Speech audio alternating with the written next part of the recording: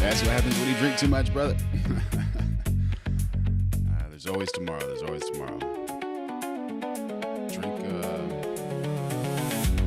Drink some salt water, man.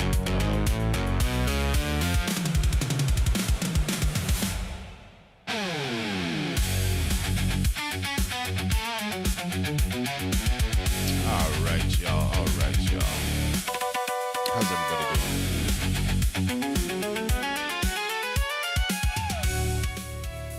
I hope you're all doing amazing, just amazing. Gotta hold this mic up while we're talking, but we're gonna make it work. We're definitely gonna make it work.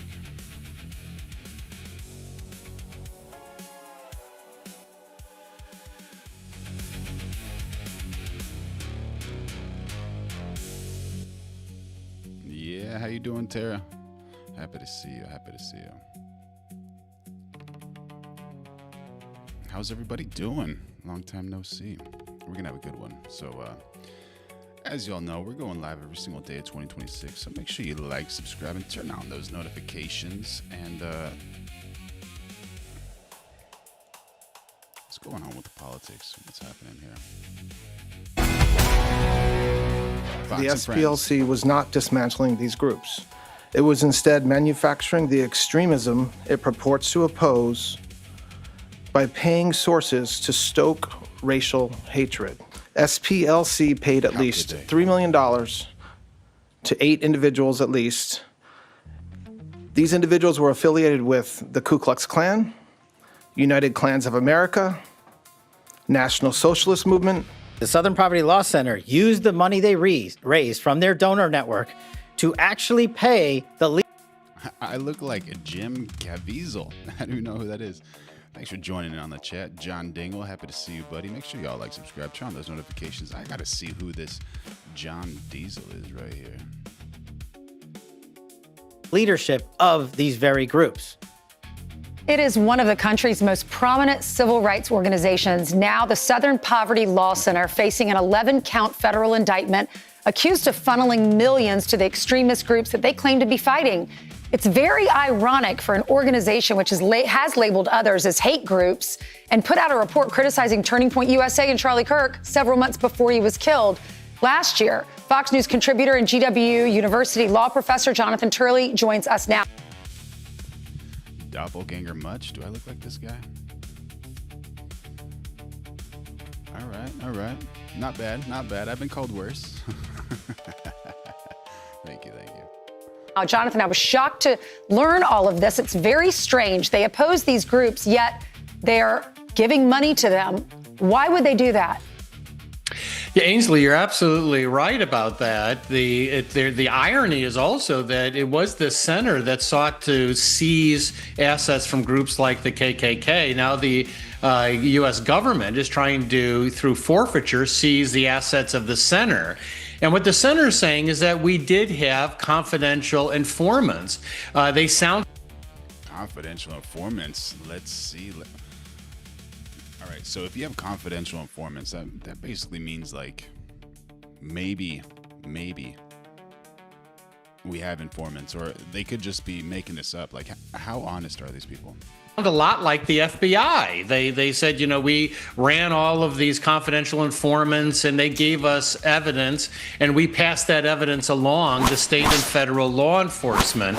It's very rare to see a non-law enforcement organization conduct these types of clandestine operations. They're even accused of using some of these paid individuals to remove material from these headquarters. Let the chat get started. As y'all know, we have the best chat in the world. Make sure y'all like, subscribe, and turn on those notifications. Going live every single day of 2026. Trying to find the truth, and become a member if you want. Things that I thought was striking about the indictment is that some of these extreme groups could conceivably sue the center for the removal of that type of material and for trespass. Right. Yeah, we're showing examples. That first one, the 1 million to National Alliance affiliate neo-Nazi group. This is alleging that they paid $1 million to someone to break into their facilities and steal boxes of their documents. Another example is Charlottesville. The Southern Poverty Law Center. Help me make that. What's going on? Help me make that sense. Make it make sense. For some reason, I don't understand this. Are accused of secretly paying an informant with donor funds. Donors are paying for this, who helped plan the 2017 Unite the Right rally in Charlottesville. This informant, Jonathan, allegedly attended the rally, helped coordinate transportation for attendees, and was paid $270,000 between 2015 and 2023. So instead of dismantling it, they were helping to finance it. Here is the acting Attorney General, Todd Blanche, on with Laura last night. That this investigation was opened during the Biden administration and then mysteriously closed. I really don't have any information about why it was closed. And then we started again last year, the FBI did, working with the U.S. Attorney in Alabama. And it's extraordinarily egregious. You just talked about it. But imagine a donor to the SPLC if they were told, by the way, we're going to give the money you're giving us to the Ku Klux Klan. Okay? Like, in some cases, over $1 million. So why was the case mysteriously closed, Jonathan? Yeah, Ainsley, I thought that was the most interesting part of the interview as well. You know, this center has been controversial for years, in addition to... All right, thank you so much, Sonic Q. Didn't know that this actually happened. That's interesting. So, Poverty Center killed that woman in Charlottesville based on a federal indictment unsealed in April 2026. The Southern Poverty Law Center, SPLC, has been charged with fraud for a secret program, that paid informants, including one allegedly involving in planning the 2017 Unite the Right rally in Charlottesville, Virginia, where Heather Heyer was killed. My goodness, may her soul rest in peace. To criticizing Turning Point after the assassination of Charlie Kirk, the center has also targeted groups like Focus on the Family because of their religious views and what they've said about LGBT values. So, Lumen Del Sol says this has been happening for ages. Why don't you think Dems have held office for so long? Nothing they've ever done even closely justifies so many terms in office, because the problems act like you're the solution. Very interesting, very interesting. Thank you for jumping in on the chat. The group itself has sort of drifted from its original and legendary purpose in litigating against segregation and things of that kind. It has become a more blatantly political organization, in my view. So that termination by the Biden administration was not surprising in the political sense, but it is concerning. Now, having said that, this is going to be a challenge for the administration. There are significant constitutional issues here. Corinna, the center is... They admitted they have a secret program? When did they admit that? That is wild. Thank you for jumping in on the chat. saying, look, we said we were going to attack these organizations. We did. We didn't go through our means that we were going to use, but donors knew that we were doing this by any means necessary. There's going to be serious free speech associational challenges that are raised. But as you note, Ansley, this is just an astonishing system that they've.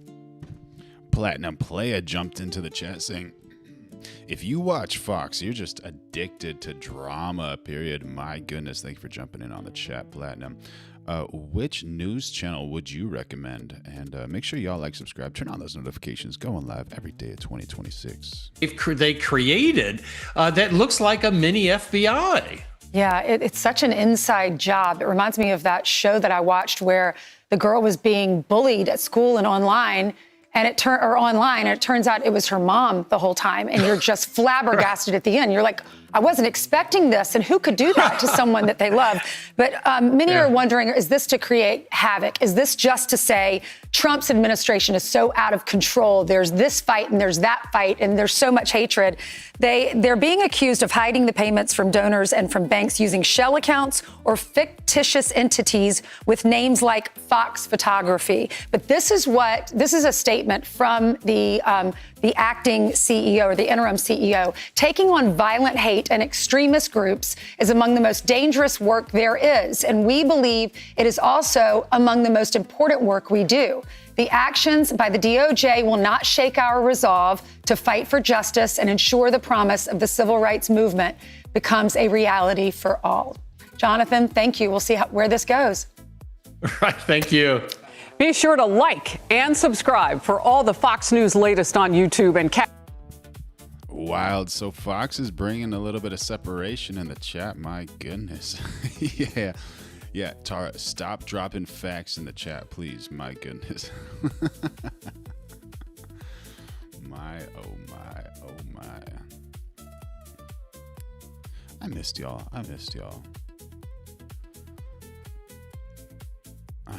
so much. Netanyahu in court? What in the... So what's going to happen with Double B? What do you guys think? Honestly?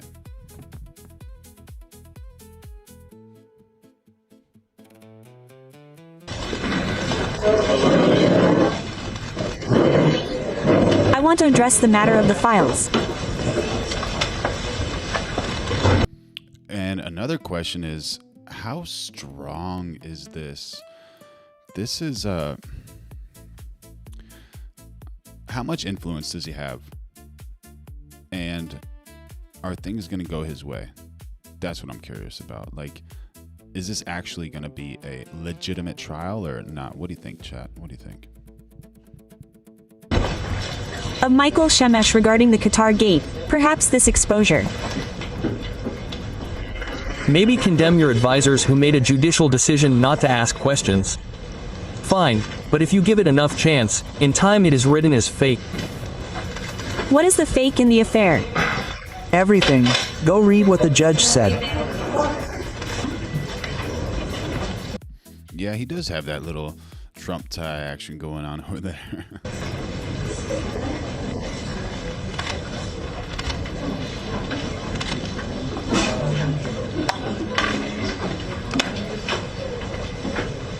The Prime Minister, maybe. What do you think, chat? Do we create a poll? Do you think Bibi's going to be free, or is he going to be charged?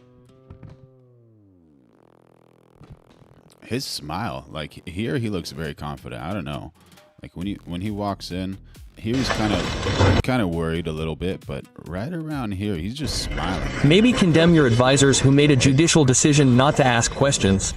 Right there, he's got a smile there. He's got a big smile. What do you guys think? Fine, but if you give it enough chance, in time it is written as fake.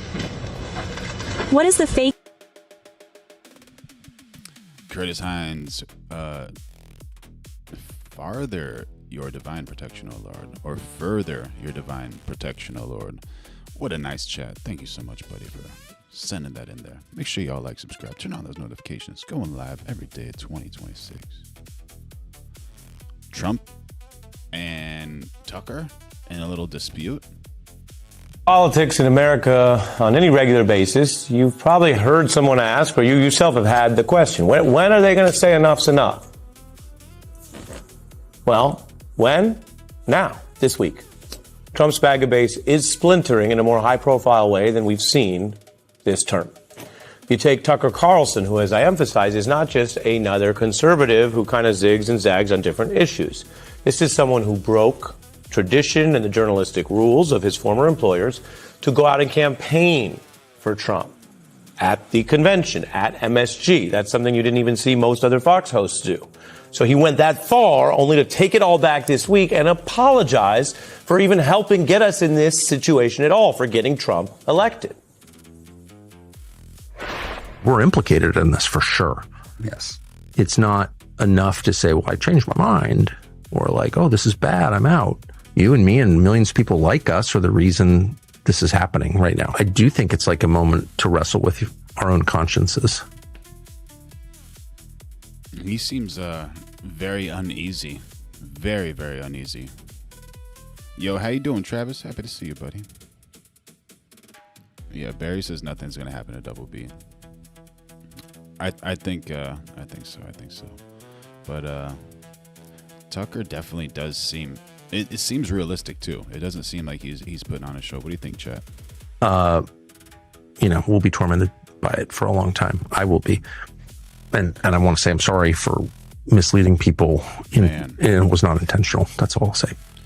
But Tucker did it under he wanted it. He wanted the best to happen. That's for sure.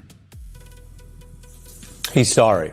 He's tormented. This is something to wrestle with as a matter of your conscience. This sounds like you committed a sin. You did something terrible. And I emphasize that because there's plenty of times in politics where you say, oh, you picked this policy, it didn't work out. You picked this person early on, and over time, they didn't deliver. There are failed political careers in both parties. Their votes people might reflect upon differently. He's talking about it at a moral level, which tells you either he thinks it's that bad or he knows his audience thinks it's that bad. Either way, it's bad. Now, that's kind of the money clip when you talk about this in the, what goes viral these days, or what clip you keep seeing on MS Now across our different shows. That was like it. That's the money clip. There's more, because if you peel back the layers, Carlson has gone up against some Trump policies. What do you think, Platinum Player? Can we watch MS Now, or is it's off limits? What do you think? Make sure you all like, subscribe, turn on those notifications. Become a member if you want. In recent weeks, the war, which is, of course, a huge issue for him and his audience, and what he calls a betrayal. Now we're in a weird moment, an even stranger moment, where a lot of people who really like Trump are very disappointed in Trump. In fact, more than disappointed, feel betrayed or enraged, feel like suckers, feel like they've been taken for a ride. How could I possibly have supported that given what it became? This is why we're not just dealing in theories. Tucker Carlson refers to a lot of people who like Trump feeling betrayed. So either he has the evidence to back that up. I showed you a third of Republicans turning on Trump. Or he has that idea in his head, and that's part of what he says out loud has led him away from Trump. So this is bigger than Tucker. That's bad for the White House. Tucker also knew better. A fact check that's important, even if people want to welcome folks who join the No Kings movement or whatever you want to call what Tucker's going to become. We don't ignore the facts around here.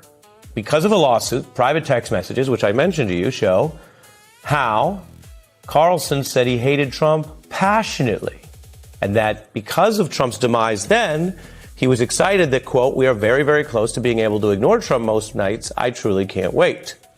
That was around the insurrection period in 2021. A few years later, Tucker was campaigning for the man that he passionately hated and wanted to condemn to the dustbin of cable news history.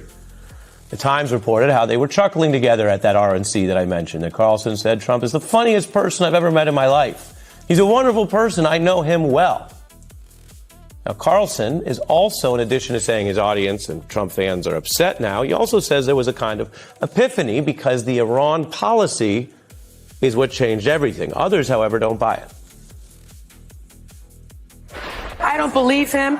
He's not getting a bear hug from me. I don't think, the world's on fire, and you can't just say, oopsies. Is he now claiming he had no idea that Donald Trump held the position that he would never permit Iran to have nuclear weapons? If that's what he's saying today, he's kind of a moron. That's big. Tucker Carlson apologizing for helping Trump get elected. I believe they call that liar's remorse. It's liar's remorse. Do you guys give Jimmy Kimmel a W in the chat for this one? Liar's remorse, buyer's remorse, situational ethics based on what your own podcast fans want to hear. There are other accounts that this is just too little too late. To see Carlson break with Trump, Rolling Stone notes, as anything other than a calculated beacon for his next political life raft would be to engage in the kind of blindness Carlson would like us all to believe. We got one W. We got one L. Mr. Darcy dropping the L. Lena Long dropping the W. Thank you for your chat. Lena saying he is not uneasy. He's a shape-shifting liar. Look at the evidence that came out about what he truly thought about him in the Dominion voting machine case. He's a snake, just shedding his latest skin. Ooh. We've got a poet in the chat, everybody. Lena is in the chat. Make sure y'all like, subscribe, turn on those notifications. Going live every day at 2026. Become a member if you want. He was afflicted with by chance. Remember, we have... Tara dropping it. Kimmel is a dink. Never heard of a dink. What is a dink? Have the text from 2021. We know that in his private moments, Tucker said, A, he hated Trump passionately, and B, he couldn't wait to move past him. Maybe he's been waiting on this moment for the ensuing 5 years in between, another time to look past him. Whatever it is bigger than Tucker. It is the connective tissue between the now third of all identified Republicans. TDS channel. Come on, Bill Desmet. Good to see you again, buddy. We're just trying to find the truth over here. I think we would be considered centrists.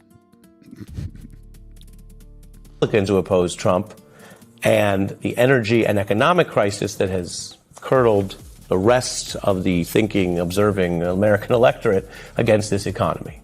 Yeah, I mean, I think, like you said in the earlier segment, I think we're looking at really kind of an epical break in the MAGA movement between people like Tucker Carlson.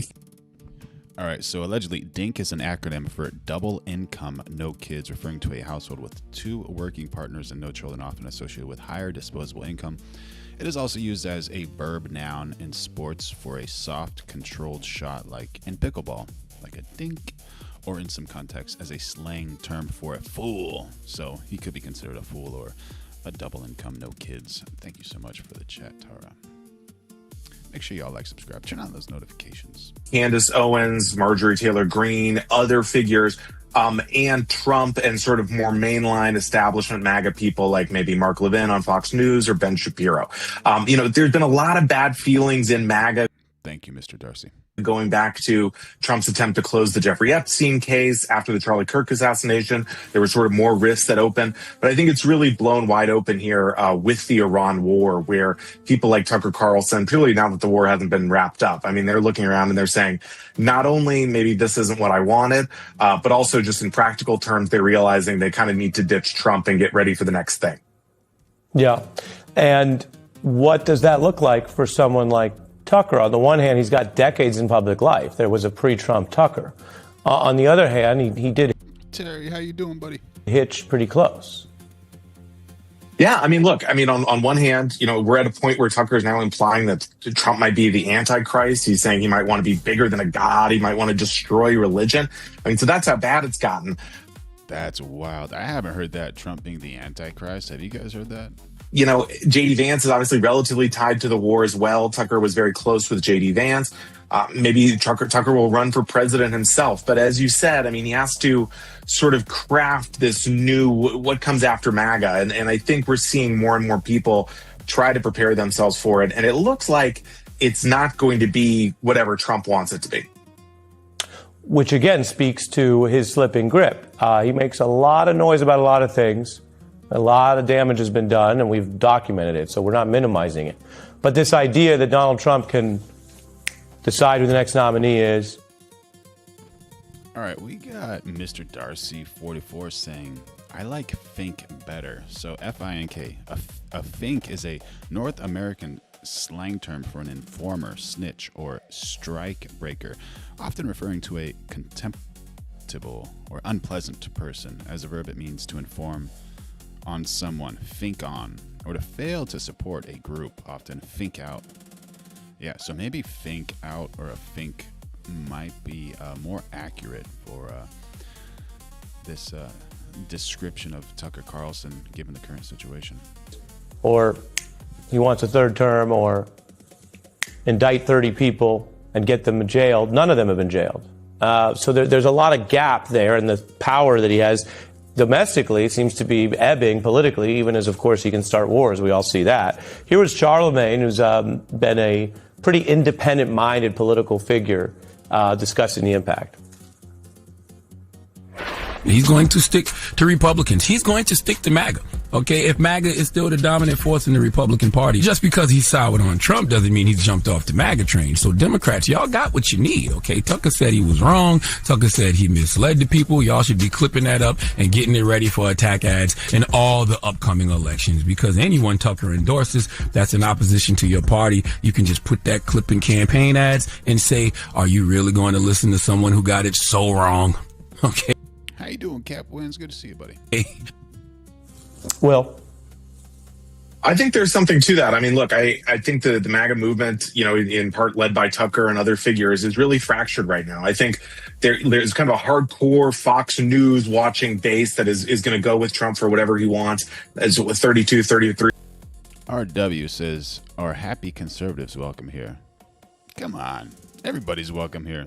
You know, we're just trying to find the truth.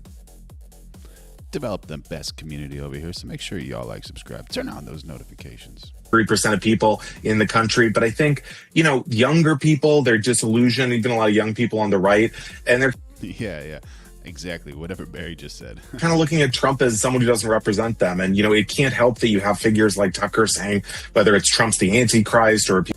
Oh my gosh, Cap Wins jumping in on the chat, saying Trump is going to pardon Ghislaine, maybe not tomorrow, but at some point. Calling it now. What a great statement. What do you think, chat? We got to run a new poll. People like Candace Owens saying he's in hoc to Israel. He's taking fire from a lot of different places. I mean, look, even Megyn Kelly, who I think is very much a mercenary figure, is getting off the Trump train. Getting off that Trump chain. My goodness. What happened here? All right, what's up, man? I got two questions. Yes. So one, how can you be a Christian, a follower of Christ, and not believe that Israel's the righteous ancestral homeland of the Jews? And also... Wait, what? How can you be... I know, it's too much for you to like... I'm not a Christian. I'm not a Christian. Then how is Israel not the ancestral homeland of the Jews? And also, how does America being allies with the PA benefit us more than being allies with Israel? When you say PA, you mean Palestine, or? Yeah, the Palestine or the Palestinian Authority or Iran or...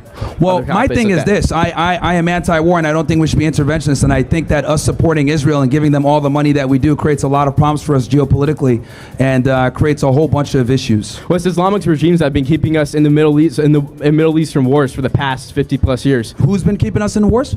Iran, Iraq, I mean... All right, we got 70-30 for the first one.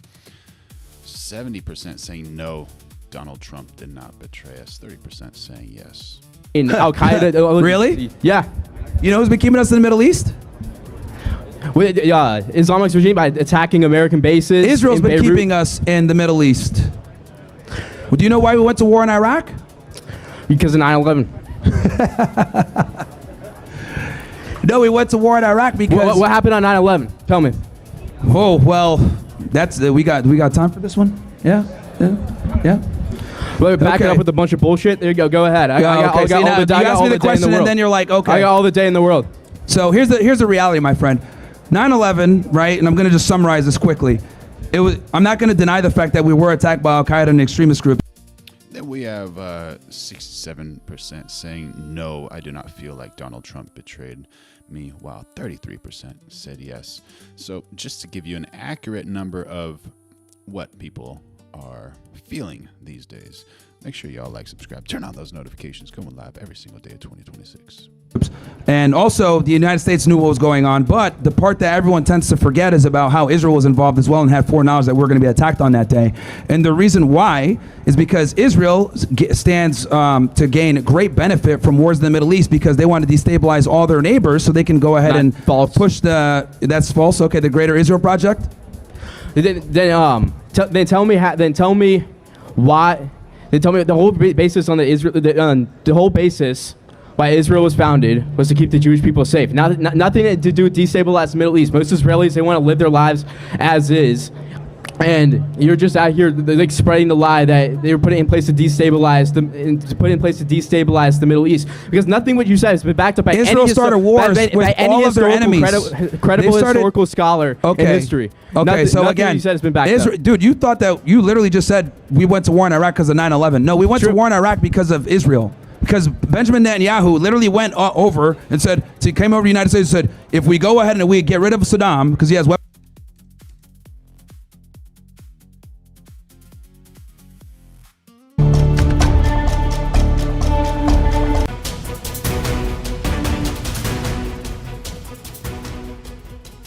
The Red Sea is on fire.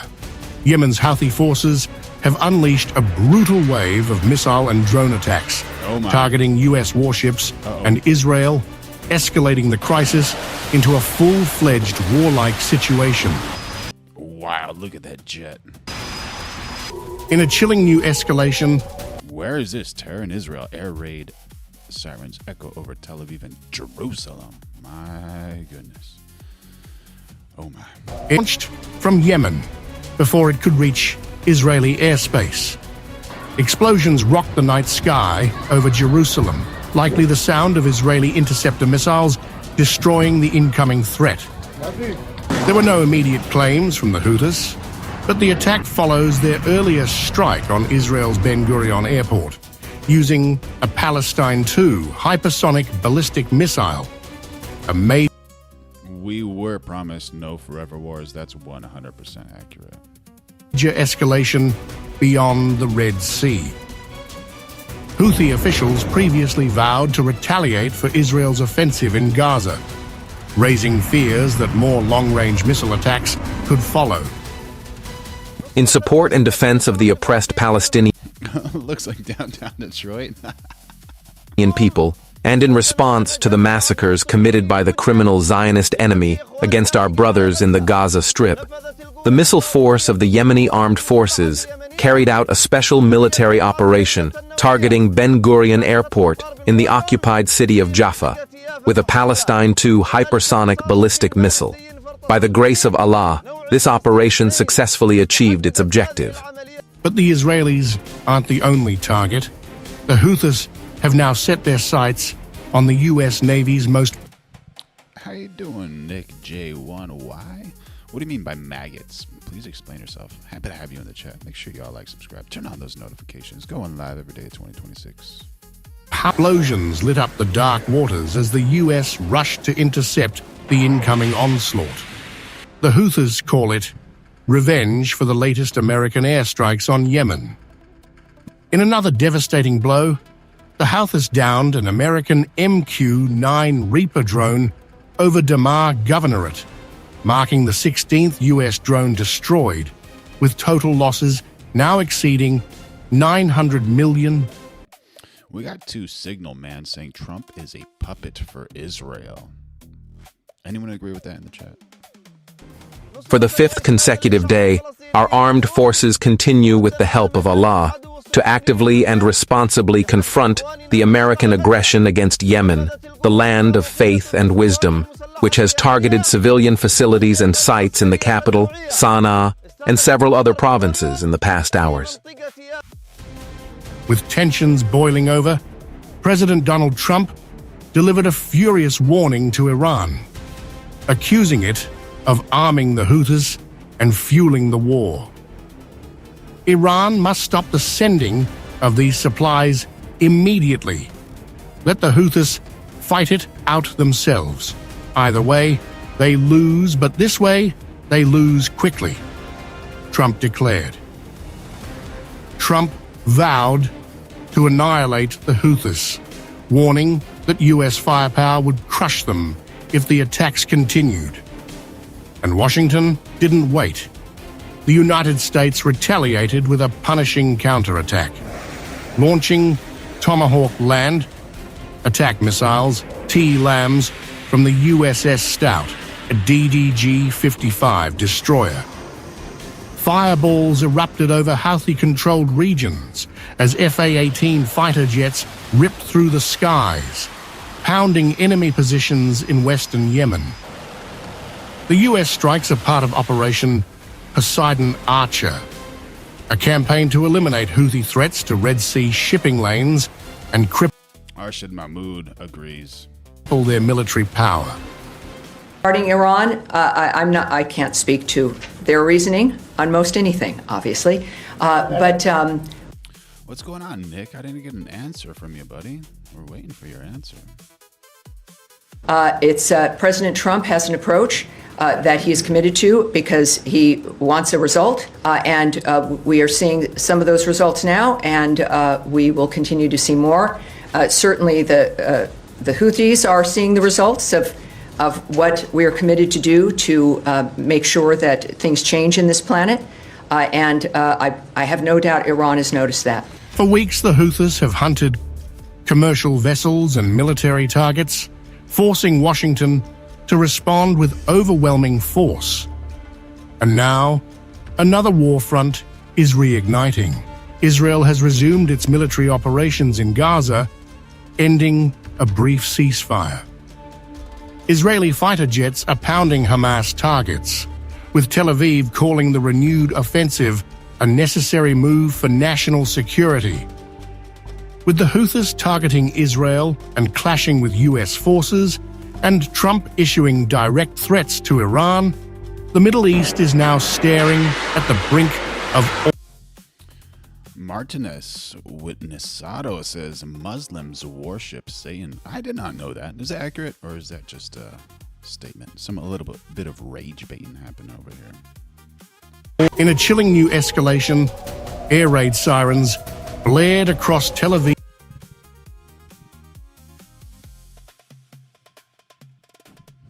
All right, y'all. You ready? You ready for that? Ghislaine Maxwell poll. What do you guys think? What do you guys think? What do you guys think?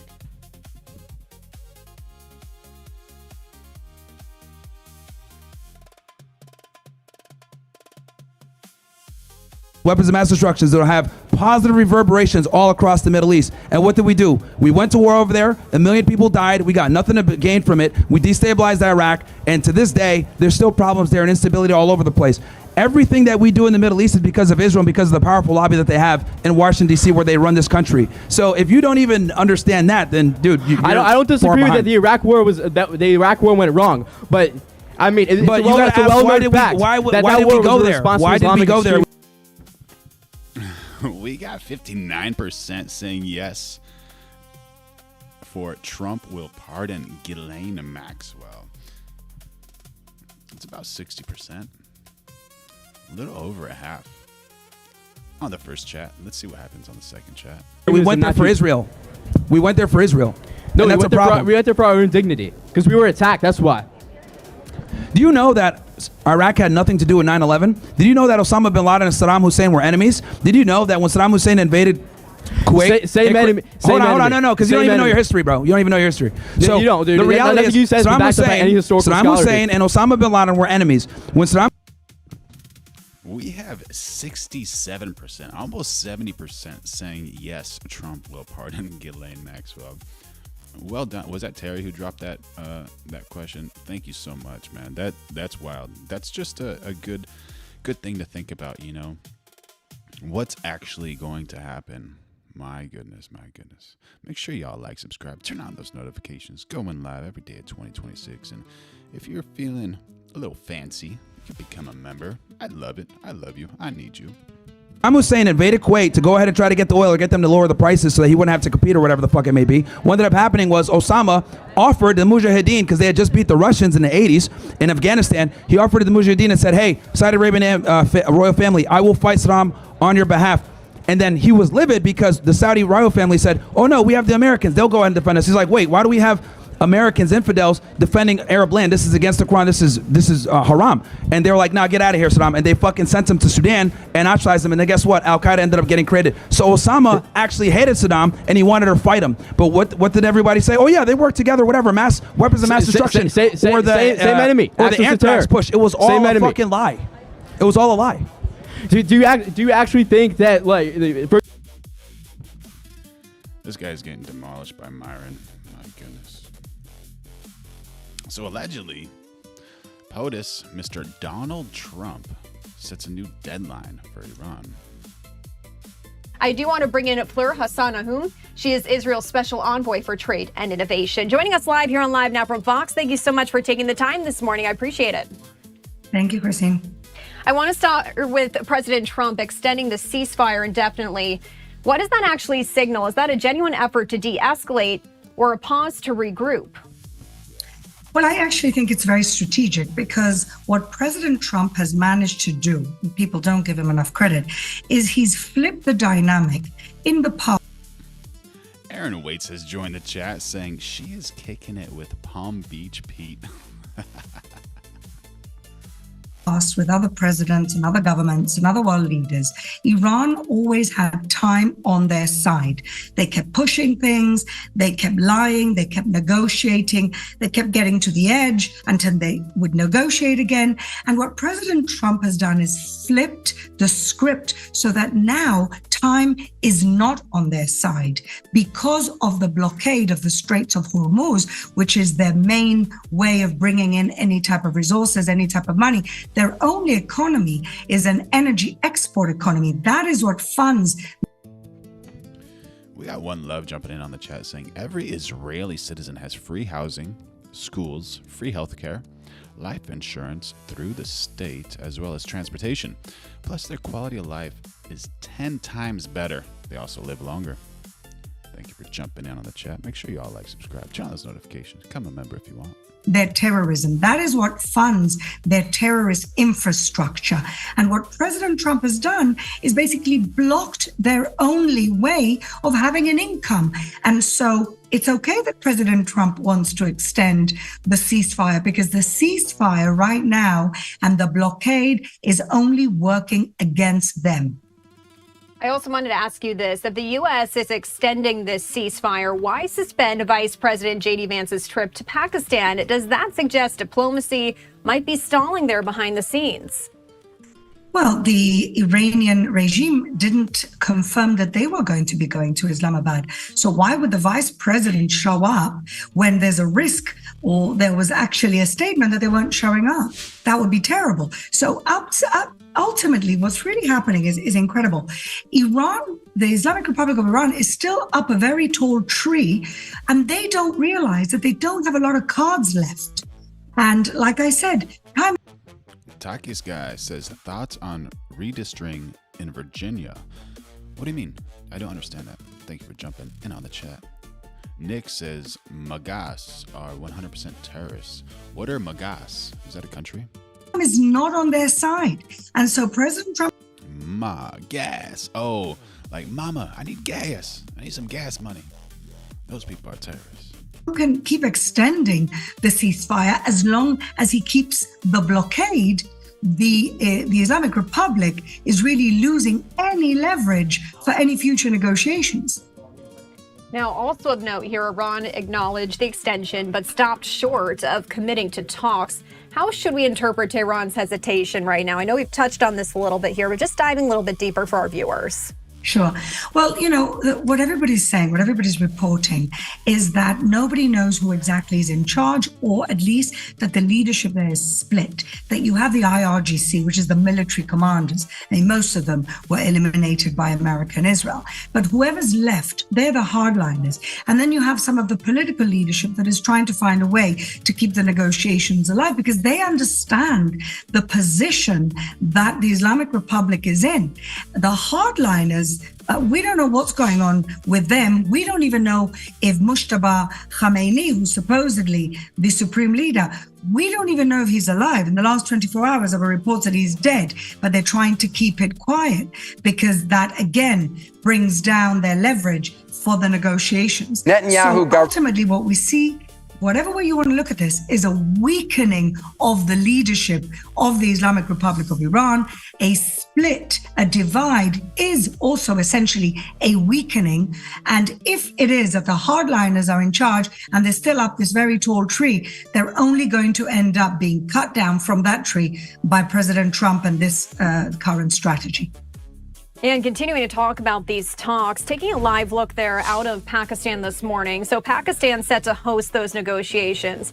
How significant is it that Iran hasn't agreed to show up in Islamabad? Well, I don't think it's a surprise to anyone. I think, Pakistan is really trying to remain relevant, trying to remain an honest broker. I'm not, my personal opinion is they're not that honest. They have their own. They're not that honest. Yeah. Jihadi issues there. They have their own extremists, mixed history on how they dealt with those extremists. But if nobody's showing up, then really, what is their value as mediators at this point? It may change. We'll have to see. And we've been talking about those attacks we've been seeing in the Strait of Hormuz. Once again, here's that live simulation of that map this morning. Seeing those attacks on commercial vessels there, how much does that undermine the credibility of this ceasefire? Well, from my understanding, the American fleet there is making sure that no Iranian Islamic Republic of Iran ships are getting through. They've got an entire shadow fleet because this is sanctioned oil. And so the Americans are doing. Thank you, Takis Guy. We're going to check that out right after this. I appreciate it. The job of maintaining the blockade, which strategically is the way to bring down the Islamic Republic to their knees for either future negotiation or hopefully for their fall. Because ultimately, I really don't believe you can make a deal with the devil. It's, it's like if after the Second World War, you started negotiating with the Nazis to see what they were going to keep. It's impossible. I pray for the people of Iran and for the peace of our region that this very poisonous regime that has been feeding terrorism, that has been feeding Islamic fundamentalism, not just in their country, in the region and around the world, that has caused so much death, so many deaths of Americans, of Israelis, and of people all around the world. We pray here that they fall, and I believe that this is the right and very smart strategy that President Trump is doing. And I wanted to share here with you this post. This is just coming in from Axios, and I just wanted to read it for our viewers. It says, President Trump is giving Iran's warring factions a short window to unify behind a coherent counteroffer, or the ceasefire he extended Tuesday ends. 3 U.S. officials sharing that, saying President Trump is willing to give another 3 to 5 days of ceasefire to allow the Iranians to get their expletive together. That's one U.S. source speaking on the matter. It's not going to be over. What are you guys' thoughts on POTUS Donald Trump using expletives? I'm a little conflicted there. He's representing the United States, and I think that passion could definitely get a hold of him. But is that actually the correct thing to do? What do you guys think, Chet? Because obviously he's not known to be a politically correct politician by any means, but does it lessen the value of his words, or does it strengthen it? What do you think, Chet? Open-ended. What are your thoughts in response to that post here that is just coming in from Axios?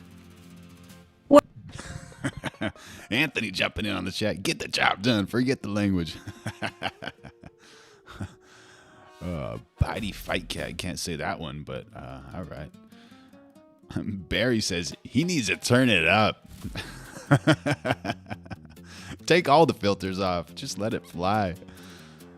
When dealing with terrorists, you do what it takes to get the respect that's deserved. The K-Seals one says it. There you go. Yeah, see, that's a great perspective to have for sure. Yeah.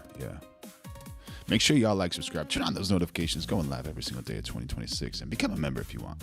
Well, I believe that, President Trump has always given the opportunity for negotiations, but he has also, when he's realized that they're not serious about negotiations.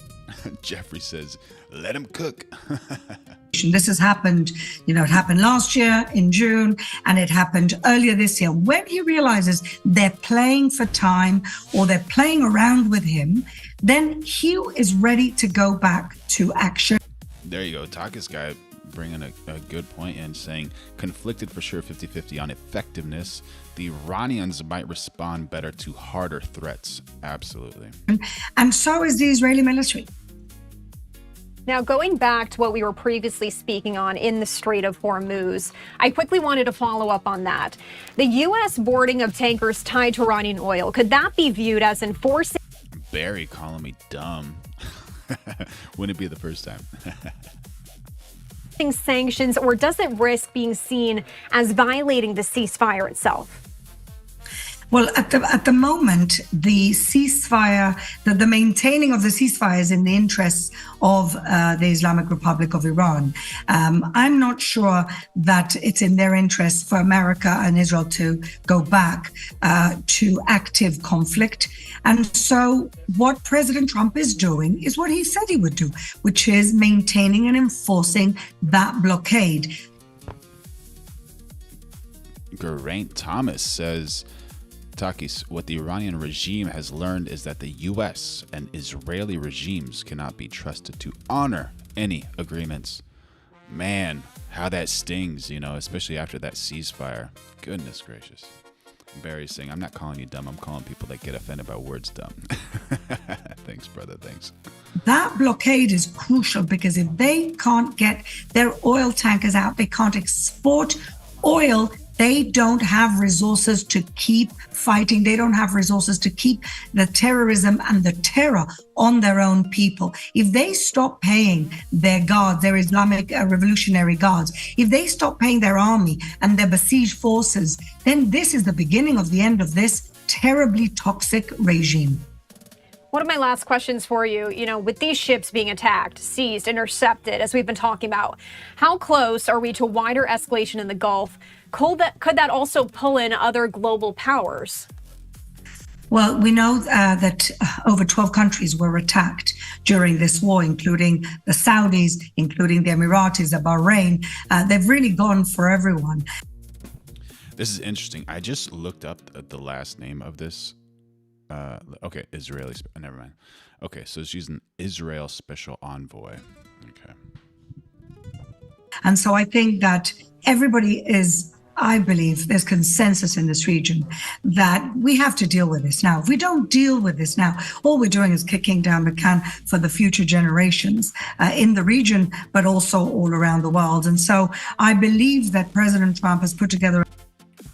So an Israel special envoy is a high-level diplomatic representative appointed to address specific urgent foreign policy issues, primarily focusing on combating anti-Semitism, delegitimization of Israel, and advancing regional normalization. These envoys, such as Michael Kotler-Wunsch or former envoy Noah Tishby, work internationally to fight anti-Zionism, build coalitions, and shape public opinion. I'm not taking sides. I'm just trying to give you guys the truth over here, And so that's where she's coming from. She's an Israeli special envoy.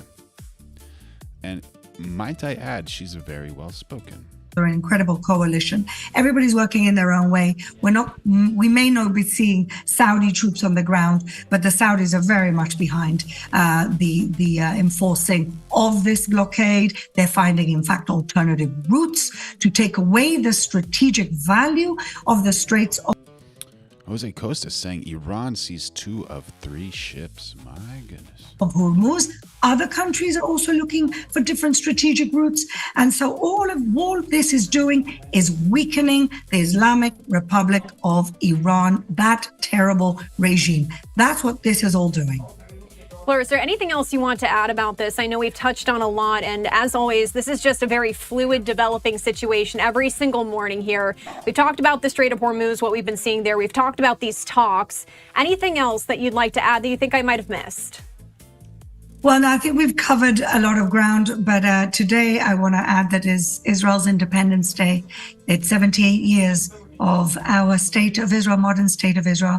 And we celebrate, and as we also memorialize the people who've paid the ultimate price for us to have a free country here. And we pray for that freedom for the rest of the region and the rest of the world. All right, Fleur Hassan-Nahum, thank you so much for joining us this morning on Live Now from Fox. We truly appreciate it. I don't know what to say about that, chat. What do you think? What do you think about that one? Very interesting. Very, very interesting.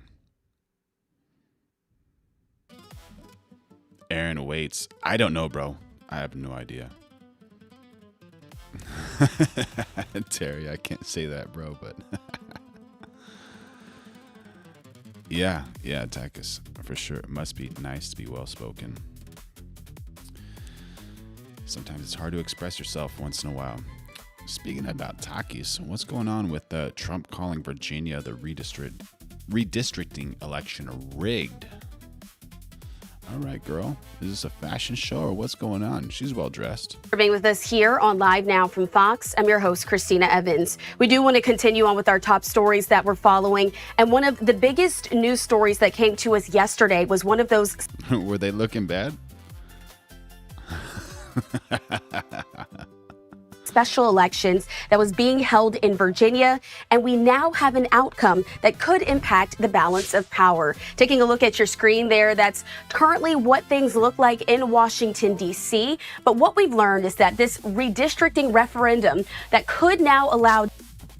There he is, POTUS. What a man. What a man. Democrats to flip up to 4 House seats has now passed in Virginia, marking a victory for the party in this ongoing nationwide battle to gain an electoral edge ahead of the fall midterm elections. I do want to put this up on your screen. This is there from. So what happens? What is the importance of this? I've been at NAB in Vegas for the last 3 days, so I haven't been keeping up with all this stuff. What happens if the Democrats take this? Virginia's Governor Abigail Spanberger saying this, that Virginia voters have spoken, and tonight they push back against a president who claims he is, quote, entitled to more Republican seats in Congress. As we watch other states go along with these demands without voter input, Virginians refuse to let that stand. We responded the right way, at the ballot box. And so this ballot measures passage with 51% from more than 3 million voters. Virginia's constitution will now be amended to temporarily grant the state's General Assembly, currently controlled by Democrats, the authority to redraw its congressional maps. And to talk a little bit more about what that ultimately means and how that could not only impact Virginians, but folks all over the United States, I now want to bring into the conversation political analyst Kyle Kondik. Kyle, thanks so much for being with us here on Live Now from Fox.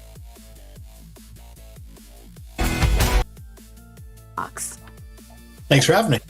Well, this has been a conversation and a story that's really spanned several months. We saw this same conversation happen down in. Okay, so this is drama. Takis says opens a potential to hand majority to Democrats, and they could impeach the POTUS. Thank you for jumping in on the chat, Nivlak. My goodness. Texas last year. Prop 50 was passed in California. Now Virginia is. And would that be a good thing?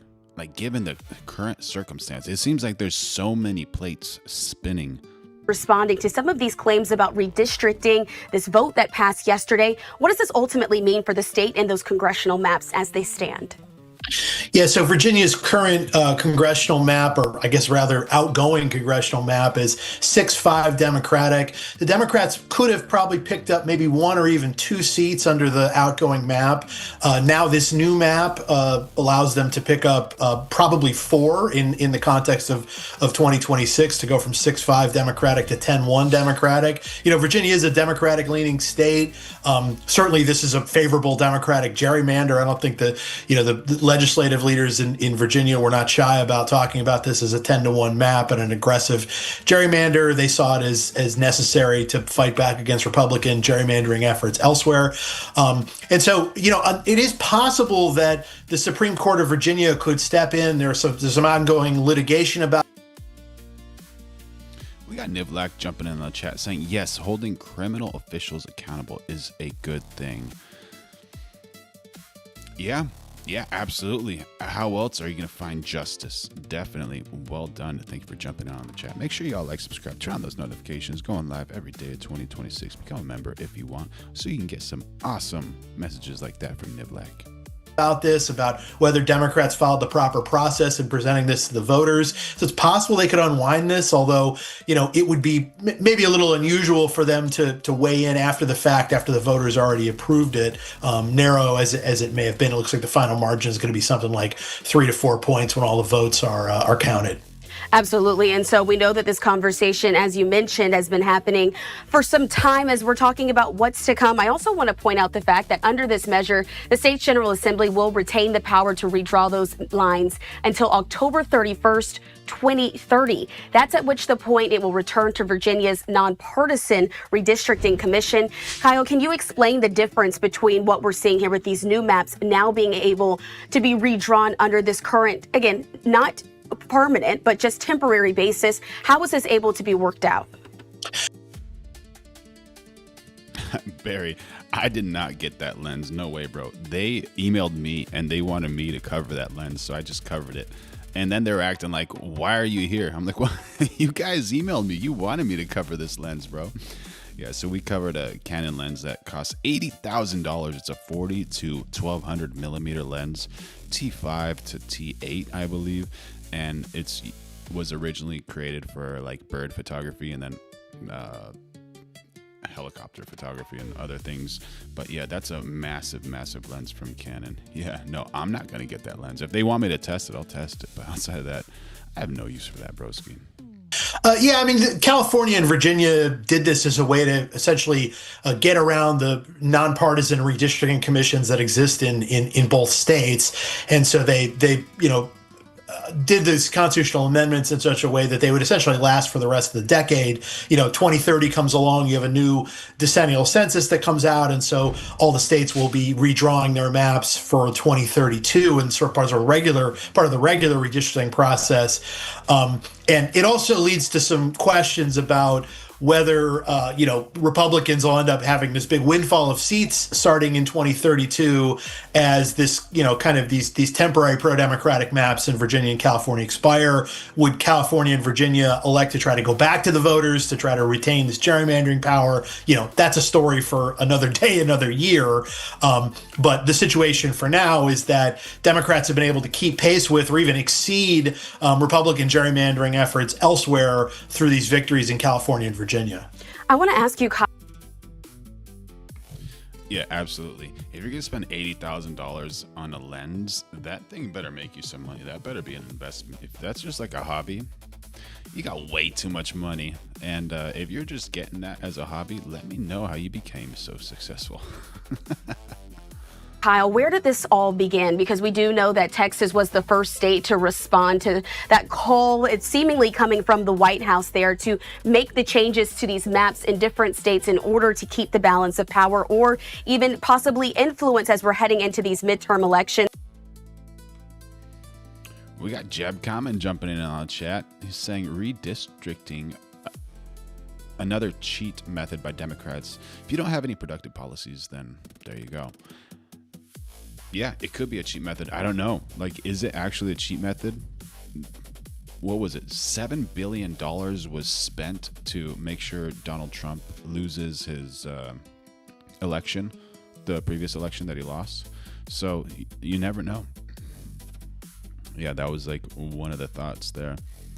And Jeremy Taylor saying redistricting should be performed by an impartial AI system. There you go. Have no bias. Just see what is best for the community and the country. Can't really challenge that, man. That's a great idea. Absolutely. Make sure y'all like, subscribe, turn on those notifications. Going live every day of 2026. Become a member if you want, because I love you. I need you. Putting this back up on the screen for folks at home, that's currently where it sits. 213 Democrats, 217 Republicans, one independent, with that being Bernie Sanders there. I still, though, want to ask you, when we're looking at this current balance of power and the call that came from President Trump, is that a common thing? Nivlak dropping knowledge, saying, remember, Democrats have been trying to make political redistricting illegal for 10 years. Republicans have voted against it every single time. Might come back to hurt them. You never know. Thing that we're seeing some of these presidents call for changes to maps to be made ahead of midterms. What the president did in asking Texas to redraw their maps and ask other states to redraw their maps, I don't necessarily know if it's unprecedented, but it's certainly unprecedented in modern times. It's pretty unusual.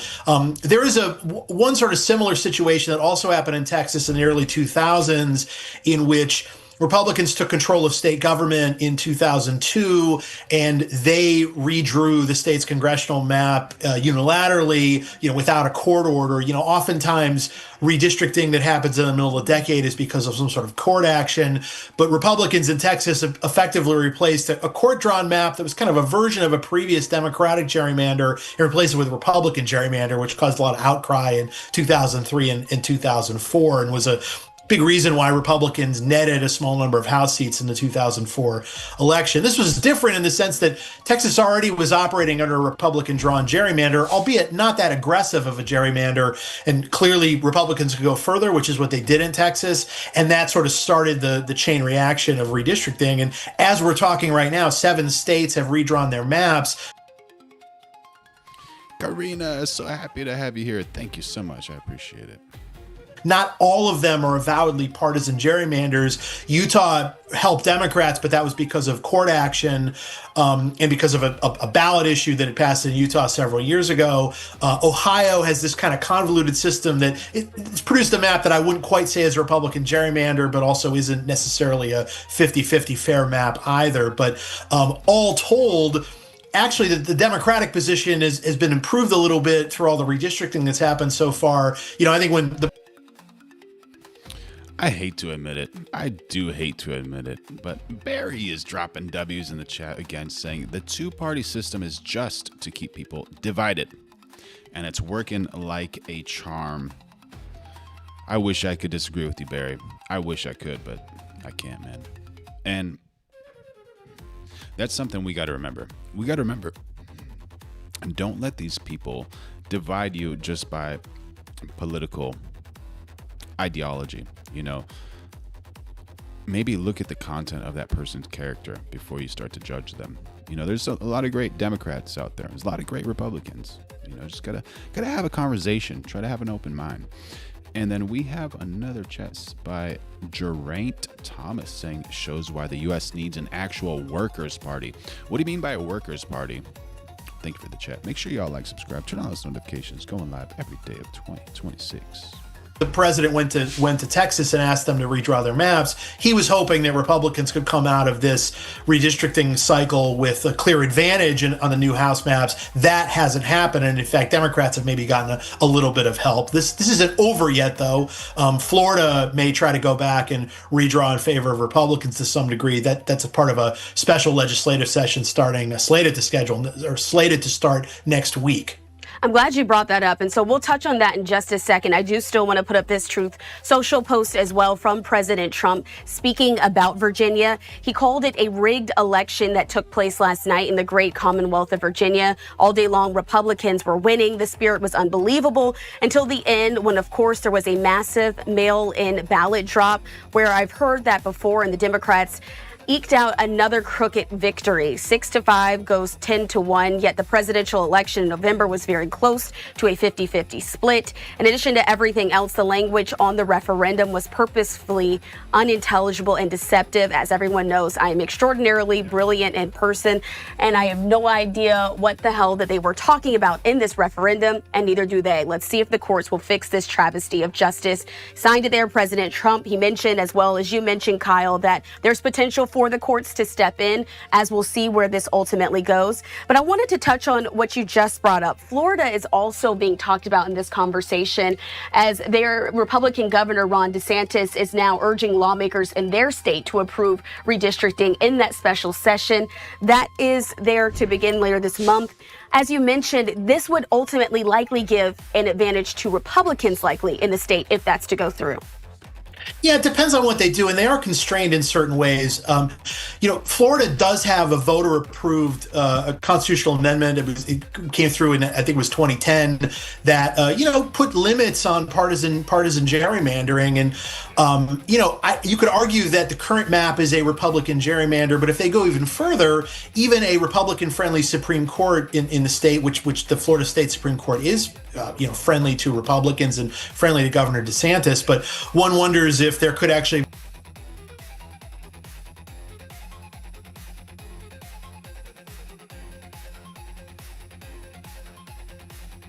All right, so Donaldson dropped some knowledge in the chat. So,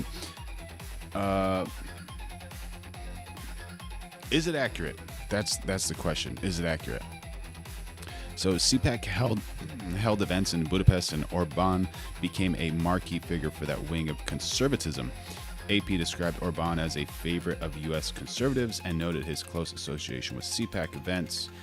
The investigative reporting in 2024 said CPAC Budapest was fully funded by Hungarian taxpayers, though institutions tied to the Hungarian state. After Hungary's 2026 election, reporting indicated that the incoming government said it would stop funding the Hungarian branch of CPAC, CPAC, which strongly suggests state support had existed for CPAC. Most likely meaning Hungary was funding CPAC Hungary or funding Hungarian institutions that hosted it. So I guess they mean that Orban's Hungary appears to have backed CPAC Hungary with public money or state-linked support. Donaldson dropping W's in the chat. Thank you, buddy. Make sure you all like, subscribe, turn on those notifications. Going live every day at 2026. To be a successful court challenge, depending on how far Republicans go on this remap. So they have to be kind of careful in the way that they talk about it, in a way that maybe you haven't seen in other states because of the language specific in the Florida Constitution. And then the other thing is just the political dynamics. Republicans are probably headed for a challenging electoral environment in 2026. Florida is a state that really has moved toward Republicans in recent years. A lot of that growth has been built on Latino voters shifting to the Republicans, but there's been a lot of evidence since 2024 that some of those Latino gains that Republicans made with Trump's reelection in 2024 are sort of fading away in 2026. So if you spread yourself too thin in a state like Florida, maybe you don't actually get the gains that you're hoping or expecting to get. So I would expect Florida to try to do something. How aggressive it is and whether it would actually perform as intended, that's a different question. And lastly, before I let you go, Kyle, this is sort of an outlook on maybe how this might affect the country as a whole. Not all states are moving at this point to redistrict ahead of the midterm elections. But do you think that these conversations... I just can't. Whenever Michael Mara joins a chat and he gets wild, I just can't. Michael Mara has a special skill. He says things I can't repeat. Oh my gosh, we're developing the best community in the world. Make sure you all like, subscribe, and turn on those notifications. About changing the districts before these major elections come up could affect states that aren't necessarily a part of that, maybe how voters are influenced to think and talk as they're heading to the ballot box? Well, I do think that, again, as we're talking right now, the Democrats have gotten maybe a slight extra advantage out of redistricting on net. We'll see where things end up after Florida decides what it's going to do. And in terms of redistricting in states that haven't redrawn yet, We may see this continue into 2027 and 2028. I think other states that maybe decided not to redraw this time maybe decide that they will. We also have this looming U.S. Supreme Court decision that could come at any time, although it hasn't yet, and it may not come until the end of the current Supreme Court session in June, dealing with Section 2 of the Voting Rights Act, which essentially protects the existence of and promotes the creation of majority-minority districts. And these districts typically are... Can we actually just make America great again, please? Black majority of plurality districts in the South that are held by Democrats. There are other examples of those kinds of districts, but those are the sort of classic example. And it may be that the court says, hey, those districts don't have to be protected anymore. And that could lead to Republicans getting a bunch of extra seats through gerrymandering in the South. But that would probably be more of a 2028 question than a 2026 question. But that would also ensure that we have, new maps for the next election after just having a bunch of new maps for this election. Absolutely. And so while the midterms are here and right around the corner, you're right, we still have to look ahead to 2028 to see where things will stand in the next presidential election. But I certainly appreciate you, Kyle, for joining us here on Live Now from Fox. Anything else that we mentioned that we didn't touch on that you'd like to mention at this time? I think there's been so much talk about gerrymandering, and it really is ugly, and both Democrats and Republicans can point to certain maps and claim credibly that they've been mistreated.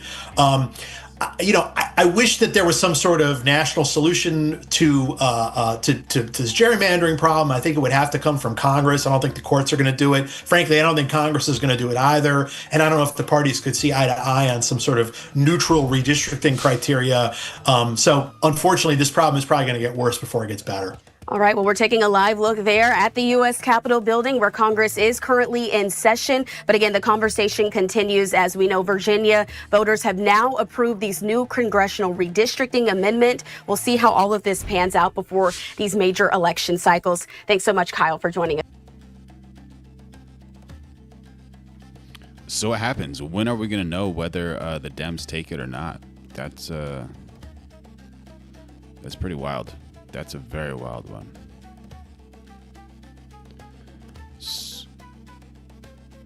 So allegedly, Elon Musk and Charlie Kirk warnings resurface after the SPLC federal indictment.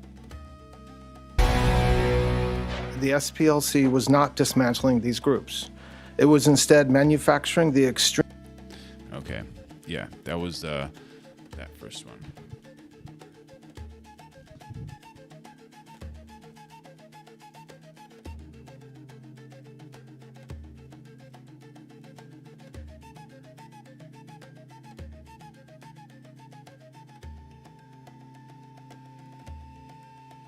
Traveling, Israel destroys.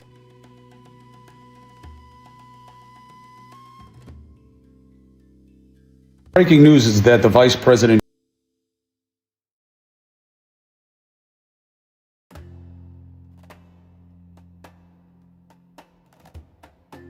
J.D. Vance has been removed from the negotiation team with the regime because of security concerns. Do we know that to be true? No. We know that that's what the administration is putting out. Well, do we know that that's true or not true? I don't know. I'm okay with obviously protecting the vice president of the United States. And I'm sure there are tons of security concerns given that you're dealing with a bunch of terrorists. I also think that there's a chance that he removed Vance because Vance. Alex, how you doing, buddy? Good to see you again, man. Good to see you. Welcome to the chat. Is doing a lousy job in part because Vance really politically wants the Iran war to be as bad as possible because he was against it in the first place and is going to campaign that he is different than Trump because he would have never done this. So not exactly your best agent, in my opinion, on top of the fact that he has no real acumen in this. A little bit of heat getting thrown at J.D. Vance from Mr. Chris Cuomo himself. Area. I think that what we need to see is whom do they put in his place? Is it just Witkoff? Alex, you got to shout out Karina. She's a new follower, a new subscriber. So make sure y'all like, subscribe, turn on those notifications. We're going live every day of 2026, making the best chat in the world. And if you so desire, become a member. I love you. I need you. And Kushner's the one who has to go. I mean, he's just so conflicted. We've never had anybody represent the United States who's doing business with these places at the same time in a way that we all know is a little fishy, because this guy is not someone who deserves billions of dollars of capital, except for who his daddy-in-law is. Let's be honest, okay? And you can say, oh, yeah, no, we've seen it before. Yeah, well, we have with Ivanka when she was representing the United States in China while... ZFBS 115 says Cuomo is a hack. Always has been. Thank you for your chat, buddy. Asking them for patents, and she got them. Even the dogs don't like that. So see it for what it is. I'm happy to err on the side of caution. God forbid anything happen to any of our leaders, but there's good reason to get rid of Vance. It has nothing to do with security. Nothing to do with security. Government is in support this resolution. If we want to rein in a Trump administration that launched an illegal war against Iran, we should also rein in the Netanyahu administration. It's doing exactly the same thing with American taxpayers. To the Netanyahu government. Specifically, these resolutions would block the transfer of 12,000 1,000-pound bombs and 132 armored bulldozers, valued at more than $446 million and funded entirely by American taxpayers.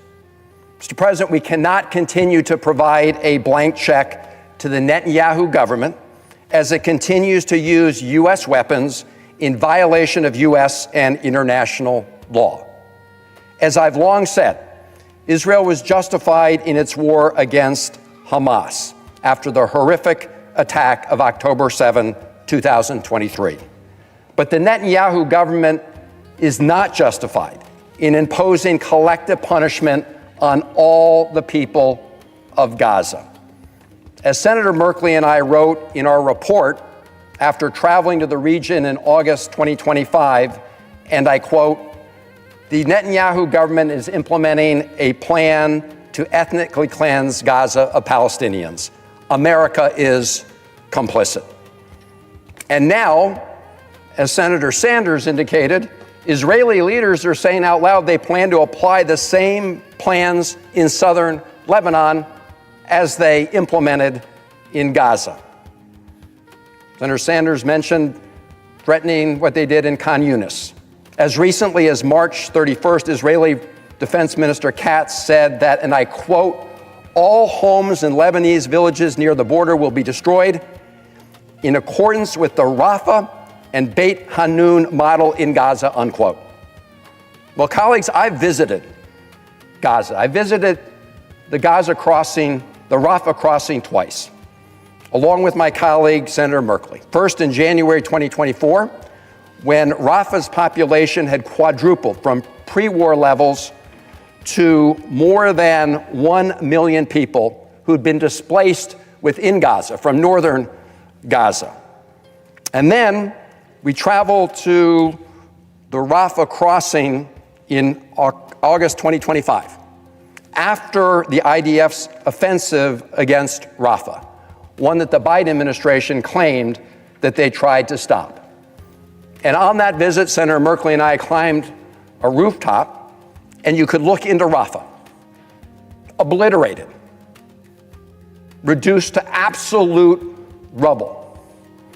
And as we were told by former IDF soldiers, eyewitnesses who had the courage to speak with us, Israel has systematically dismantled essential infrastructure and wrought near total destruction of civilian sites throughout Gaza, including through the use of these bulldozers and 100,000-pound bombs. And now the Israeli Minister of Defense says they're going to do the same thing in southern Lebanon. And indeed, since the war in Lebanon restarted, Israeli forces have killed over 2,000 people, including 250 people in 10 minutes the day after the ceasefire was announced.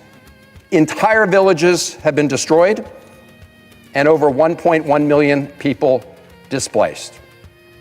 Now, let's not forget how we got in to this most recent round of destruction in the region. President Trump is fully responsible for getting America into this war, period. But we know from Trump administration officials and public reporting how Prime Minister Netanyahu, for his own reasons, was pushing Trump to attack Iran. He's putting all the blame on Trump, like everything on Trump. Does Trump actually have a choice here? What do you think, chat? Indeed, he said it himself. On April 11th, Netanyahu boasted to the Israeli public that Israel was, quote, first to act because we knew what was at stake. But if I had told you a year ago that our pilots, men and women, would fly in Iran, who would have believed it? Said Prime Minister Netanyahu. Went on to say, if I had told you a year ago that the United States of America, the strongest power in the world, would fight by our side, shoulder to shoulder, wing to wing for nearly 40 days against the common enemy, who would have believed it? And then Prime Minister Netanyahu went on to say, all this happened because we initiated, we acted, we attacked, unquote. Now, those of us who have been around here a little while know that Prime Minister Netanyahu has been pushing for a war with Iran for a very long time. In fact, he recently publicly acknowledged that the current U.S. I should be nicer, right? I should be much nicer. Israel war on Iran, quote, allows us to do what I've been hoping to do for 40 years. That's what Prime Minister Netanyahu said. I remember when Prime Minister Netanyahu actually spoke before a joint session of Congress asking us not to support the JCPOA, which of course prevented Iran from getting a nuclear weapon. Of course, the current president then tore that up when he first came into office. So Prime Minister Netanyahu has been trying to get previous presidents to join him in attacking Iran, but no previous president was stupid enough or reckless enough to actually do it. And so here we are. Without facing any imminent threat, President Trump and Prime Minister Netanyahu started an illegal war against Iran. And it is a gross violation of international law. Indeed, on April 2nd, a group of over 100 international law experts, people who actually believe in international law, included former U.S. and UN officials, published an open letter stating, quote, the initiation. Yeah, Jeremy, I don't know if anyone's allowed to talk about Hunter Biden getting all of those funds from countries outside of the United States. But great, valid point. Great, valid point. To end Donald Trump's illegal war against Iran. Many of us have vowed that we will not support one taxpayer dollar to continue this war that's making us less safe and less well off. Well, that commitment and determination should apply to the Trump administration and to the Netanyahu administration. We need to rein in Trump in this illegal war, and we need to rein in the Netanyahu administration in this illegal war. Now, colleagues, I want to focus for a moment. Anyone notice how big his lapel mic is? Oh, my goodness. On the portion of the Sanders resolution that bans the transfer of bulldozers to the IDF. These are the bulldozers that helped raise Rafah in Gaza to the ground.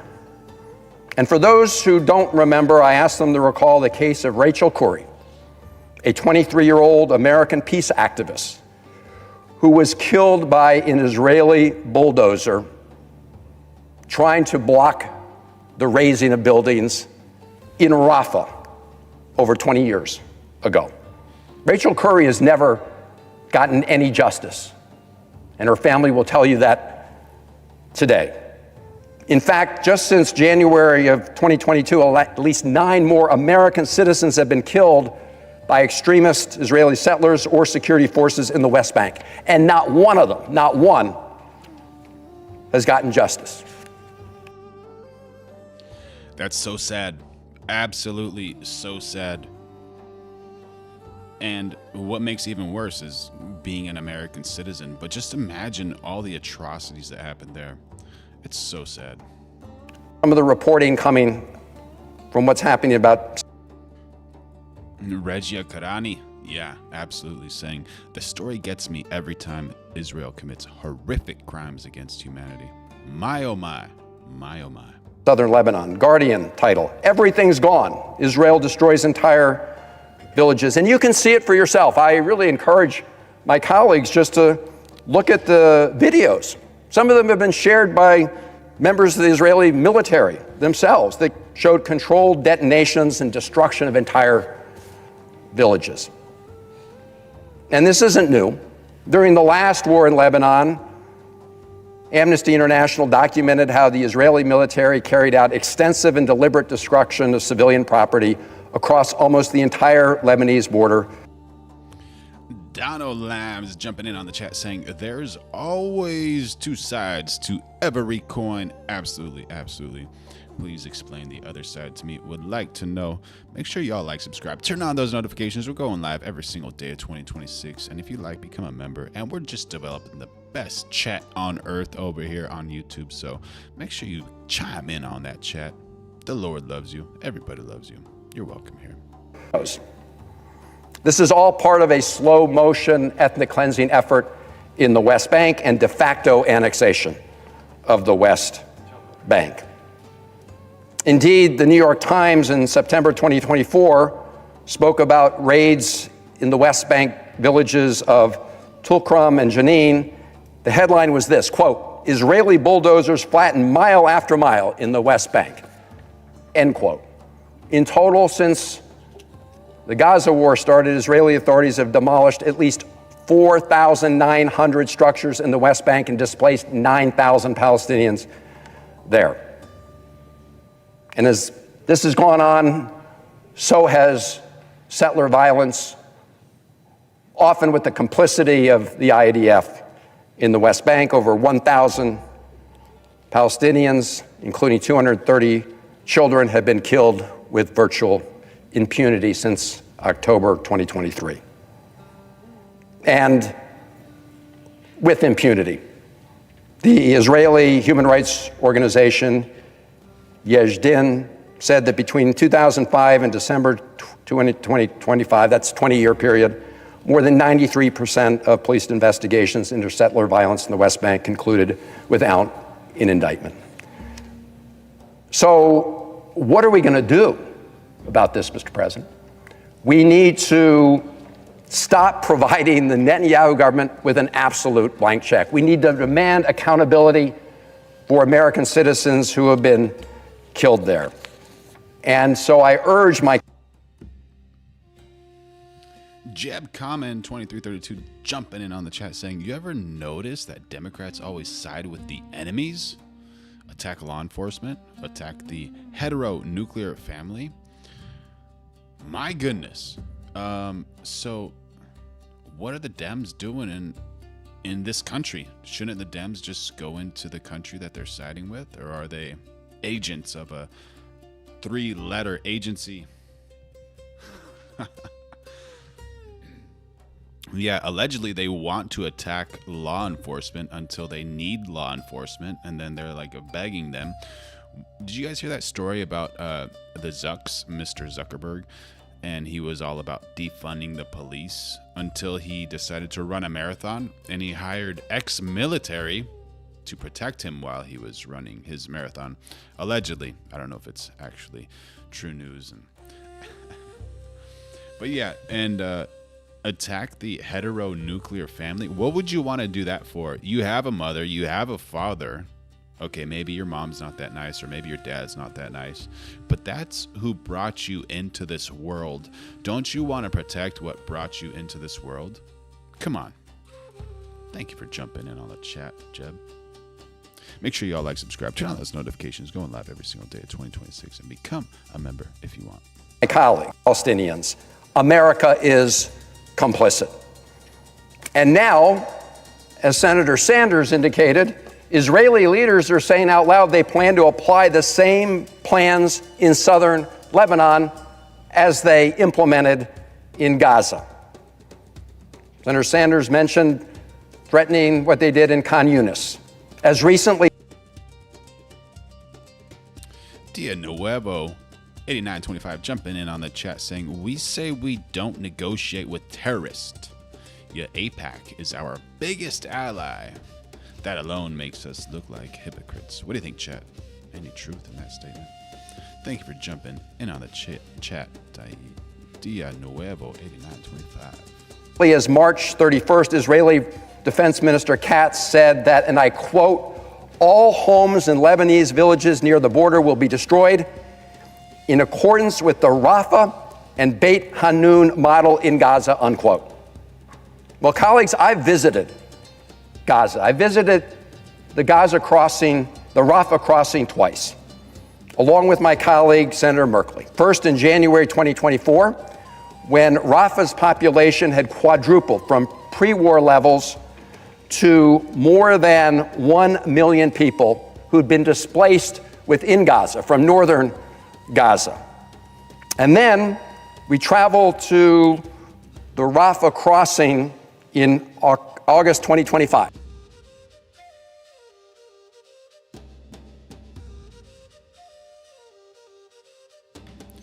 We got a chat from NNIF4J saying, I had to translate this. America is a giant garbage dump, and Americans are Jews, Satanists, bums, guest workers, and migrants.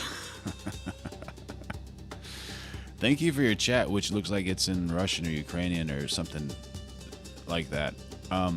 Please explain, what do you mean by that? And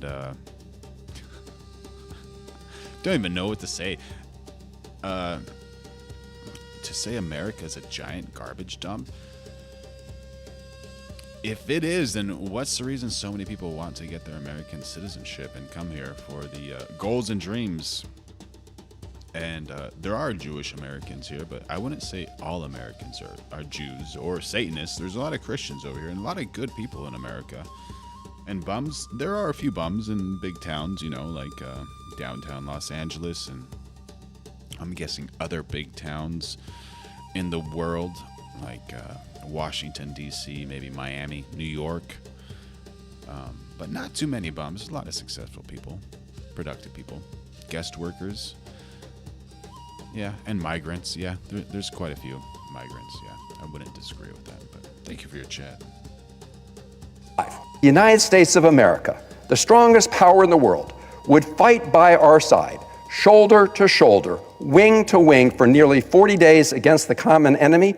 Who would have believed it? And then Prime Minister Netanyahu went on to say, all this happened because we initiated, we acted, we attacked, unquote. Now, those of us who have been around here a little while know that Prime Minister Netanyahu has been pushing for a war with Iran for a very long time.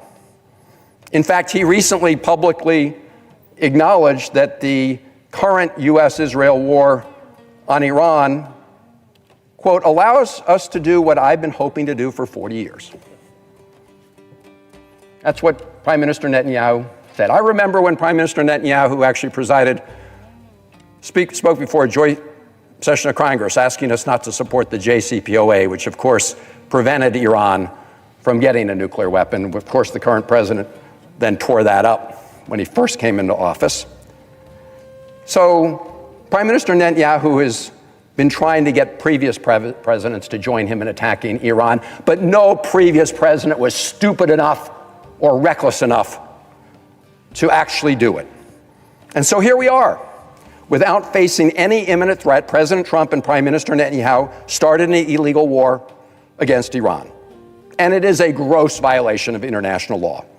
Indeed, on April 2nd, a group of over 100 international law experts, people who actually believe in international law, included former U.S. and UN officials, published an open letter stating, quote, the initiation of the campaign was a clear violation of the United Nations Charter. and that the conduct of the United States and Israeli forces in the war, quote, raises serious concerns about violations of international human rights and international humanitarian law, including potential war crimes.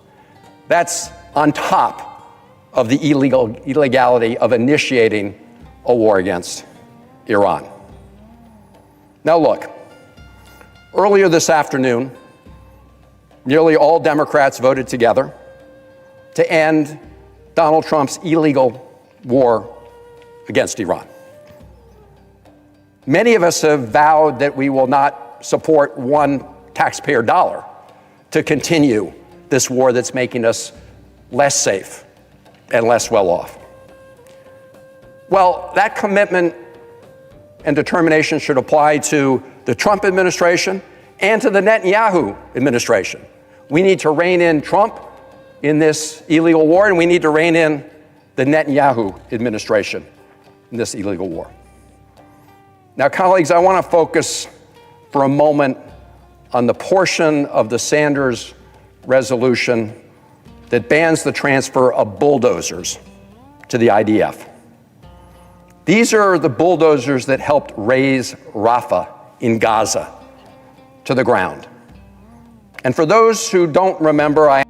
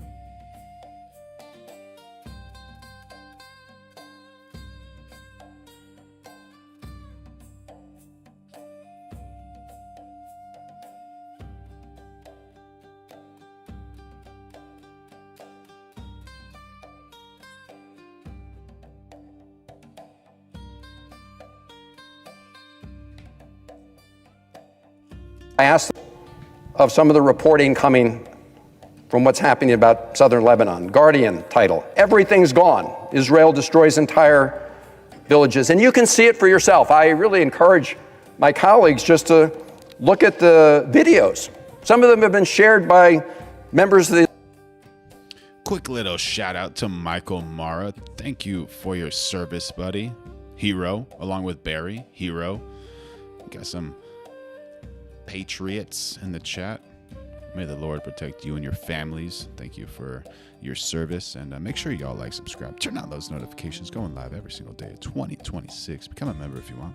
Israeli military themselves that showed controlled detonations and destruction of entire villages. And this isn't new. During the last war in Lebanon, Amnesty International documented how the Israeli military carried out extensive and deliberate destruction of civilian property across almost the entire Lebanese border with Israel, including 10,000 structures, primarily through the use of manually laid explosives and bulldozers. And in the West Bank, as we speak, was I muted during that last shout out? I just want to say I wanted to shout out Michael Mara and Barry for their service. Thank you so much. We salute you. We appreciate the vets out there. we're seeing violent Israeli settlers kill Palestinian citizens with impunity. And we're also seeing the use of these bulldozers to demolish Palestinian homes in the West Bank and other civilian infrastructures. Again, you can see it for yourselves in the videos. This is all part of a slow motion ethnic cleansing effort in the West Bank and de facto annexation of the West Bank. Indeed, the New York Times in September 2024 spoke about raids in the West Bank villages of Tulkrum and Jenin. The headline was this, quote, "Israeli bulldozers flatten mile after mile in the West Bank," end quote. In total, since the Gaza war started, Israeli authorities have demolished at least 4,900 structures in the West Bank and displaced 9,000 Palestinians there. And as this has gone on, so has settler violence, often with the complicity of the IDF in the West Bank. Over 1,000 Palestinians, including 230 children, have been killed with virtual impunity since October 2023. And Donaldson trying to get somebody banned, bro. with impunity.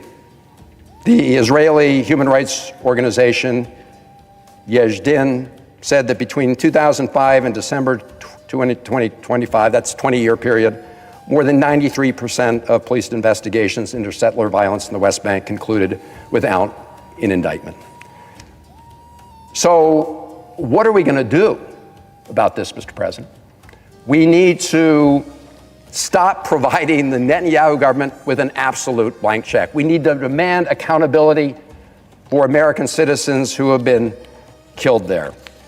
And so I urge my colleagues now to support this resolution. If we want to rein in a Trump administration that launched an illegal war against Iran, we should also rein in the Netanyahu administration. It's doing exactly the same thing with American taxpayers. To the Netanyahu government.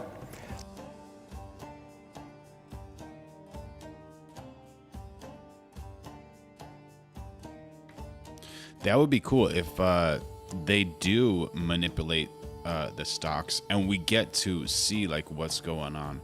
And just to let y'all know, at Kick, you're free to like chat and stuff, but try not to send those bots over here because I need to ban them all the time and it gets annoying after a while. And make sure y'all like, subscribe, turn on those notifications, going live every single day of 2026. And if you want, you can become a member. Specifically, these resolutions would block the transfer of, Senator Sanders mentioned, threatening what they did in Khan Yunis. As recently as March 31st, Israeli Defense Minister Katz said that, and I quote, "All homes in Lebanese villages near the border will be destroyed in accordance with the Rafah and Beit Hanun model in Gaza," unquote. Well, colleagues, I visited Gaza. I visited the Gaza crossing, the Rafah crossing twice, along with my colleague, Senator Merkley. First in January 2024, when Rafah's population had quadrupled from pre-war levels to more than 1 million people who'd been displaced within Gaza, from northern Gaza. And then we traveled to the Rafah crossing in August 2025, after the IDF's offensive against Rafah, one that the Biden administration claimed that they tried to stop. And on that visit, Senator Merkley and I climbed a rooftop, and you could look into Rafah, obliterated, reduced to absolute. Oh my gosh, U.S. Patriot Whisperer, thank you so much for €2. Are y'all ready for Veronica? Veronica's coming in. She's gonna do a push-up for y'all. Everybody, this is for U.S. Patriot Whisperer. Let's draw our attention to Veronica. Thank you for your support. I love you. Wishing you and your family the best. Go on and do your push-ups, girl. All right. Everybody loves you, U.S. Patriot Whisperer. Thank you so much, man. You mean the world. We love you. Make sure y'all like, subscribe, turn on those notifications, going live every single day of 2026. Become a member if you want. Absolute rubble. And as we were told by former IDF soldiers, eyewitnesses who had the courage to speak with us, Israel has systematically dismantled essential infrastructure and wrought near total destruction of the civilian sites throughout Gaza, including through the use of these bulldozers and 100,000-pound bombs. And now the Israeli Minister of Defense says they're going to do the same thing in southern Lebanon. And indeed, since the war in Lebanon restarted, Israeli forces have killed over 2,000 people, including 250 people in 10 minutes the day after the ceasefire was announced. Entire villages have been destroyed and over 1.1 million people displaced. Now, let's not forget how we got in to this most recent round of destruction in the region. President Trump is fully responsible for getting America into this war, period. But we know from Trump administration officials and public reporting how Prime Minister Netanyahu, for his own reasons, Are you not getting some of the chats, Barry? What's going on, buddy? was pushing Trump to attack Iran. Indeed, he said it himself. On April 11th, Netanyahu boasted to the Israeli public that Israel was, quote, first to act because we knew what was at stake. But if I had told you a year ago that our pilots, men and women, would fly in Iran, who would have believed it? Said Prime Minister Netanyahu. Went on to say, if I had told you a year ago that the United States of America, the strongest power in the world, would fight by our side, shoulder to shoulder, wing to wing for nearly 40 days against the common enemy, who would have believed it? And then Prime Minister Netanyahu went on to say, all this happened because we initiated, we acted, we attacked, unquote. Now, those of us who have been around here a little while know that Prime Minister Netanyahu has been pushing for a war with Iran for a very long time. In fact, he recently publicly acknowledged that the current U.S.-Israel war on Iran, quote, allows us to do what I've been hoping to do for 40 years. That's what Prime Minister Netanyahu said. I remember when Prime Minister Netanyahu actually spoke before a joint session of Congress asking us not to support the JCPOA, which of course prevented Iran from getting a nuclear weapon. Of course, the current president then tore that up when he first came into office. So Prime Minister Netanyahu has been trying to get previous presidents to join him in attacking Iran, but no previous president was stupid enough or reckless enough to actually do it. And so here we are. Without facing any imminent threat, President Trump and Prime Minister Netanyahu started an illegal war against Iran. And it is a gross violation of international law. Indeed, on April 2nd, a group of over 100 international law experts, people who actually believe in international law, included former U.S. and UN officials, published an open letter stating, quote, the initiation of the campaign was a clear violation of the United Nations Charter, and that the conduct of the United States and Israeli forces in the war, quote, raises serious concerns about violations of international human rights and international humanitarian law, including potential war crimes. That's on top of the illegality of initiating a war against Iran. Now look, earlier this afternoon, nearly all Democrats voted together to end Donald Trump's illegal war against Iran. Many of us have vowed that we will not support one taxpayer dollar to continue this war that's making us less safe and less well off. Well, that commitment and determination should apply to the Trump administration and to the Netanyahu administration. We need to rein in Trump in this illegal war, and we need to rein in the Netanyahu administration in this illegal war. Now, colleagues, I want to focus for a moment on the portion of the Sanders resolution that bans the transfer of bulldozers to the IDF. These are the bulldozers that helped raise Rafah in Gaza to the ground. And for those who don't remember, I asked them to recall the case of Rachel Corrie, a 23-year-old American peace activist who was killed by an Israeli bulldozer. Yeah, that's just absolutely way too much. Just way too much, chat.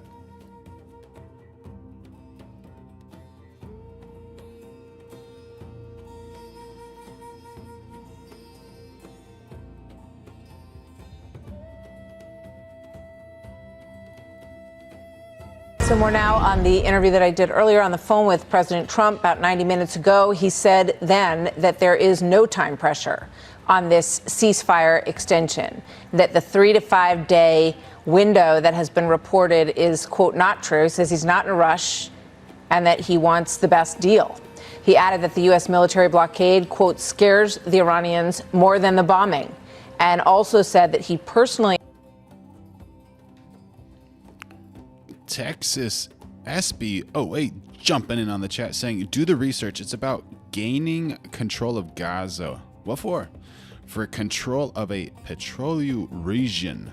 This is all about money, digital currency, flat earth control. These surgical strikes are meant to extinguish. My, oh my. Drop me some links. Would love to see. Make sure you all like, subscribe, turn on those notifications. We're going live every single day of 2026 and become a member if you want. I love you. I need you. I appreciate you. And we're developing the best community on earth here in the chat. Make sure you jump in. Asked Iran not to execute 8 women who were scheduled for hanging, and they were charged with protesting in January. 2 of these women are 16 years old, according to the reports. Their life hasn't even started yet. What is going on? Come on. On them. He shared this image on social media yesterday. He says that Iran listened to that request, and he called that a good sign and a good move on their part. Iran reportedly denies that these women were going to be executed. White House Press Secretary Caroline Leavitt joins me now. Caroline, great to have you with us. Welcome this afternoon. You know, I'm curious if this signals that these human rights issues and the hangings and the executions will be part of a deal that is discussed when they do return to negotiations in the coming days or weeks or however long it takes. She's got her pro photo face on. She's got the lips puckered. She's waiting for the $80,000 Canon lens. Plow, plow, take some pictures of me. Takes. Well, first of all, Martha, only President Trump could save the lives of these 8 beautiful Iranian women who he has received direct word from the Iranian regime, or what's left of it, that their lives are going to be spared. And that comes as a result of President Trump asking them directly not to kill these young, beautiful women who certainly deserve a chance to continue living their lives freely and peacefully. And now that will happen thanks to President Trump, because he's a humanitarian at heart. I understand this news story about the scheduled execution of these women came across the president's desk, and again he made that direct plea, and the Iranians have answered and have agreed not to execute them. As far as the formal negotiations, humanitarian issues are of a great concern to this president, but with respect to the negotiations that are ongoing, he's made his red lines very clear. Iran could never obtain a nuclear bomb to threaten the United States and our allies, and they must turn over the enriched uranium that's in their possession. While it is very far into the ground, thanks to the success of Operation Midnight Hammer, it's important to the president that they hand that enriched uranium over. He's made that quite clear to them. And now we're waiting to hear back from the Iranian regime.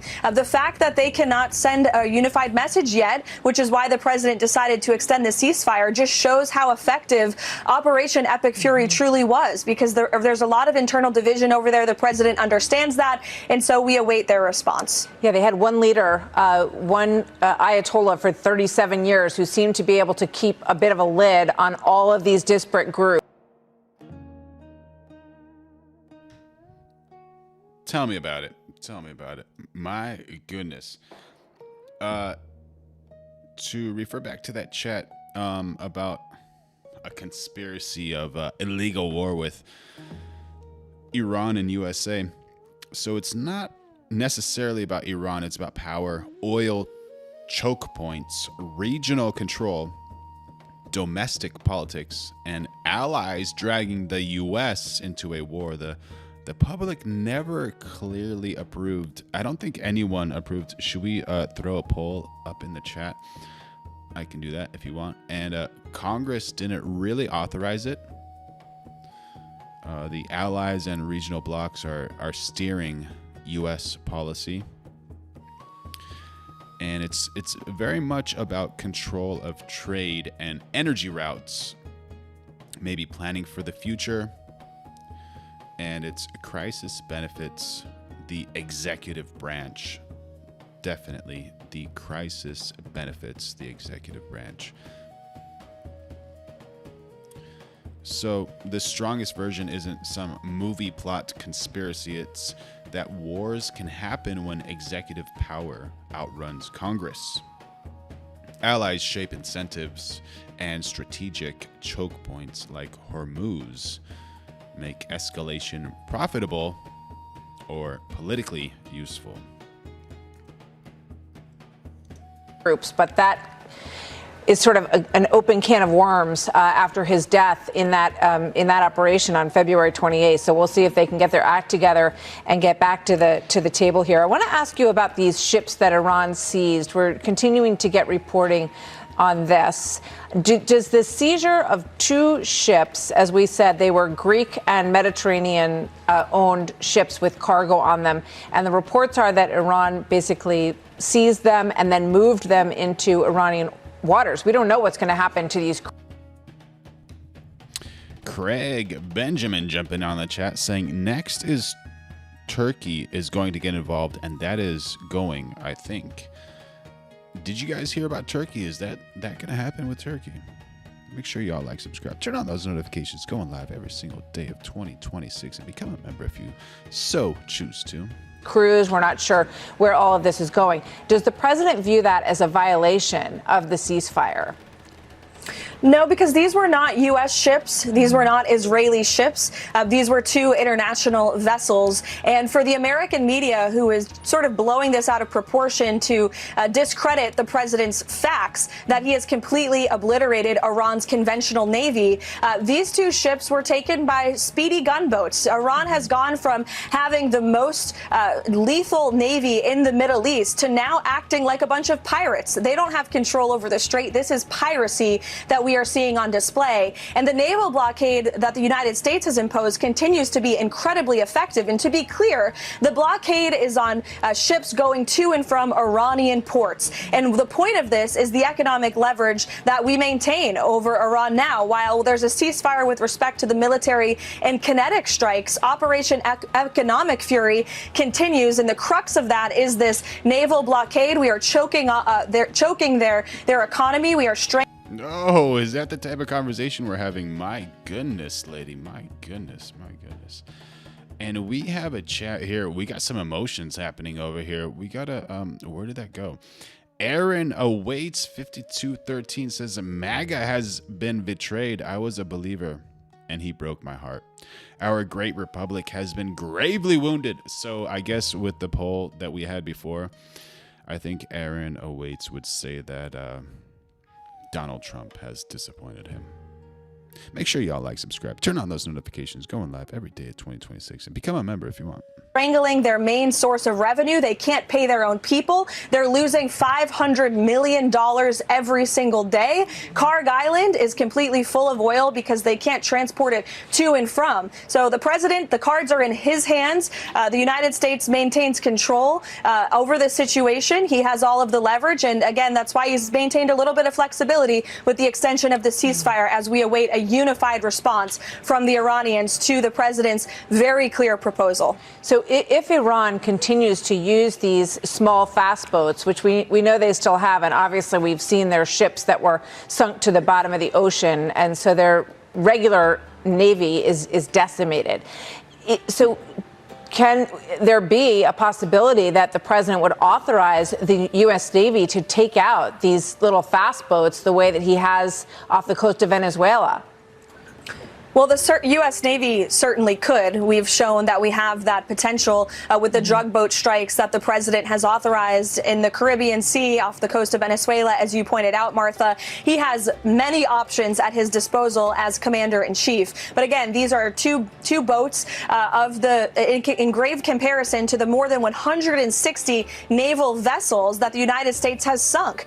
We've sunk more than 16 of their naval vessel classes. thousands of Iranian warships. I mean, their traditional and conventional navy has been completely destroyed. They were the most lethal navy in the Middle East. And again, now they sit at the bottom of the ocean as the United States Navy is stronger than ever. So yes, the commander-in-chief has a number of options at his disposal. But right now, the blockade continues to be massively effective in inflicting maximum leverage and economic pressure on the regime right now. You know, we've heard Caroline, the president, say that he's basically disgusted with the lack of participation from our allies in Europe. Lindsey Graham just posted, I think the president's decision to leave the blockade in place is very smart. I expect the blockade will be growing and that it could become global soon. To those assisting or thinking about assisting the Iranian regime in distributing its oil, which provides resources for terrorism, you do so at your own peril. Is there any plan that the Europeans who are meeting now are going to join this blockade? Well, we'll see. We hear a lot of talk from the Europeans. Unfortunately, we don't see enough action as far as President Trump. Yeah, she is one incredible cheerleader. Absolutely. Trump is concerned. In his view, he tested NATO and they failed. They failed to come to the defense and to join forces with the United States as the president engaged in this very bold and courageous operation to take out the #1 state sponsor of terrorism in this world, the Iranian regime. Relaxing music saying Iran is spending $500 million a day, but we're spending over $1 billion a day to fight fishing boats. Something is fishy here. Is that accurate? Can anyone tell me whether that is accurate? Because if that is true, we're being extremely inefficient. Absolutely. Thank you for the chat. Relaxing music. Probably got some really good relaxing music on your channel. Make sure y'all like, subscribe, turn on those notifications. We're going live every single day of 2026. Regime. And again, through Operation Epic Fury, the United States on its own, of course, with the help of our partner and friend Israel, but on its own, irrespective of the European nations and our NATO allies, has completely degraded Iran's military. We have completely confused and obliterated their regime. They are in a very weak position thanks to the actions taken by President Trump and our great United States Armed Forces. And so we will continue this important mission on our own. And again, we've seen a lot of talk, but very little action, and the president is well aware of that. Just one quick one. This is the Mexican president, Claudia Sheinbaum, saying that they're not aware of any work or coordination between the U.S. and Mexico on this operation where 2 CIA agents were killed in a car accident. We're still waiting for details of exactly what happened to them. But I heard Dan Hoffman, who was a former Moscow CIA station chief just in the last hour, saying that he really would have appreciated it if the president of Mexico had thanked them for their service and expressed sympathy for the loss of those CIA agents. We talked a little bit about this earlier with the president. You know, he seems to be very unhappy with the president of Mexico right now based on all this. Can you expand on that? Sure. I think the president would agree that some sympathy from Claudia Sheinbaum would be well worth it for the 2 American lives that were lost, considering all that the United States of America is doing currently under this president to stop the scourge of drug trafficking through Mexico to the United States. And we have seen some cooperation from President Sheinbaum. I think the president always wants to see more cooperation when what we are doing is not only a benefit to the American people, but to her people as well, to crack down on these cartels and to remove again the scourge of drug and human trafficking that has flowed through Mexico for far too long and has taken far too many American lives. Enemy positions in Western he said Yemen. Mexico is lost and the United States is Mexico's only hope. And we mourn the loss of these lives of these very brave CIA agents in Mexico in this operation as well. Caroline, thank you very much. Always good to see you. Thanks for joining me this afternoon. What a dangerous job. My goodness, those going into Mexico, goodness gracious. Some people have to be built different to do that, honestly. That's just absolutely wild. And there's something that's happening in that country, the country we're allies with. And this is sometimes kind of hard for me to actually go over and to watch, but also it's good to know like what's actually happening rather than like what you see in the news. So here's this young guy, nice guy, and he loves his country. He's absolutely just infatuated with his country. And there's just some people who are just not so kind to him. And whenever you see these people interacting together, you kind of get like the real feel of what's happening over there. So it might be too emotional for some of y'all, but this is actually what's happening out there. And I hope we can figure out a way to find peace, because this is just unacceptable.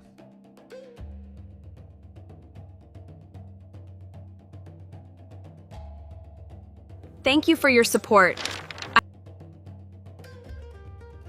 Don't tell me you're watching. You're not watching, right? Where are you from? I'm from Israel. Why are you posting us? To show the world.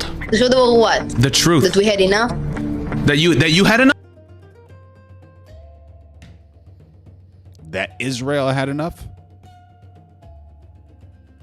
So the guy on the bottom here, he's from Palestine. The girl on the top, she's from Israel. That Israel had enough. I don't know, man. I don't know what to say.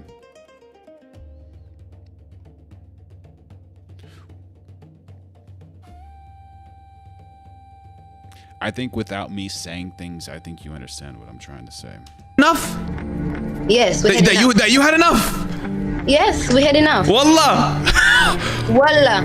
Wow! Wow, mashallah, wow. Oh my God. Wow, good job. You're joking, right? No. It's a funny joke. You are funny. You are funny. You are funny. You're the funny girl. You're funny. You're like Borat, right? You Funny girl. You are funny. Good one. You want to speak to Israelis, right? No, I don't. Bye. So why? Wallah, bro, this is not good. Everyone from Israel that I'm meeting knows me. This is not good. I was just in Palestine 3 months ago. If I go back, I cannot go back. This is good to let people know about what's going on, but I can never go back. so sad that he can't even go back to his own country now because everybody is keeping tabs on this man. My goodness. This is like gnarly. Gnarly. Wallah, I cannot ever until we are free, because it will happen. I invade 8098. She isn't Israeli? I don't know, bro. I think she was claiming to be Israeli. I don't know, bro. Yeah. Happen, inshallah.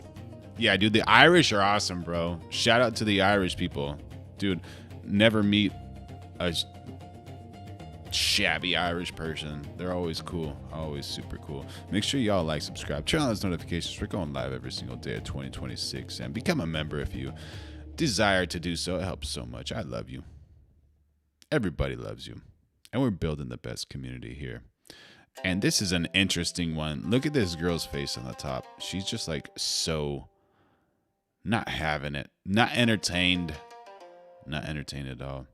Tara's Irish. So is Alex. Alex is Irish too, and Alex is awesome. And Barry's awesome. You all are all. Every single one of you is awesome. Hi. Oh, you're the one with the Free Palestine. What do you think? She just took a screenshot. Did you see that? Let's see if we can go back a little bit. So when she moved her like face away from it, and she took a screenshot of him. What do you think about Israel bombing Gaza and killing all the civilians? I don't think nothing. I think they should have it. I think that they... What? You said you think they should be bombed? Yeah. The innocent lives. Are the kids being bombed in Gaza? Is that okay? Yeah. Dude, she just said yeah. Yeah, it's okay. And that's kind of like... I'm not throwing shade on Palestine or Israel. I'm just like trying to find what news clips I can and what social media clips I can to explain like the situation that's going on over there. Like when I went over there, I can feel I could feel so much tension. It was unreal. Just unreal.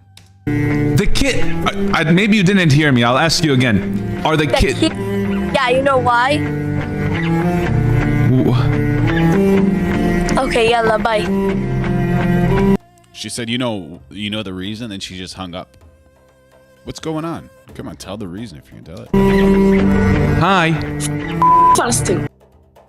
And she doesn't say anything. She just drops the F-bomb, just goes for it. Hi, nice to meet you. I don't even know you. Why are you being like that? You think it's funny that Israel's bombing innocent lives in Gaza? We your babies here. This lady on top doesn't care. Doesn't care at all. You think it's funny? Yeah, it's very funny. Are you even human? I'm human, you see. I'm not a robot. She does that little movement, you know, trying to be all like attractive while she's doing it. This baby is a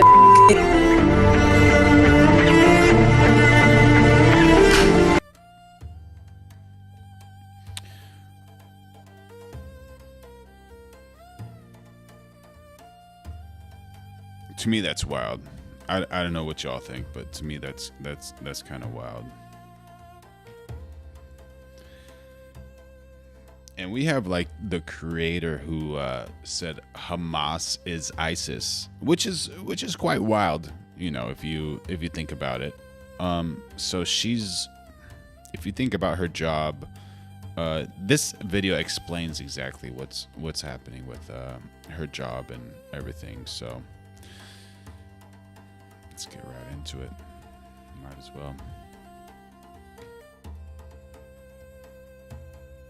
My name is Ella Kenan. I'm a content creator, but I'm also the founder of an organization called Bright Mind.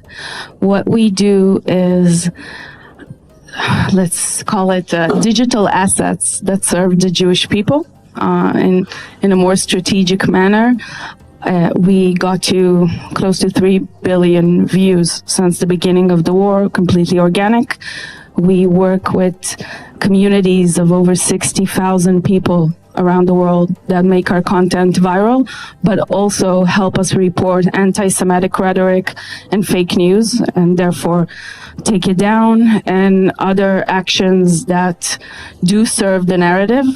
We also create content for non-Jewish influencers that collaborate with us, and we have all sorts of things. I offer to try to set the agenda rather than responding. I think Israelis and Jews in general, we tend to respond rather than to set the agenda and initiate. You know, they say genocide, we explain why it's not a genocide. They say apartheid, we explain why it's not, right? So I offered Hamas is ISIS, and I offered why, and I gave a short 101 on how we can garner attention and traction around that narrative. And that worked. So in 3 to 4 days, it became the most viewed narrative online. It became viral for almost 3 months around the world, in some places even more. And it even got to Biden's speech. To Biden. We love Biden. Tell me about it, Biden. Let's hear all of those complete sentences. Committed evils that and atrocities that make ISIS look somewhat more rational. We have so many videos and posts of Palestinians, of Hamas officials like Abu Ubaida responding to that narrative, influencing them. So, yeah, that's where it all started. Hello. We love Biden. And it just shows you so much about like what's happening in certain parts of the world.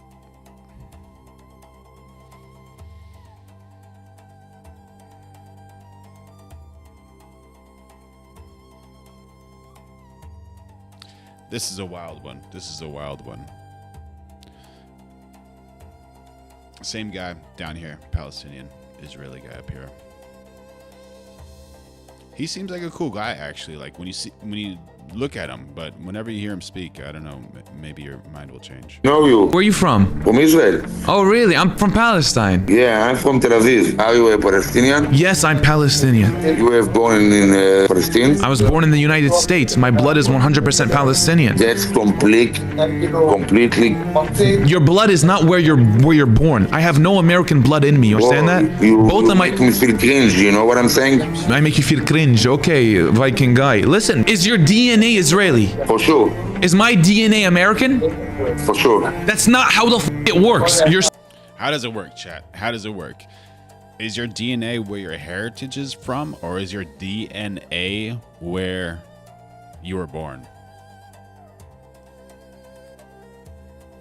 So allegedly, according to the guy on the top, your DNA is according to the location you were born, not where your lineage is from.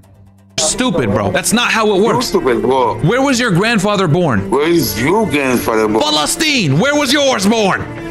That's a false. I'm talking about my grandfather. I know where my grandfather was born. Where was your grandfather born? Where was your grandfather born? Answer the question.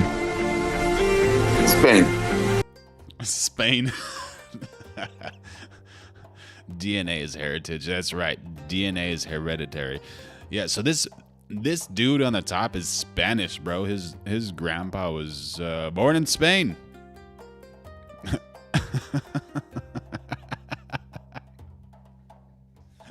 Allegedly, man. Allegedly. Your blood is Spanish. I'm gonna lose my mind, dude. I'm gonna lose my mind. Yeah. There you go. Rendezvous 70 dropping some W's in the chat saying Jesus was Palestinian. There you go, bro. There you go. What about Charlie Kirk? Just people calling him a POS, dude. What in the world, honestly? Is that what you do when people prove you wrong? You kick them off campus? So you'll be protesting me. I wish you guys would come in, though, and have a conversation. Maybe we'll make our way in there. Yeah. That would be wonderful. I'd love to disrupt it, yeah. Disrupt it? Yes, absolutely. Why would you like to disrupt and not have a dialogue? Because this is America. We can do whatever. We got to welcome Unknown 3911. Are these Trump supporters? Yeah, Barry, you're right, dude. Charlie Kirk was a great man. But as far as Unknown 3911, we're developing like the best community on earth. And I don't know how to describe this, but maybe thought-provoking and great individuals, centrists, and people who are trying to find the truth.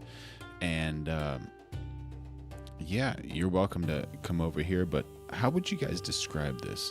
It's a journey. It's a fun journey, and we're making the best community ever. So make sure y'all like, subscribe, turn on those notifications, become a member if you want, and welcome Unknown. What the fuck we want? It's our freedom of speech. No, of course you have the right to be wrong, and you have the right to be a jerk, but why would you choose to be one? Because I think you're a transphobic piece of shit. Rendezvous 70 says, yeah, Kirk POS refused to debate Dean Withers. Dean Withers, bro. Dean Withers. Hold on.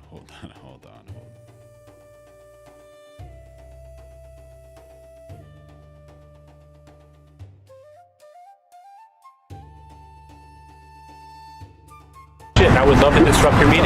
Transphobic. So do you think I fear people that think they're women or think they're men? I mean, I see what you're doing with like the play on words, but I do. I didn't hear about that. He refused to debate Dean Withers. I think that your rhetoric is transphobic. I think it's harmful to trans people. And I think that you should off and get off campus. And Oh, okay. So I should be silenced, not allowed to speak. Is that what you do when people prove you wrong? You kick them off campus? No, I don't think that there should be any like university sanctioned thing that says Charlie Kirk can't be here. But if students are able to organize against you and kick your ass off campus, that'd be awesome. Oh, okay. Yeah. Well, I hope you guys would have a nice dialogue because you have not provided much evidence for your ideas. That's why you guys decide to try to disrupt and protest. Yeah, right. Yeah, just as It's just one final thing. Yeah, you could tell a lot by who's willing to have a conversation and who's not willing. Usually the people that are the ones protesting and not talking are on the wrong side of history. I wish you the very best, that you live a free life. You have the right to be wrong, and I'm sure you'll be seeing this footage sometime very soon. Yeah. So thank you guys. So, and I'm a piece of shit? Yeah. Okay. Why am I a piece of shit? I just told you, man. You're a transphobe. Oh, I'm transphobic.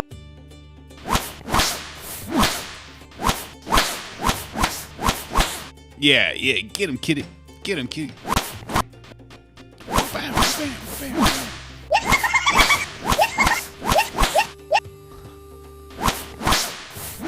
How do some people just...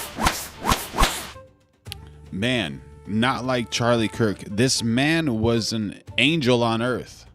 How dare you call him the POS word? Piece of shit? Yeah. Okay. And I'm sure you'll be seeing this footage sometime very soon. Yeah, so thank you guys. So, and I'm a piece of shit? Yeah. Okay. Why am I a piece of shit? I just told you, man. You're a transphobe. Oh, I'm transphobic. Right. Okay. Was Charlie Kirk transphobic? No, definitely not. Definitely not. There are only how many genders? 2 genders. There's only 2 genders. Who can disagree with Charlie Kirk there? Is there anyone in the chat who can disagree with Charlie Kirk? There's only 2 genders. 100% factual. FACTUAL. Factual. The ignorance, yeah, seriously. Unfortunately, man. Unfortunately. Do you think women... We got an idea of who puts in more effort, women or men, on a date. Put in more effort when it comes to dating. Angelica, why is that? Hair, makeup, dress, shoes, shower, shave all Shower. the things. It's a lot of work. We're getting ready for like 2 hours just cleaning ourselves. Are you doing your makeup because you like it, or are you doing your makeup so it appeases the man? I like it so I feel put together. So it's for you? Yes. Okay, so you're not doing it. So it's not effort you're putting into the relationship. It's effort you're... TWIBU1 says gender is not sex. Please explain yourself. Would love to know more. Scarlet in Black says, considering gender is a social construct and there's more than 2 sexes if you include intersex. What language is that? Please explain yourself. Teach me something. I'm here to learn. Make sure y'all like, subscribe, turn on those notifications. We're going live every single day of 2026. And become a member if you would like, because it helps me. And I love you. And I need you.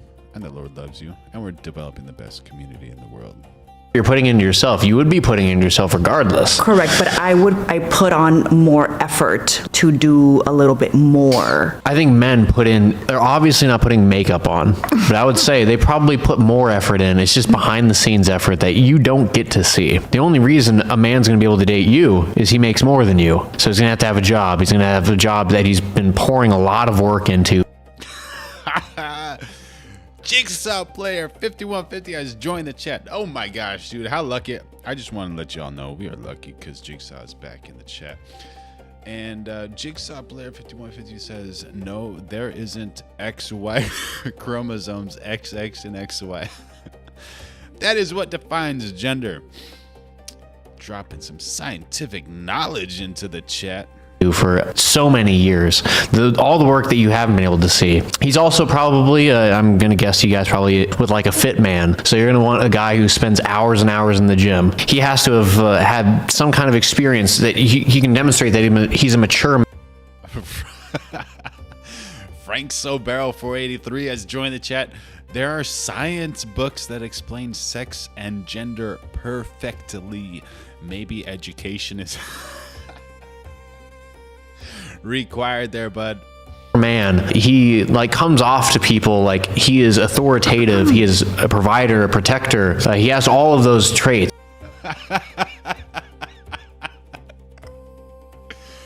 Oh my god. Jeb Common jumping in the chat. Is fact and truth a social construct too? Very great question. Very great. That take a lot of extra work to obtain. Traits that I don't know if women tend to have to put that same amount of effort into. Why would I work out as an... Yeah. Definitely. I guess some people don't notice how much effort women put into dates, but also how much effort men put into dates, because they got to save their money. They got to find that job. They got to hustle. They got to work. They got to put in the hours whenever no one's looking. And, oftentimes is not really appreciated. But that's okay. You just got to do your thing as a man. And then as a woman, life isn't easy. It's easy from 18 to 28, something like that. Then once you get over 28, 29, 30, then you get to 35, and then your personality changes and you're really nice and all those types of things. And hopefully you found a man by that time. But biologically, your clock is ticking, So then it gets super hard for a woman after 35, and then it gets way easier for a man after 35. And that's just unfortunately the way the cookie crumbles. And then social media and social networks have actually kind of skewed things to have a disadvantage for the men when they're young and a disadvantage for women when they're older. But I think that's very important for you to choose the correct path as soon as possible, and try to live that good life if you can by any means. And here we have Clav talking about drugs.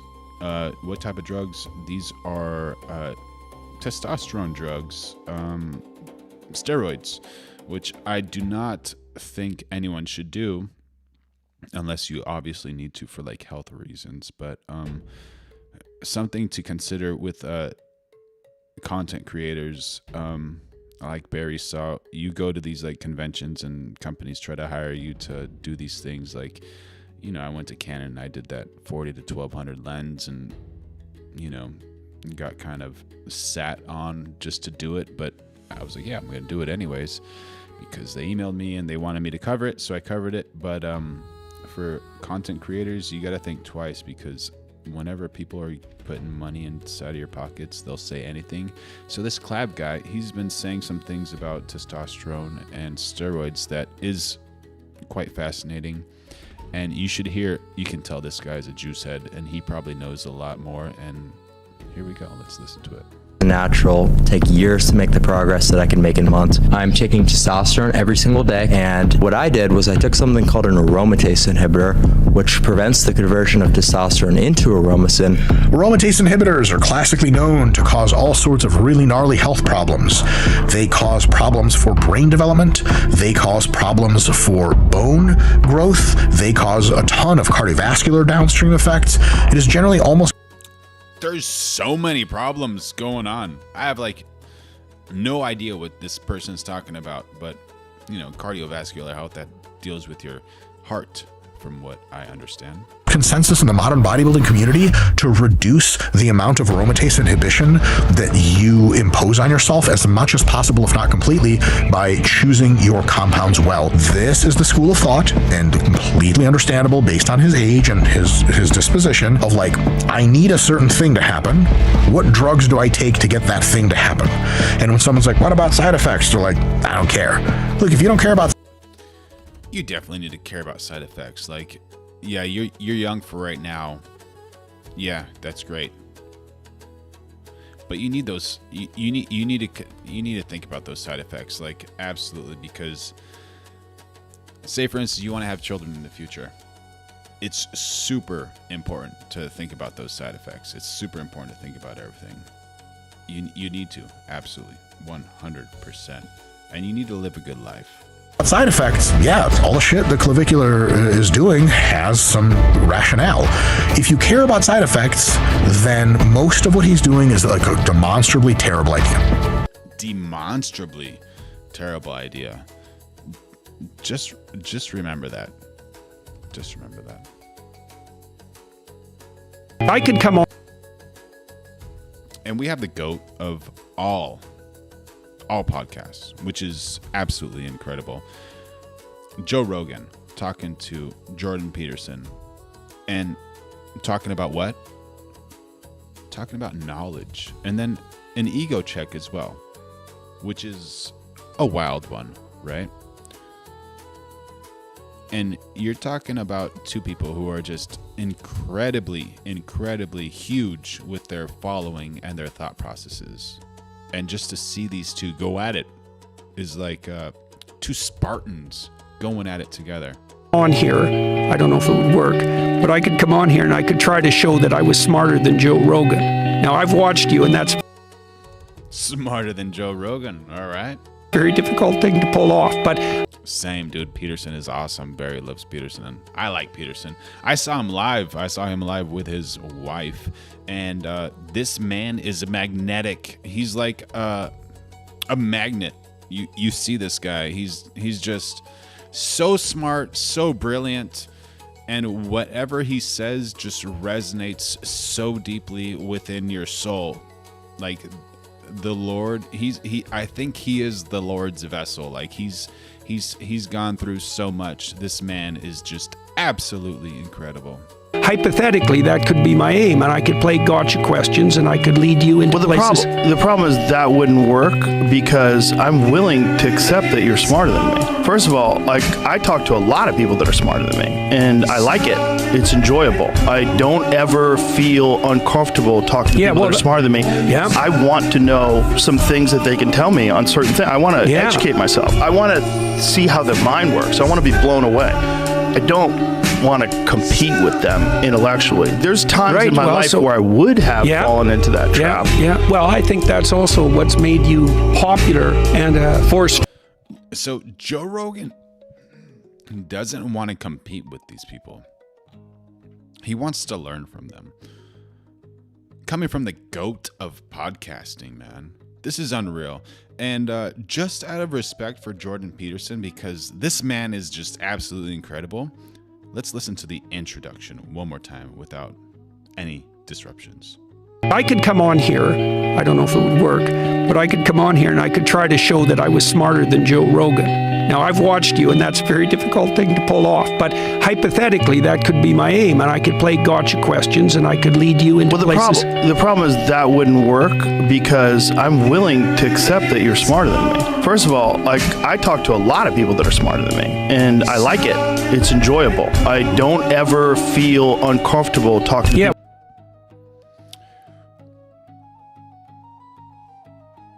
Is Jordan Peterson just playing right there at that moment? East Coast Cat says, I'm ready for Joe to go. What do you mean by that? Rendezvous saying, Gone Man. And then Scarlet and Black saying, this bot is also saying things from both sides. So Scarlet and Black, if you look at Restream bot 4225, and then after that, you see @ and then a username. So that's usually the username, and we're bringing all of the chats together so we can all communicate together and develop the best community ever. So whenever you see that name after the @ sign, like if you say something now, I'll look at you and I'll see where you are. Let's see. Are you going to say anything? Talk to me, Scarlet. Talk to me so I can show you what's going on. But anyways, if you see the @ sign after that, that's their username. I'm trying to help you, but anyways. So yeah, Joe Rogan, GOAT of podcasting. Absolutely brilliant. And so we're all concerned about Trump and the Iran situation. Okay, I see Scott Green. I see Rendezvous. I don't see... Okay. So allegedly, here's one conspiracy theory, if you will, about the reason Trump wants to lose the Iran war. How accurate it is, I have no idea, but this drops some great information.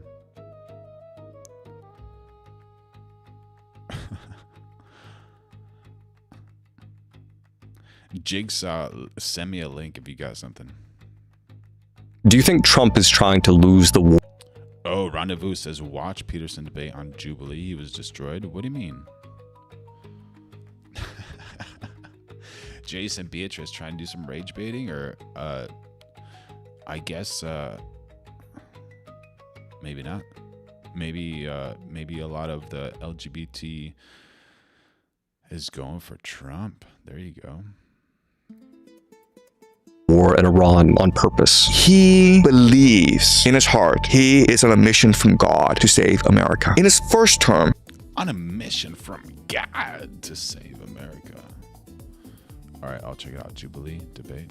He played by the rules. And what happened? They cheated him, right? And his entire cabinet betrayed him. The deep state spent $6 billion to rig that election, to steal it from him, and they impeached him. And they tried to put him in jail. So in the second term, his strategy is now, I'm going to give these guys all that they want. In China, there's a strategy that managers use to destroy people who threaten them. You flatter someone to death. You put your enemies on a pedestal. You give them whatever they want. You shine a spotlight on them. But also, they get all the blame for it. So everyone thinks that Jared Kushner is the puppet master, right? He's the one who's actually controlling Middle East policy in America. Everyone now thinks it.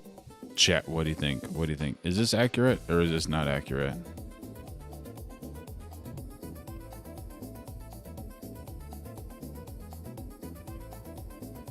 Flat earthers think males can be females.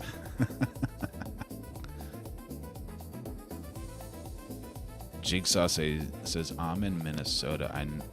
I for one know for a fact they've been pushing LGBT on my kids. May the Lord look over you, your family, and your children, man. That's horrible. That's horrible. Who was talking about population control? Was it Eric? No. Oh, it was Elon Musk's ex-girlfriend, the Grimes. Yeah, she was talking about Grimes, saying that there's a population thing going on. Yeah, man. I'm not going to give any advice, but a lot of people are like, you know what? If the school system is that bad, I'm going to homeschool them. And just like, if I want my kids to be social, I'm just going to get them involved in like soccer, baseball, track, swimming, water polo, gymnastics, any type of sport, just to make some ends for the homeschooling thing, and just like, you know, teach them about taxes and entrepreneurship and becoming billionaires or millionaires or whatever. But anyways, yeah, that's unfortunate, but also the Lord knows what's happening over there, and that's not nice. It's due to like innocent little souls that just want to live life and experience life. And if an institution wants to separate their customers, which are their students, from their parents, shame on them. You know, number one thing should be the Lord. Number two should be the family, you know, keeping the family together, husband and wife and the kids, and teaching them an accurate education, and then also trying to provide a lifestyle where they can be successful and provide for themselves in the future, especially if they're a male, to provide for themselves and their significant other, a female. And if they're a female, to if they don't find a male, to provide for themselves, or to, you know, be the ideal female for a man. If this war in Iran goes sideways, it's Jared Kushner. It was never Donald Trump, it was Jared Kushner. He also has to think ahead and say, how do I redeem myself in the eyes of MAGA? What's my off-ramp? Why is Tulsi Gabbard in his cabinet? The reason why is everyone associates her with anti-war. Trump is trying to create a narrative where at first he was bamboozled by Marco Rubio and Jared Kushner, but then JD Vance, Tulsi Gabbard, they prayed to God or whatever, and he saw the light, and that's his off-ramp. He's got no ego in this thing, right? His job is to get a third term so that he can save America. No husband ever, no man ever would say, if I am killed. Wait a minute. Can Trump actually get a third term? Like, what am I missing over here? Chat, can Trump get a third term? Yeah, Tara, when does Barry ever hold back? Make sure y'all like, subscribe, turn on the notifications. We're going live every single day of 2026. And become a member. I need some more members. I got to make some more member content for just members only. And yeah, we're creating an amazing community over here. So make sure y'all get involved, because this is the best place on earth to be. Candace, talk to me about Erica Kirk and Charlie Kirk. What's happening? What's happening, girl? Tell me about it. No husband ever, no man ever would say, if I am killed on the job, I want my wife to assume the dangerous position that I just... True or untrue? Most likely true. Occupied. God forbid if something happens to you, like what would happen next, the turning point? And he had made mention at the end, like, you know, Erica will do a great job running it. That smile. Erica would do a great job running it.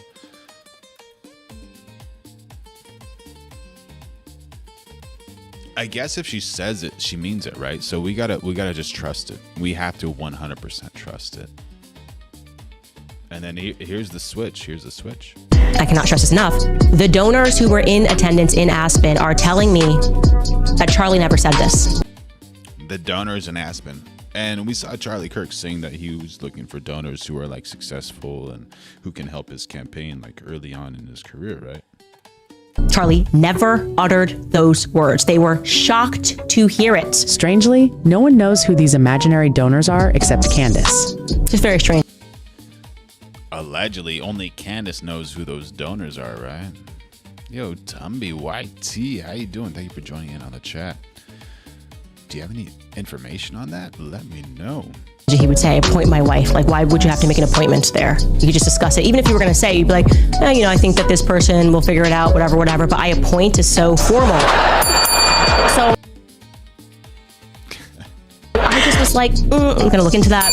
And despite telling us all about how they had caught this amazing moment on video, didn't pass the sniff test for obvious reasons. Okay, number one. Do you think?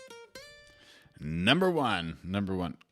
What are we Team Candace Owens or are we not Team Candace Owens? What do you think, chat? What do you think? What do you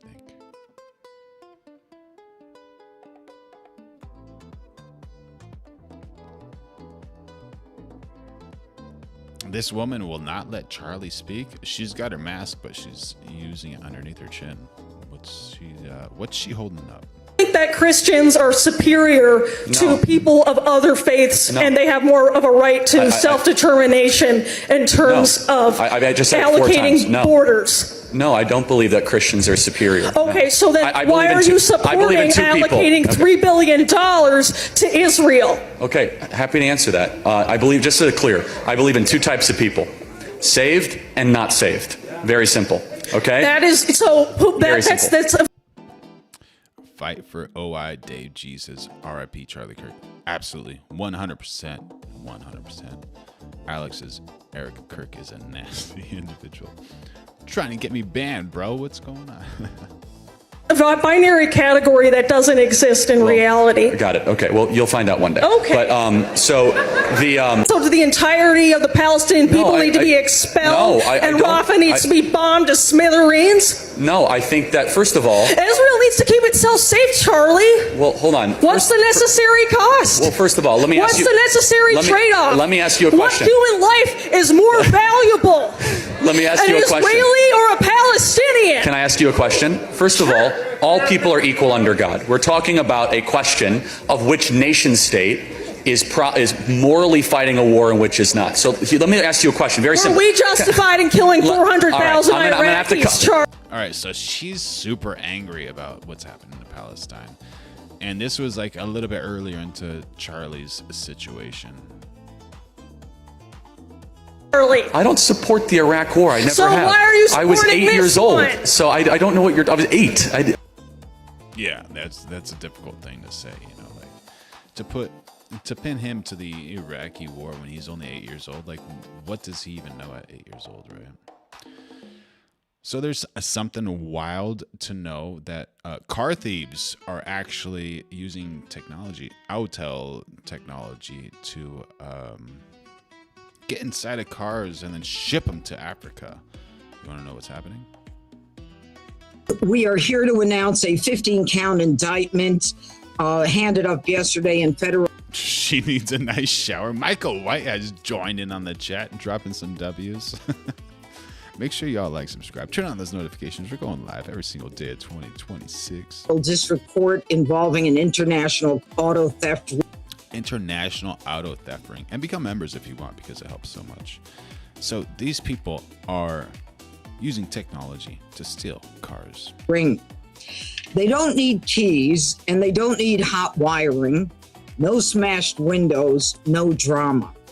Just a sleek electronic device called an AUTEL, A-U-T-E-L. And in under a minute, the car's brain is rewritten. The car is gone in 60 seconds. Welcome to the new world. Wasn't there a movie, Gone in 60 Seconds? Of car theft. In the dead of night, crews strike the streets in Washington, D.C., in Maryland, and in Pennsylvania. And in seconds, they reprogram Corvettes, Camaros, Honda Civics, and a Honda Civic, by the way, is the most popular stolen car in the country today. They end up reprogramming these cars to accept a blank key fob.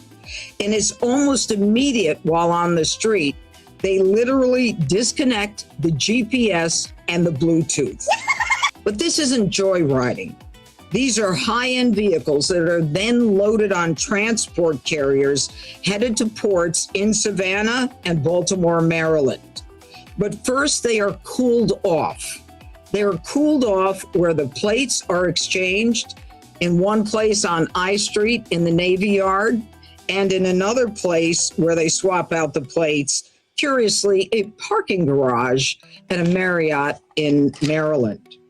From there, they are loaded onto shipping containers that are labeled furniture. Furniture, not automobiles. They're transferring furniture because they're going to sit in those vehicles outside of their houses and not going to drive them, allegedly. As opposed to cars, because there will not be as much scrutiny. And then the shipping containers are sent across the ocean to Africa, where they get top dollar on the black. Well done, Jigsaw. Black market. I think the question. I'm not advocating or unadvocating, just saying, well done.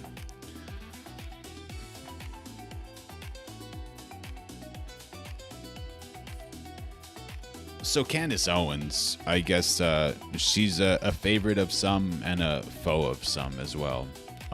What's happening here with Rabbi Shmuley?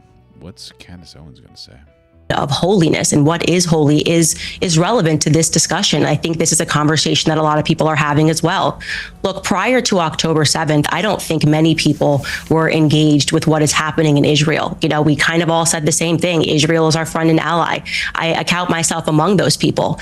Post October 7th, the world, and especially I would say Zionists in media, were demanding.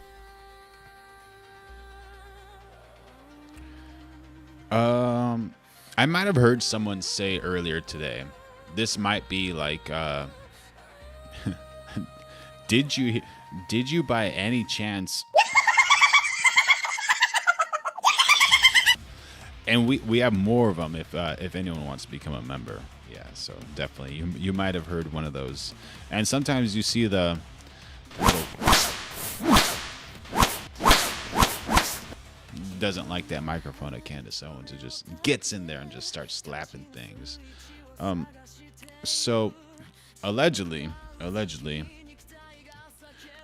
am I allowed to say like an inappropriate joke that I heard, or not really? Like, chat, you got to tell me, because I don't want to offend anyone. You know, I'm a really like unoffending type of person. So yeah, you can let me know if I'm allowed to offend or not offend.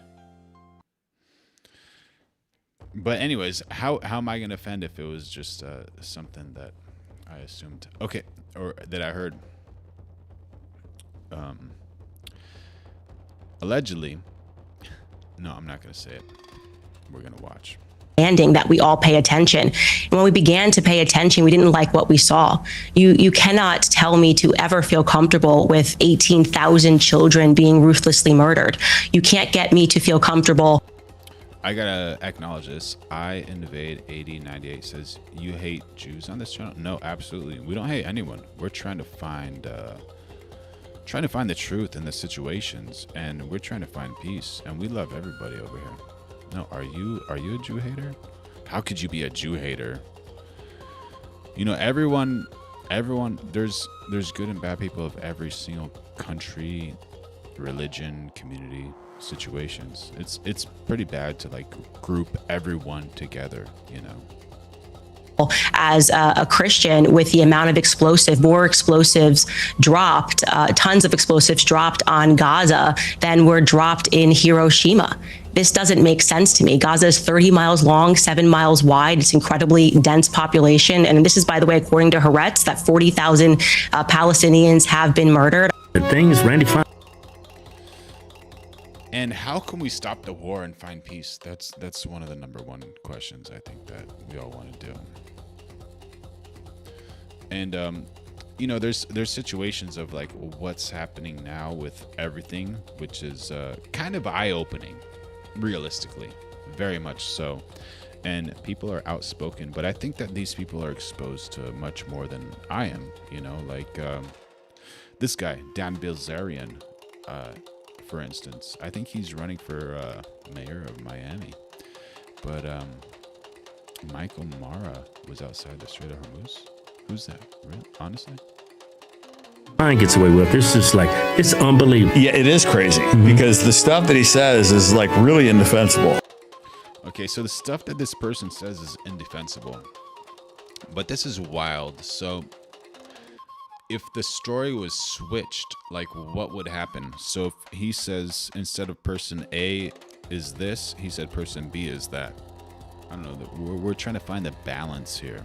The hypocrisy of him trying to talk about, oh, we need to stop anti-Semitism and passing anti-Semitism laws when he is literally like bashing and dehumanizing all fucking Muslims is crazy. And then not just like in a little bit, like kill them all, you know, bombs away. Yeah, he's the most anti-Semitic person in the world, I think. 100%. Dang, dude. Anti-Jim person. I shouldn't. Don't make jokes, dude. You're not funny.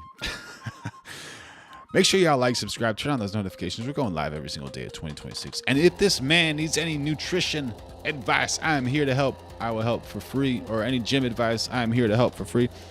I will help this man with a 8-minute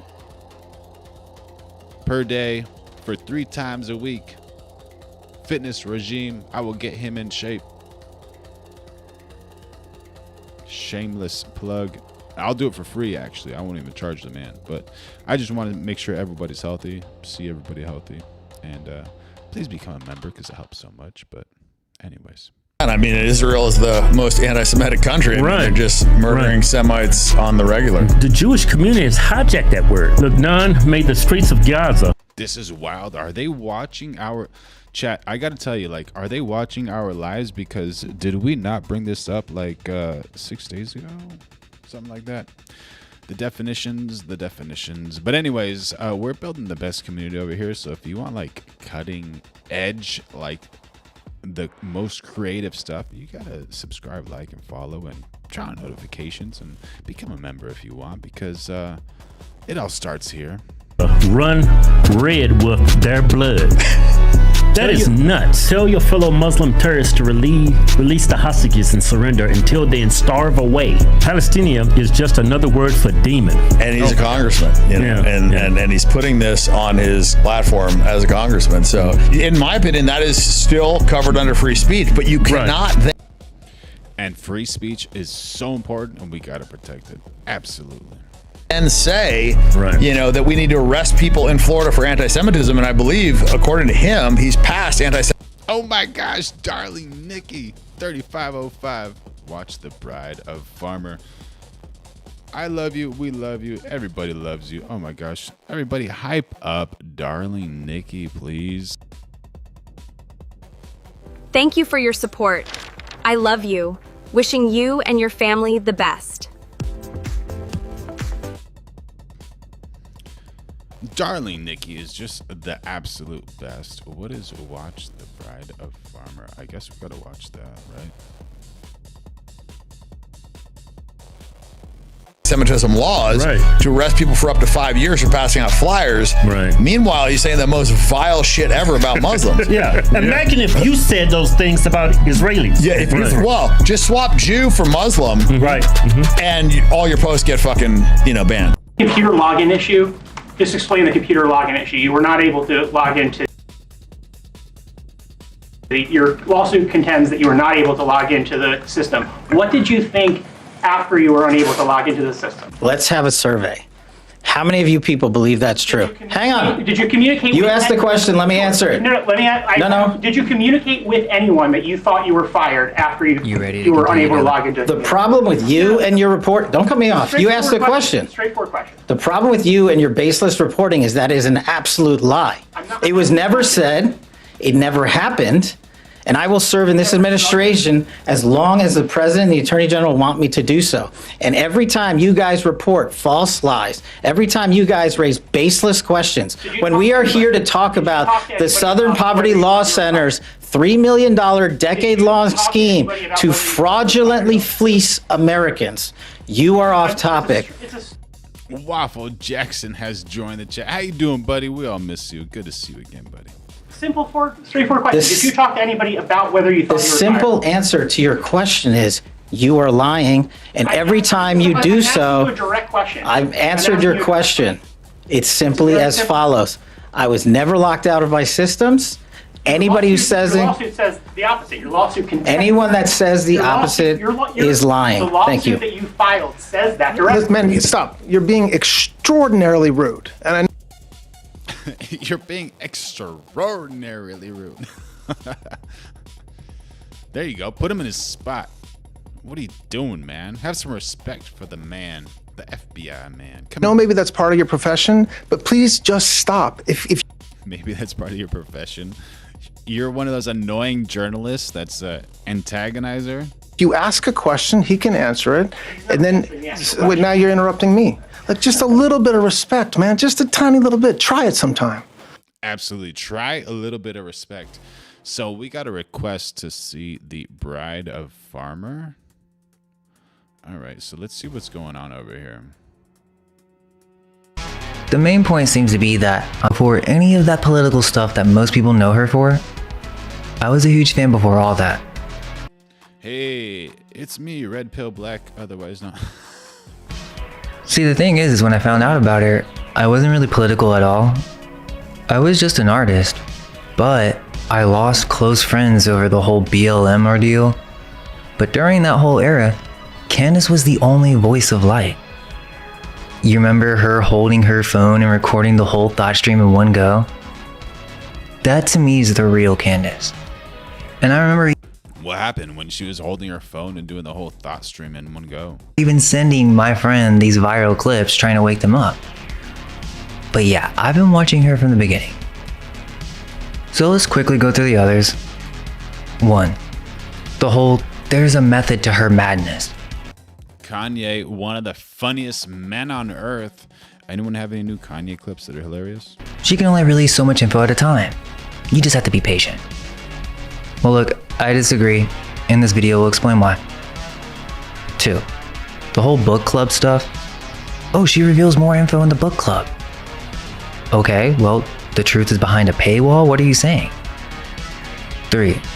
You're just hating, you're jealous. Absolutely not. Honestly, I'd rather do old world stuff. I'm doing this because I believe I have to. I'm the only one who can do this at this level. 4. I'm some plant that is attacking her. Well, if I tell you that I'm not, you won't believe me. So why don't you just watch the video and then debunk it? Let me just be very clear. It is my goal to not make any claims. I just want to show you what exists in the public and what's in the files. That's it. There really is no excuse. Any other comment is just laziness. Do the work and verify it for yourself. Now let's lock in. A lot of you were very specific in the comments. Her husband. So That's her husband. That is her husband. And we gotta thank Darling Nikki 3505 for helping everything in the stream. Thank you for your support. I love you. Wishing you and your family the best. Oh, Veronica loves you. She's gonna do some push-ups for you. Thank you so much. I looked into it. And what I found is not what I expected.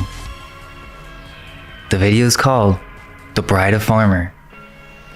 If you've been watching Candace's series on Erica Kirk, The Bride of Charlie. You kind of get it.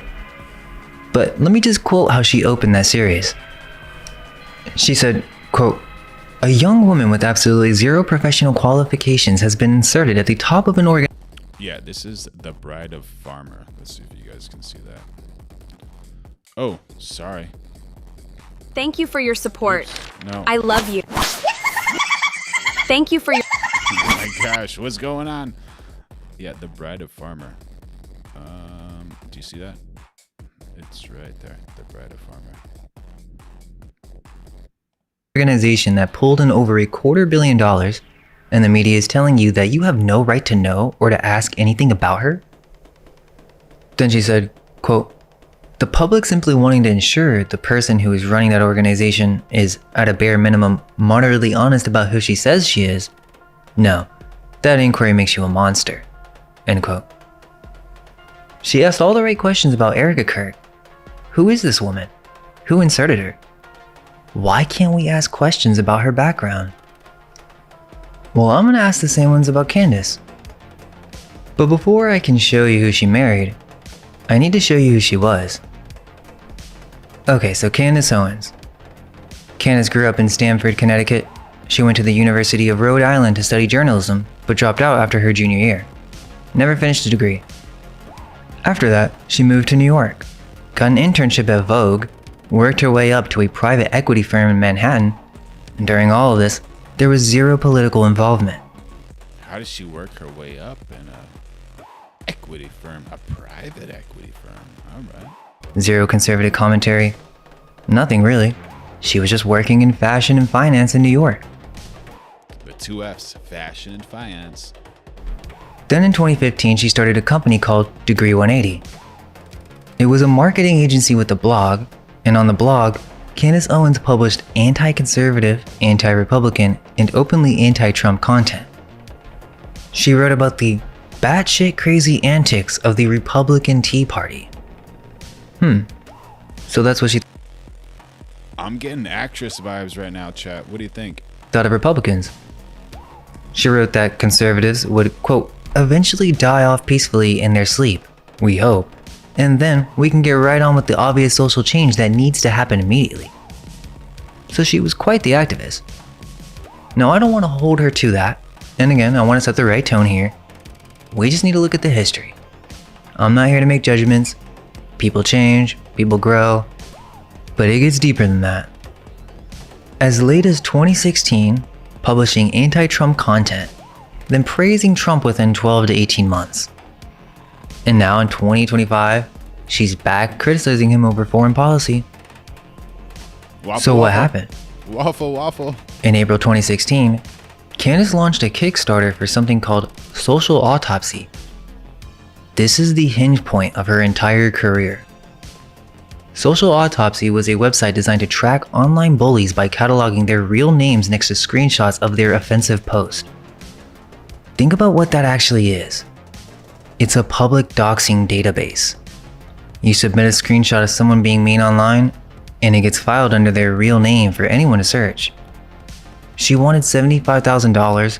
She raised about $4,000 before Kickstarter suspended the campaign for violating their terms of service. And the reaction was immediate. Absolutely. Everyone hated it. The privacy advocates, free speech people, left and right, all sides came at her. People started doxing Candace herself in retaliation, and Candace blamed the doxing on progressives.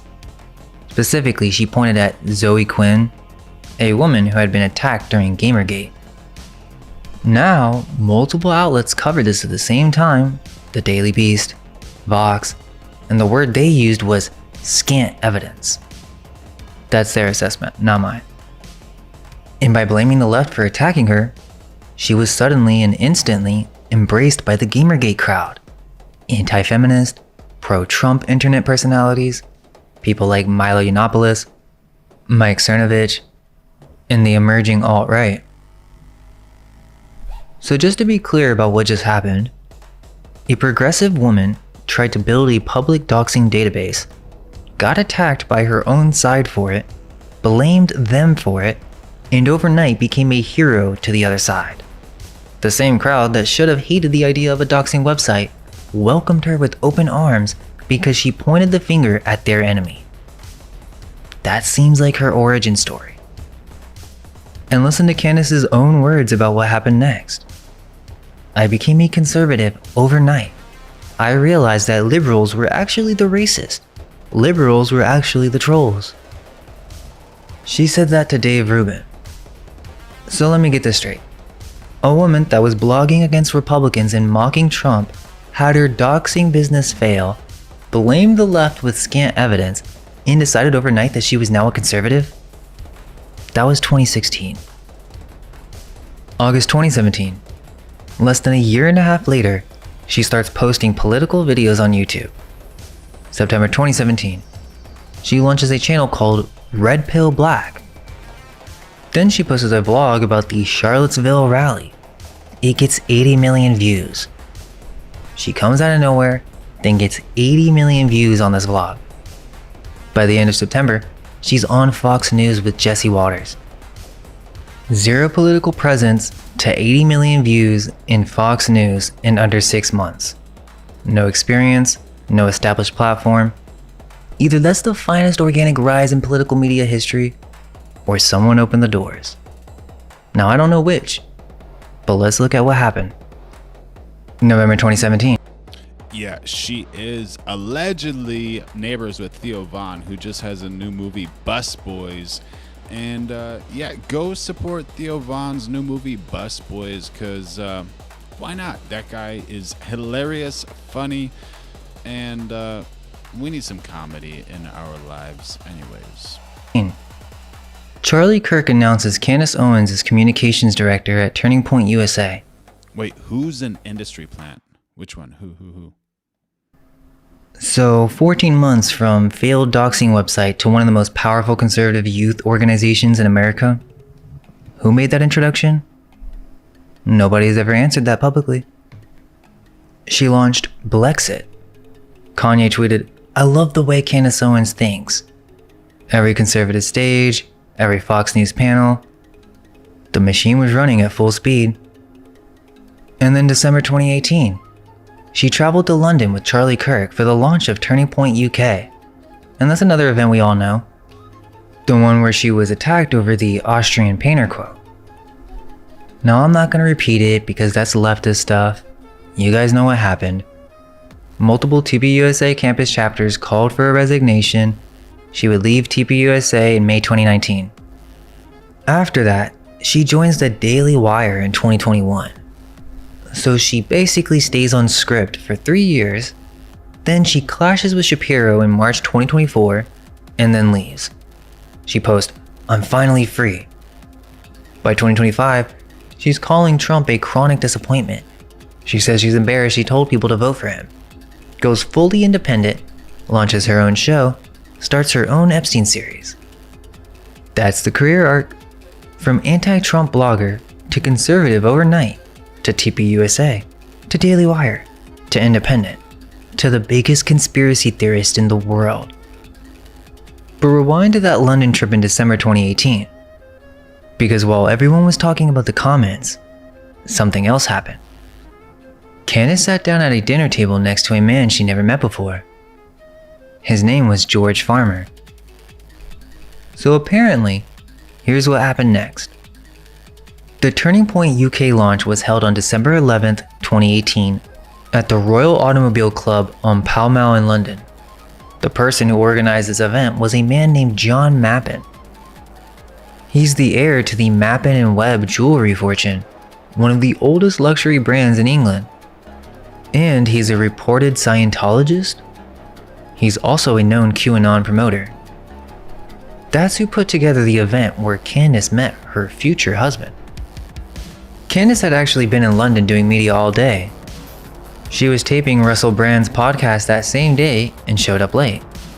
And at a dinner organized by Paul Joseph Watson, the InfoWars contributor, she sat next to George Farmer.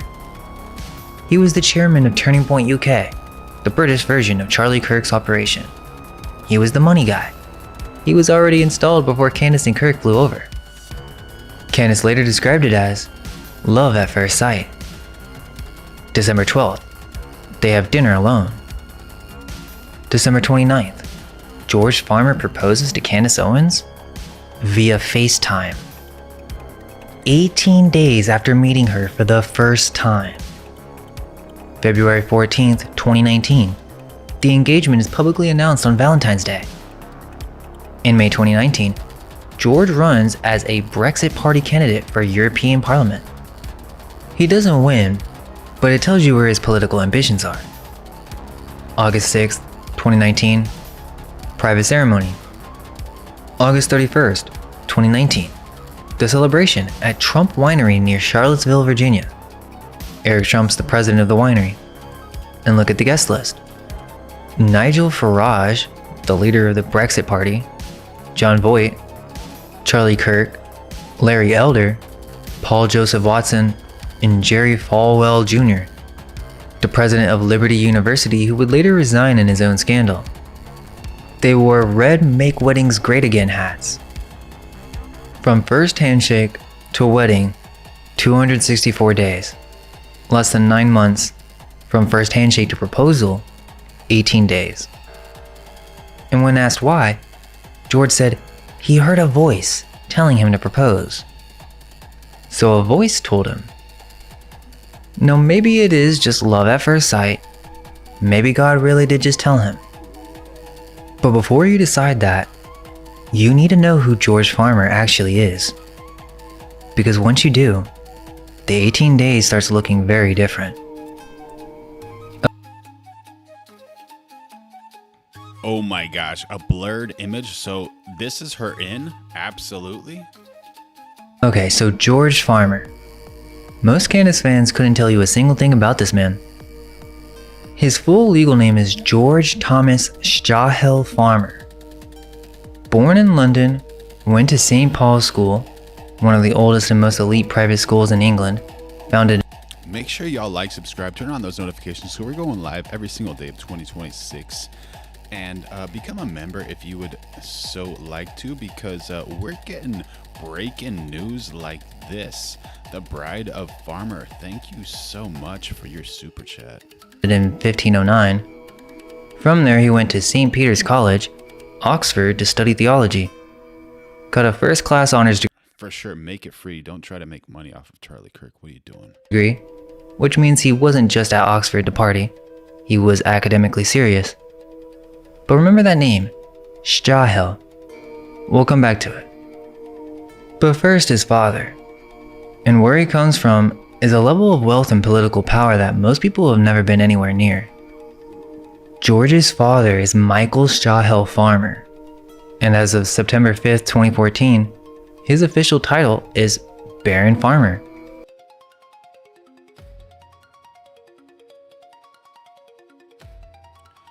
Chunky baby doll. Everything is about the new monkey Bible to keep animals on earth when Armageddon hits. Please explain yourself. Would love to know more. Thank you for your chat, buddy. Of Bishopsgate in the City of London. He sits in the Darling Nikki with another $2 USD super chat. Thank you so much. Wait, it circles back to trying to get me banned, dude. Island Man E. Ironic much? Thank you for your support. I love you. Wishing you and your family the best. Go on and do your push-ups, Veronica. Everybody loves you. House of Lords. He is a life peer in the British government. Lord Farmer made his fortune in metals trading. His nickname in the industry was Mr. Copper, because at one point, his company was the single largest trader of physical copper and nickel on the planet. He ran this operation from 1989 to 2000, and in 2000, he sold it.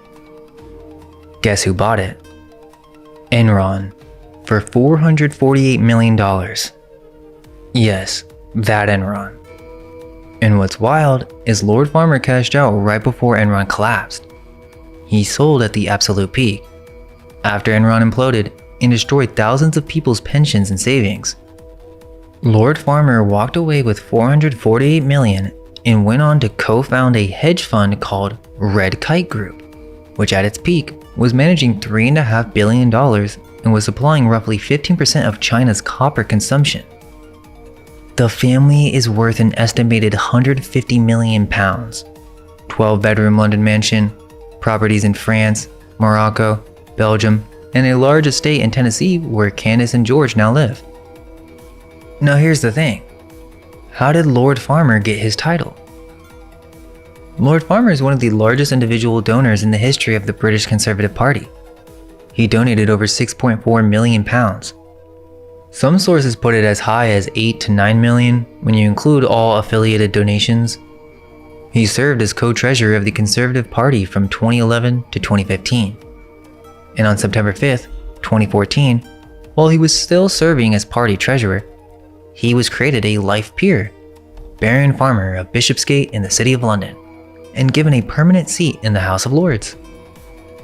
There's an investigation by Open Democracy that looked into this pattern. What they found is that every single former Conservative Party treasurer who donated at least £3 million was offered a seat in the House of Lords. Everyone. And Lord Farmer, when the Sunday Times asked him about this directly, quote, "There has been a tradition of ennobling party treasurers," end quote. A tradition? And in the House of Lords, Lord Farmer has voted 81 times.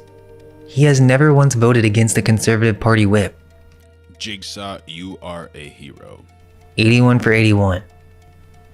Before the marriage, George was a partner at Red Kite, his father's hedge fund, from July 2017. He reportedly made £5 million in profit in a single month. After the marriage, the career gets interesting. He co-founded Redfield and Wilton Strategies, a political polling firm, in January 2020. Then he became COO and later CEO of Parler, the free speech social media platform, from March 2021 to April 2023. Then he became the executive director and shareholder of GB News, the UK media outlet, from September 2023. So that's hedge fund, polling, social media platform, news network. All in 5 years. But publicly, I'm exclusively interested in faith. Now go back to the 18 days. Now can we be real? A woman who became conservative overnight in 2016, whose entire political career was 14 months old, who had just embarrassed herself with the you-know-who comments and was being pushed out of TPUSA, sits next to this man at a dinner his organization arranged, and within 18 days, the son of a lord, whose family is worth £150 million, decides she's the one. Anyone notice her hand sign there? That's not a cool sign, especially coming from a Christian. I think she states that she's a Christian, right? That's not a very Christian hand sign, ladies and gentlemen. Make sure you all like, subscribe, turn on those notifications. We're going live every single day of 2026, and become a member, please, because I love you, and we're developing the best community here on YouTube. Now the name. Shohei. Lord Farmer's full name is... Yeah, if she's a Catholic, she should definitely not be throwing up those finger signals. That is not cool. Lorna saw that immediately. My goodness. Yeah, all right. So I'm not the only one that saw that. Come on, Candace, dude. Don't throw those two fingers up, girl. What you doing? Michael Shohei Farmer. George is George Thomas Shohei Farmer. Every generation carries that name. The Shohei surname is Swiss. 61% concentrated in the canton of Zurich, records going back to the 13th century. Now some of my viewers have claimed this is Swiss Templar bloodline.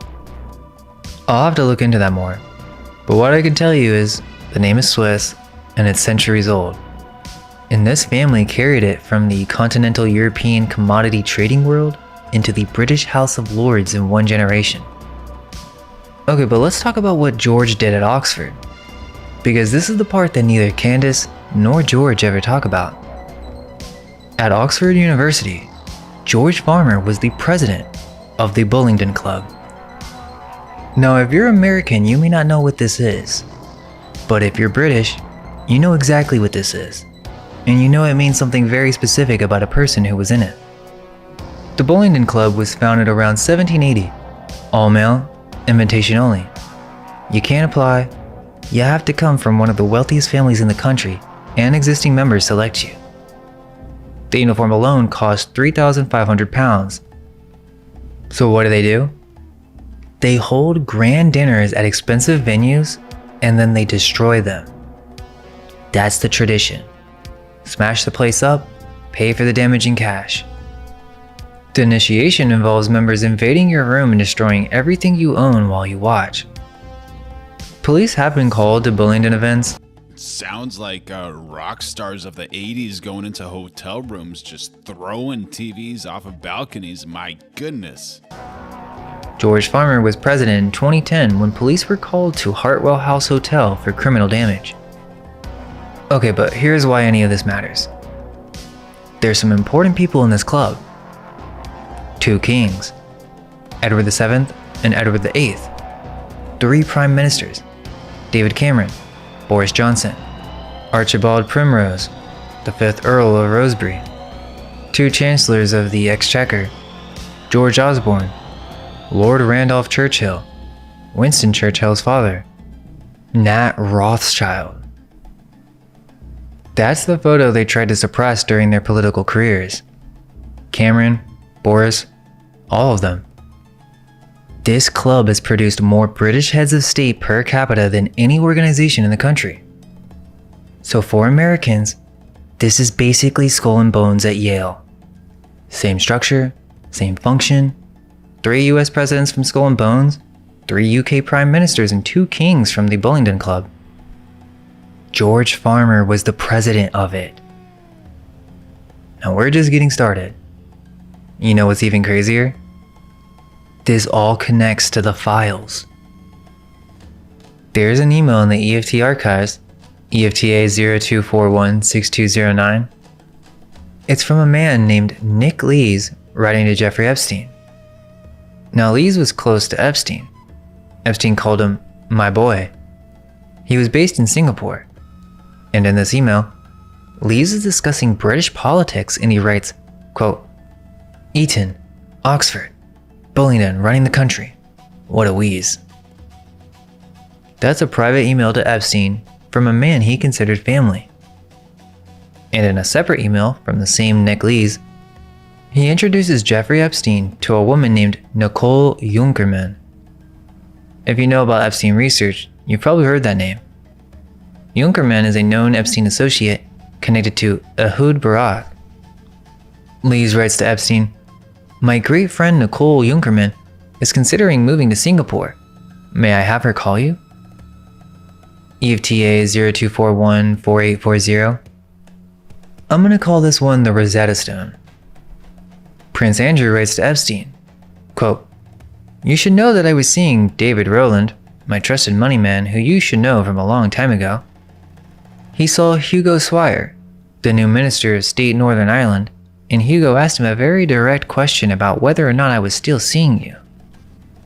David Rowland, Conservative Party's largest donor and designated treasurer, forced to resign because the press called him a shady financer. Go on, Donnie. We gotta help the UK. Waffle Jackson made a request, and we gotta listen to Waffle Jackson, y'all. Make sure y'all like, subscribe, turn on those notifications. We're going live every single day of 2026, and become a member if you would so like to. It helps so much. Prince Andrew calls him my trusted money man? And Hugo Swire, a Foreign Office minister, is asking whether Andrew is still seeing Epstein. In the same email chain, Epstein writes to Andrew, I know you're seeing Jess Staley this morning.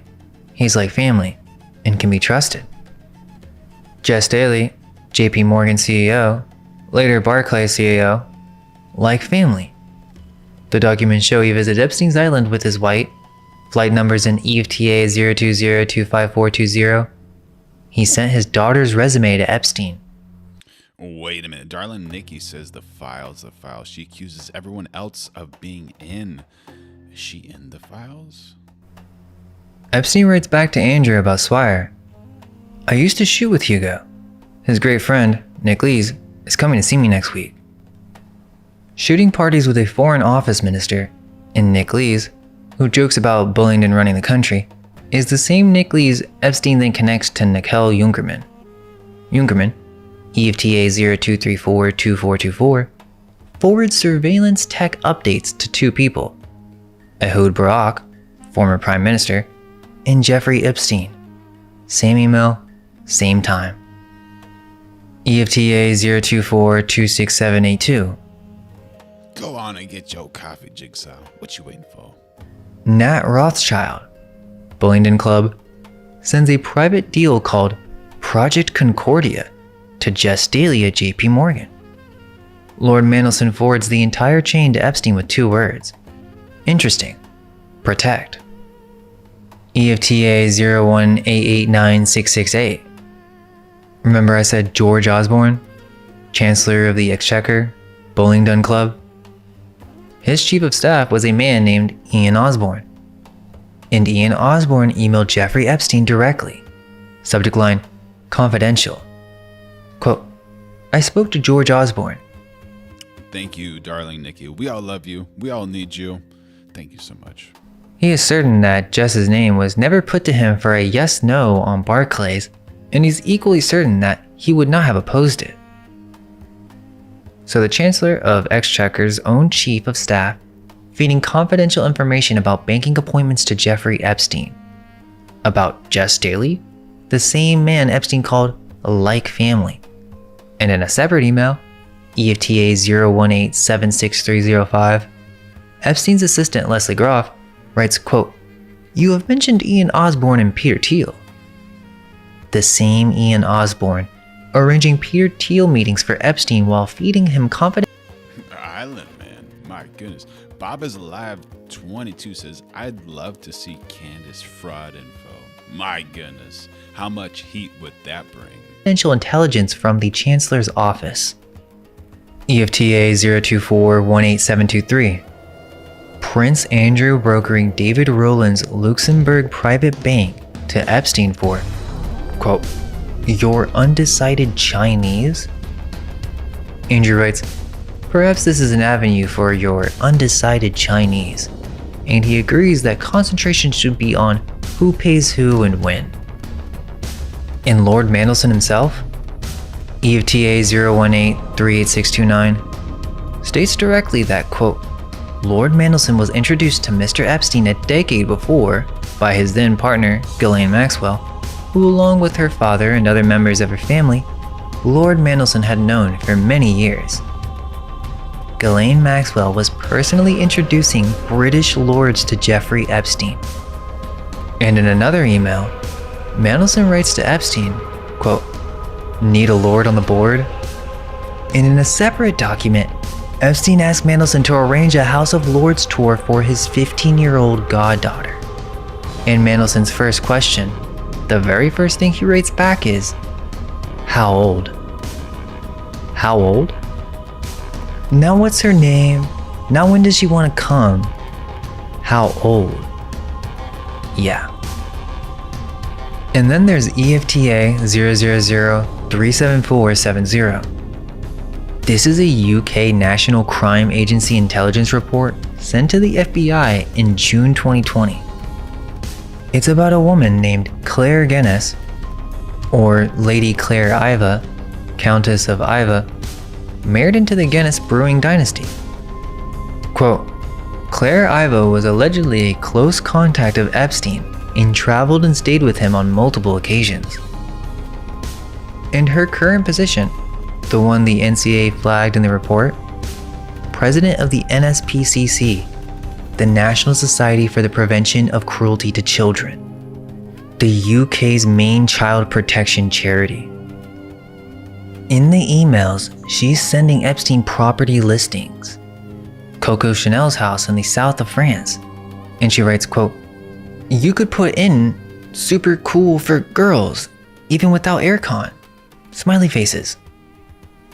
The president of the child protection charity emailing Jeffrey Epstein about properties that are super cool for girls. Now I need to be clear, George Farmer is not in the Epstein files. His father, Lord Farmer, is not directly named in the EFTA documents. I'm not gonna fabricate a connection that doesn't exist. I'm not saying the farmers are a part of any network. I'm saying this is the world they operate in. And this world has documents. The exact same role Lord Farmer held, Conservative Party treasurer, that's Prince Andrew's trusted money man in the files. The club that George Farmer ran is in the files. That's the one Epstein circle jokes about running the country. In the House of Lords that his father was given a seat in, that's where Mandelson asked, how old, about a 15-year-old girl. So can we all be honest? 18 days is a little strange. Not just a little. 9 months later, she's married at a Trump property with the leader of Brexit as a guest. Just so y'all know, we help the community over here. What should Jigsaw do? Come on, help Jigsaw out a little bit. And look at this amazing picture. Trump with his smile, and we have Candace Owens over here with her gorgeous smile. And both of them call it love at first sight. God's plan. A voice told him. In December 2024, episode 119, George sat down for his first real interview in over 5 years of marriage, and he said this, quote, "There are many different women I'm married to because I'm never quite sure who I'm gonna get in one day. You know, it's like someday I'm gonna get one personality, and the next day it's this personality. And then you've got your investigative journalist hat on, and then you've got your mother's hat on, and then you've got your Catholic hat on." He's joking, it's a husband joke, but given everything this series has covered about programming, about people who switch between personas depending on who's watching, I'll let you sit with that. No, in my And how important is it for people to actually be true to themselves and not just switch personas depending on who's watching, honestly? opinion, from what I've seen publicly, the on-camera dynamic between her and Charlie reads differently than her and George. That's not evidence. I'm not in their house. I'll let you be the judge. Okay, so let me show you something. Back in July 2025, before... Nah, bro, we gotta cancel it. When it starts talking about Island Man, we gotta cancel it. Come on, what are we doing over here? Before the documents dropped, Candace launched a whole Epstein series, Dead Men Tell No Tales, 2.2 million views. The Midas Touch, 2 million. Why did they change their tune on Epstein? 1.8 million. So she's building up, she has all this anticipation, millions of people watching, so she's building herself up essentially as an Epstein researcher. So she's living in a separate house from her husband? Is that what I'm hearing, darling Nikki? Honestly? What type of marriage is that? My goodness. The one to go through the files when they come out. February 1st, 2026, 3 million documents drop. Now let's see what she did after that. In 6 weeks, she's uploaded around 100. I will not encourage anyone to F the Island Man. Videos. Bride of Charlie episode. Okay, so that's accurate. Darling Nikki just confirmed. Yes, Candace Owens lives in a separate house from her husband. My goodness. My goodness. What type of woman is that, broski? Episodes 1, 5.3 million views. Episode DJ Terrorists, an arranged marriage. Looks like it. 2, 3.4. Episode 3, 2.8. And then 5 miles away from her husband? Oh my goodness, wasting gas money just to see her man. Open letter to Erica Kirk, 3.9 million. 7 full episodes, plus 20-something clips, all Erica Kirk, over 30 million views just on the Kirk content.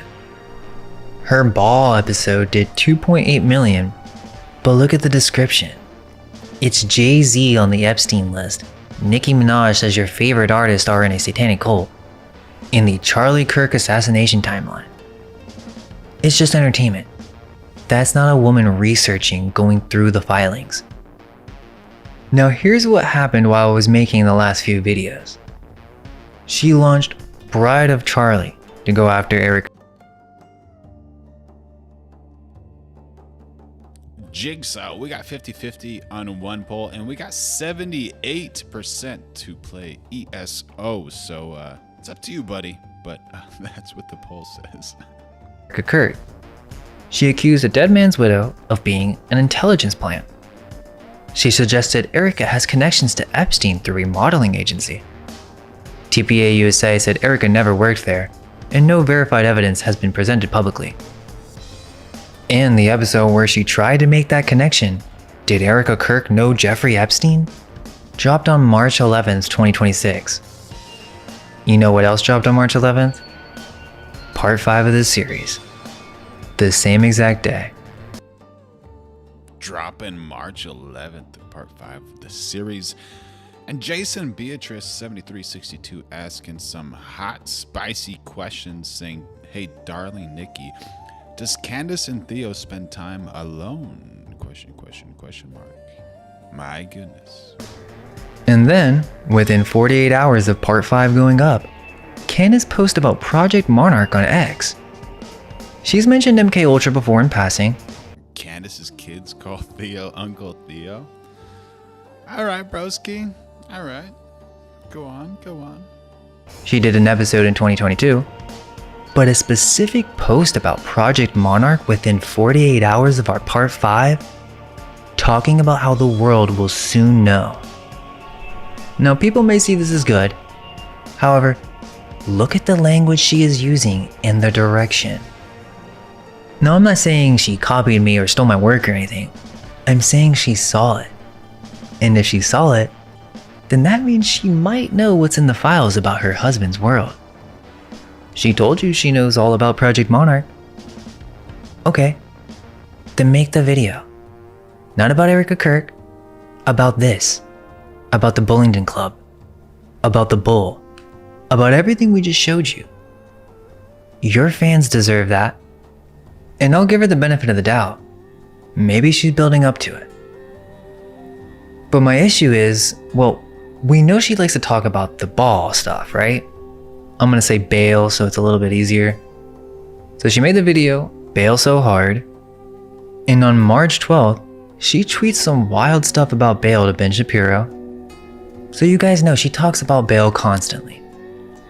Okay, so let me show you some crazy stuff. Because I don't think she's looked hard enough. Now look at her husband's club. The Bullingdon Club. Say it slowly. Bullingdon. The oldest records spell it Bullsden in 1179. Bullandina in 1231. English Place Name Society records it as Bull's Valley from Old English. The club's nickname is the Buller. Airmail ran a headline about them. You mess with the Buller, you get the horns. In Oxford itself, the city where this club operates, Oxford comes from Old English Oxenoforda, Ford of the Oxen, the Bull Club in the Ox City. Now look where his father operates. Lord Farmer's full title is Baron Farmer of Bishopsgate in the City of London. And the City of London is not regular London. It is a 1 square mile financial enclave with its own charter from 1067. That's older than the Magna Carta. It has its own police force, it has business-dominated elections where companies vote, not just people. And it has something called the Remembrancer, an unelected official who has sat in Parliament since 1571 protecting this city's interest.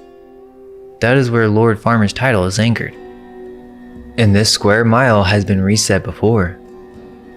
In 1666, the Great Fire burned for 4 days and destroyed 4/5 of the City of London.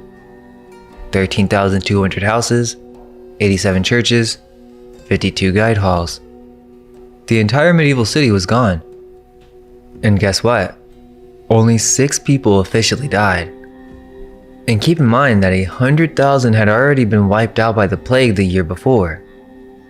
So, back to back, 1665, plague, 1666, fire. Now the question is, who rebuilt it? The rebuild was controlled by a 6-man commission, and 2 of those men were Christopher Wren and Robert Hooke, both members of the Royal Society. The Royal Society was founded in 1660, just 6 years before the fire, and it grew out of something called the Invisible College, which is a term from the Rosicrucian pamphlets. Their founding member included Elias Ashmole, whose own diary confirms he was initiated into a Masonic lodge in 1646, and Sir Robert Murray, who Gresham College themselves described as, quote, soldier, scientist, spy, Freemason, and founder of Royal Society. And they have a memorial they built that's 202 feet tall. Dropping the spy word right there, my goodness. Exactly 202 feet from where the fire started. Yeah, why don't you multiply that by 3? It's not just a memorial. It was designed as a zenith telescope with an underground laboratory beneath it for gravity experiments. So it's a scientific instrument disguised as a public monument? And when Wren walked through the ruins of old St. Paul's Cathedral, he found a stone fragment with one word on it. Resurgam, Latin for I shall rise again. He carved that word and the phoenix into the new cathedral. So is this an image of Leet Plans interviewing Uncle Theo and Candace? What's happening over here? You guys see this? My goodness, dude. My goodness. Cathedral. Order out of chaos. And underneath that square mile, 7 meters below Bloomberg's European headquarters on Walbrook Street, there's a Roman temple, built around 240 AD, discovered in 1954 on a World War II bomb site. It's a temple to Mithras. Let me walk you through what this actually was, because most people have only heard the name and maybe seen the image. Mithraism was a mystery religion in ancient Roman times focused on the god Mithras that dominated the Roman Empire for centuries. It was the religion of the military, of officers, of administrators, of the people who actually ran things. And it was entirely secret.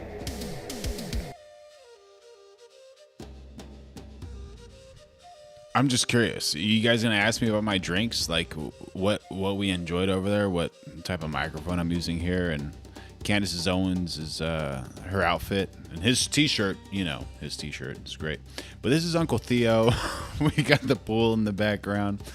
We got a bunch of things. Sorry about my hair. You know, the hair is a little weird. I did some push-ups earlier. I tried to do a little pump, but like it was 6 hours after that. So like, you know, obviously the pump wasn't as good, but you know, I'm trying with my life. Now, Surface Wiki will only tell you so much, but essentially, this is an ancient cult with a bull sacrifice ritual with the purpose of creating a god. Sounds crazy, but stay with me. You see this? That's all AI, my brother. Yeah, I created all that stuff just like on the fly right now. And I share all that stuff with my members. So make sure you all like, subscribe, turn on those notifications, and make sure you become a member if you want, because I can teach you all these things that I just do on the fly. But anyways, I love you. The Lord loves you. That image is called a tauroctony. Mithras drives the dagger into the bull's throat. A scorpion is clamped onto the bull's private parts, attacking its generative power. A dog and a snake are drinking directly from the open wound, consuming the blood. A raven watches from above as the messenger. And from the body of the bull, from its spinal cord and blood, wheat and vine grow. Life from death, generation from sacrifice. Now the question is, why do we see the same Phrygian cap on Mithras that we see on the MAGA in every Renaissance fresco? Why is that same cap worn by the French Masons and assigned to Libertas? Are we not supposed to notice this? Let's go deeper. Do you know what a taurobolium is? It's kind of hard to find if you don't know where to look. The fossa sanguinis, the pit.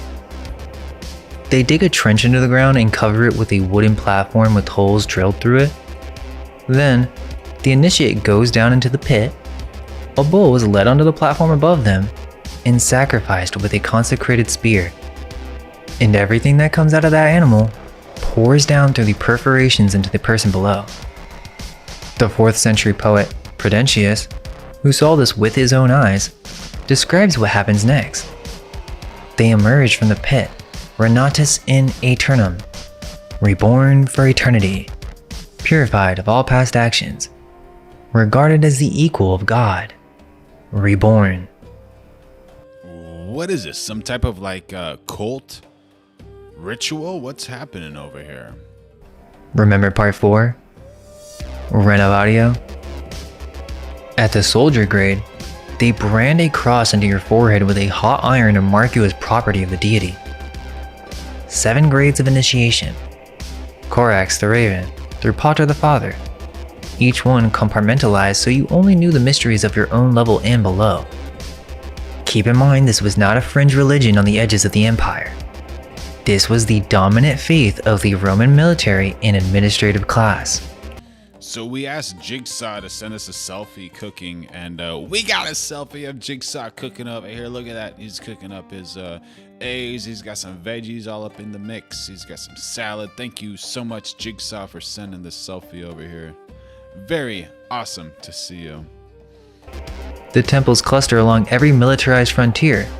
Hadrian's Wall, the Rhine, the Danube, North Africa. The people who actually ran the empire were in these underground temples around the sacrifice of a bull. And when the Catholic Church suppressed Mithraism in the 4th century, it didn't disappear. It changed form. Jigsaw, put some more clothes on, man. You're showing too much ear over here, man. What are you doing over there? Come on, buddy. The historian H.L. Haywood traced the transmission from Mithraism into Manichaeism, and then into the Paulicians, then into the medieval Cathars and Waldensians, underground movements that were hunted as heretics for centuries but never fully. And there we go. Barry trying to get us banned again. Thank you so much, buddy. Appreciate it. Make sure y'all like, subscribe, turn on those notifications. We're going live every day of 2026. Become a member because it helps so much. Thank you so much. Fully destroyed. Then the Knights Templar. 9 ranks, accusations of secret initiation rituals and idol worship so specific that mainstream historians still argue about whether they were fabricated or real. Let's remember that even Crowley claimed Baphomet, the idol the Templars were accused of worshipping, was derived from Father Mithras, Pater Mithras, the highest grade of the cult. And then, Freemasonry. Albert Pike, the most authoritative Masonic writer who ever lived, in Morals and Dogma, 1871, explicitly describes the Mithraic 7-grade ladder as a Masonic symbol. 7 altars consecrated to 7 planets. The candidate passing through 7 stages of initiation through fearful trials. He called Freemasonry the modern era of the ancient mysteries. That's the supreme commander of the Scottish Rite. Michael Tessarian maps this all out. Adonism, to Mithras, to Sol Invicti, to Christianity, to Templarism, to Freemasonry, to the British Empire. Same cult, different centuries, different clothes. Okay, so now let's talk about British intelligence. The structure of MI5 and MI6 is the Mithraic structure. Compartmentalized information, need to know clearance levels, graded hierarchy, oath-bound secrecy, recruitment by selection, not application, secular rank irrelevant inside the apparatus. And even the Nazis knew it. Heinrich Himmler was obsessed with the idea that British intelligence was being run as a Rosicrucian order with the cult adepts in charge of MI5. And was he wrong? John Dee, 1527 to 1608, Queen Elizabeth's court astronomer, alchemist, ceremonial magician, and spy, signed his intelligence letters to the Queen with the symbol 007. This is where Ian Fleming got it. Aleister Crowley confirmed MI5 and MI6. We got Base Logic jumping in on the chat saying Crowley was a grifter. My goodness. DJ Terrorist says, you ever heard of a bullfight? No, what's going on with the bullfight? But, you know, this is wild. I don't know if you guys ever saw this picture, but what's going on over here with Uncle Theo? Like, this is, like, have you guys seen this? Like, what's actually going on here? Like, maybe he was playing soccer and then, you know, he was like, you know, I scored a few goals. You know, Candace, can you just massage the feet a little bit, girl? Asset. Declassified US military intelligence file says he was an employee of the British government on official business. Crowley is the one who said Baphomet comes from Pater Mithras. His disciple. Yes, absolutely. That is AI. That is not accurate. That is not accurate. I just made that. That is AI. Winnie the Brew. Thank you so much for jumping in on the chat. Make sure y'all like, subscribe, turn on those notifications. We're going live every single day of 2026. Maxwell Knight ran MI5's counter-subversion section B5B and is widely considered to be the model for M in the Bond novels. Knight brought the occult novelist Dennis Wheatley into Churchill's wartime deception planning. Fleming knew all of them, based Le Chiffre on Crowley's appearance, named his agent after Dee's signature, and devised a plan with Knight to use Crowley to interrogate captured Nazi Rudolf Hess by exploiting Hess's known obsession with the occult.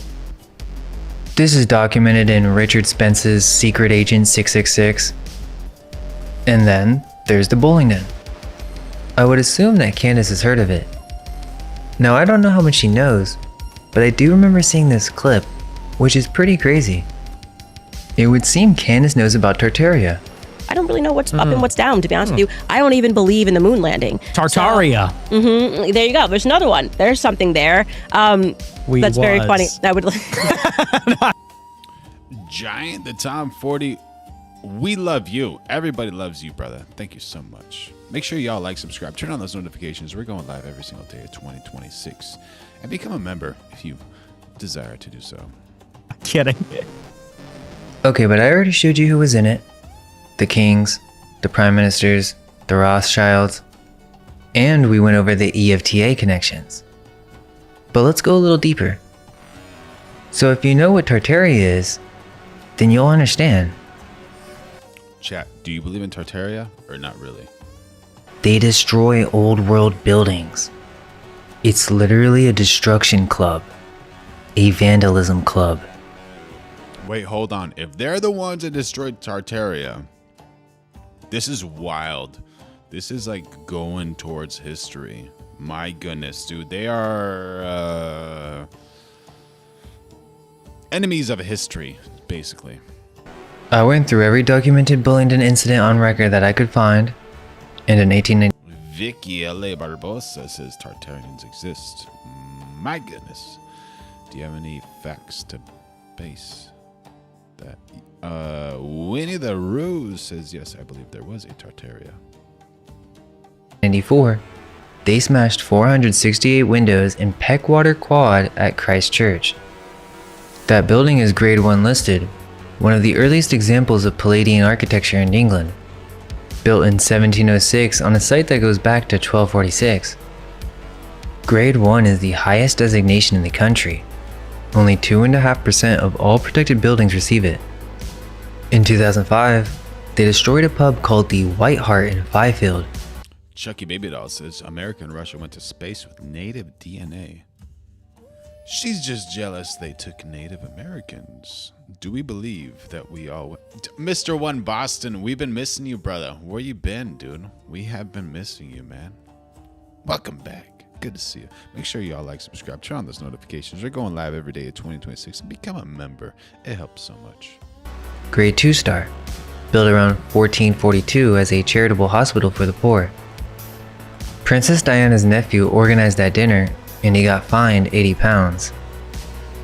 In 2010, they vandalized the Hartwell House, another Grade 1, a Jacobean mansion from 1570 where the exiled King of France signed the document accepting his crown. They started a fire inside the King's Arms, Oxford's oldest pub. And I gotta read this for Ido Wido. So the content on this channel is intended for entertainment, commentary, and satirical purposes only. Views expressed are opinions, interpretations, and comedic takes on publicly available information should not be taken as statements of fact. This channel may include parody, exaggeration, and humor in the style of political satire. Any references to individuals, organizations, or events are part of a commentary and are not intended to assert factual claims. Nothing presented on this channel should be considered legal, financial, medical, or professional advice. Viewer discretion is advised. By watching, you acknowledge that this content is for entertainment and commentary purposes only. And we do use AI. I'm sorry, but we just got to get a laugh somehow. Licensed since 1607. They trashed the Tudor Room at Weston Manor, a 15th century manor built inside a 13th century moat. Every single venue on record is a historically protected building.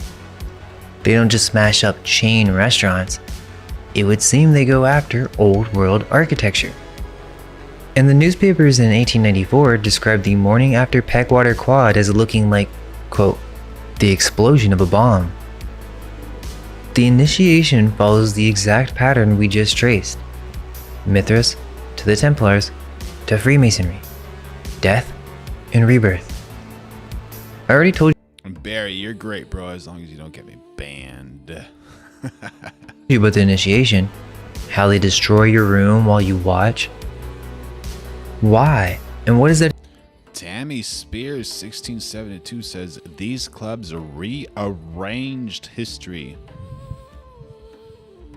Are there clubs that try to preserve history? Absolutely. What a great question. Like, seriously, how important is history and culture, and just getting to understand people's different types of music, food, communication, jokes? It's so important. Like, preserve history and just love people for who they are. Black, white, Mexican, Asian, Indian, this, that, yada yada. It doesn't matter. Just love people for who they are. What does that even mean?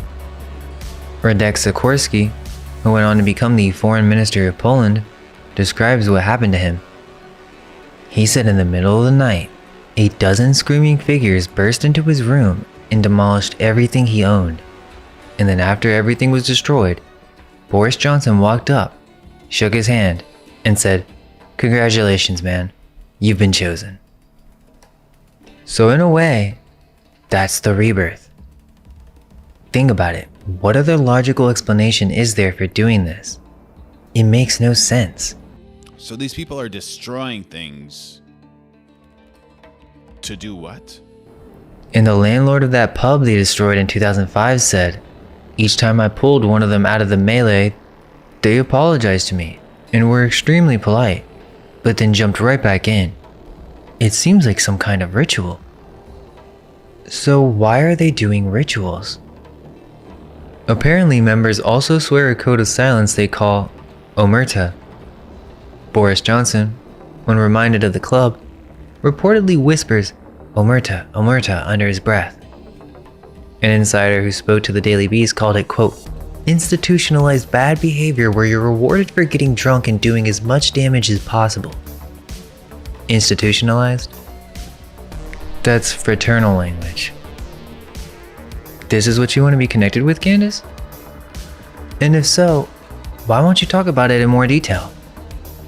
I do see that you're talking about Freemasons and rituals related to Charlie Kirk, but this is definitely all connected.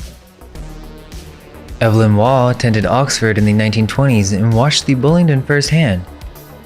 He put them in his novel, Decline and Fall, as the Bullinger Club, and described their dinners as the sound of the English county families baying for broken glass. Tom Dryburgh, who was there at Oxford with Waugh, said his satire was, quote, a mild account of the night of any bullying. All right, everyone's got to stop everything and go to David Reed's house and find his right earbud ASAP. This is unacceptable. It needs to be right where he put it. Right earbud needs to be found absolutely fast. Otherwise, everybody's in trouble. Bullingdon Club dinner in Christchurch. Such a profusion of glass I never saw until the height of the Blitz. He's talking about the German bombing of London in World War II. After 1894, the club was banned from meeting within 15 miles of Oxford. The Irish never miss. Check your right earbud, buddy. Yet they came back. Winston Churchill himself, speaking in Parliament in 1910, this is Hansard, the permanent record.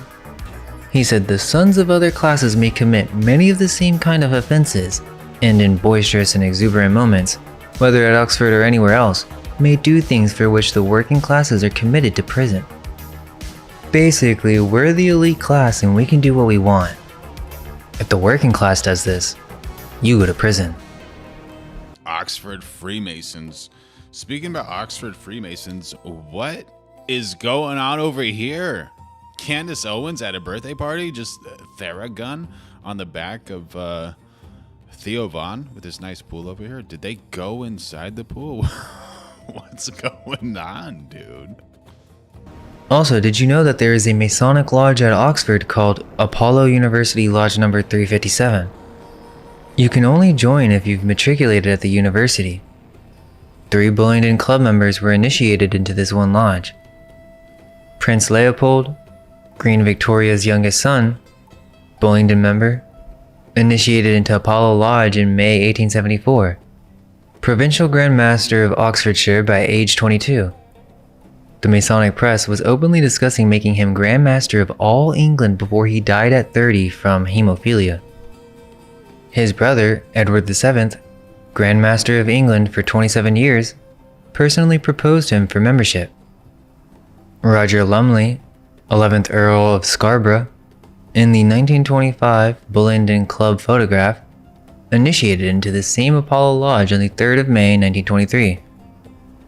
Roger Lumley became the Grand Master of the United Grand Lodge of England, the highest Masonic office in the country, for 16 years, 1951 to 1967. He achieved what Leopold was being groomed for before he died: Bullingdon dinner jacket to Grand Master's regalia. And then Cecil Rhodes, Bullingdon member, initiated into Apollo Lodge in 1877.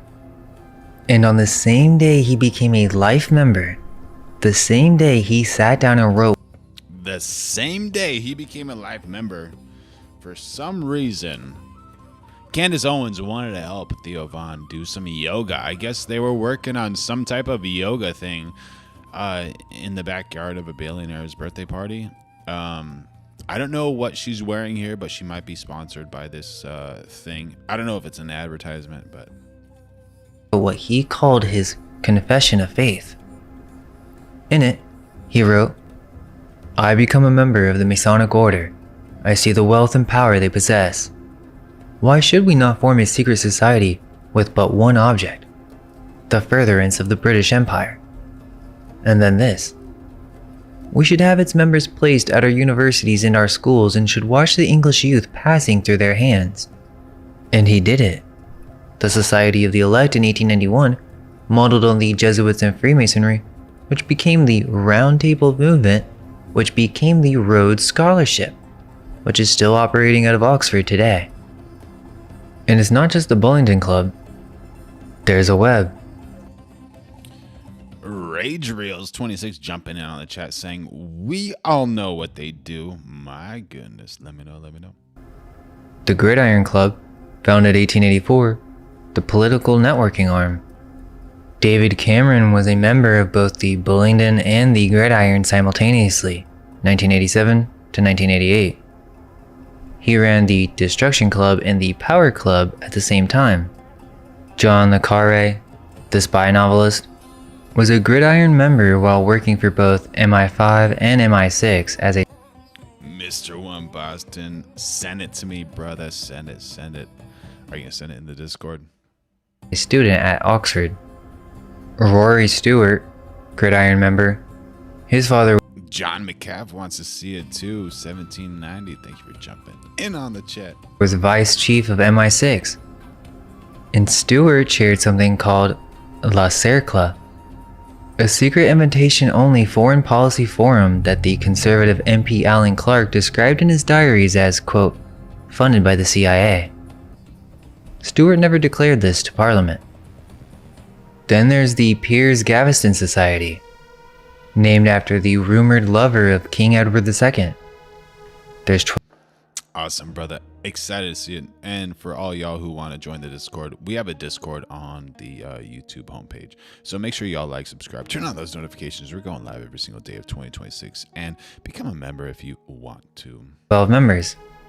Guests loaded onto buses with blacked out windows and driven to a field. Phones confiscated. NDAs signed?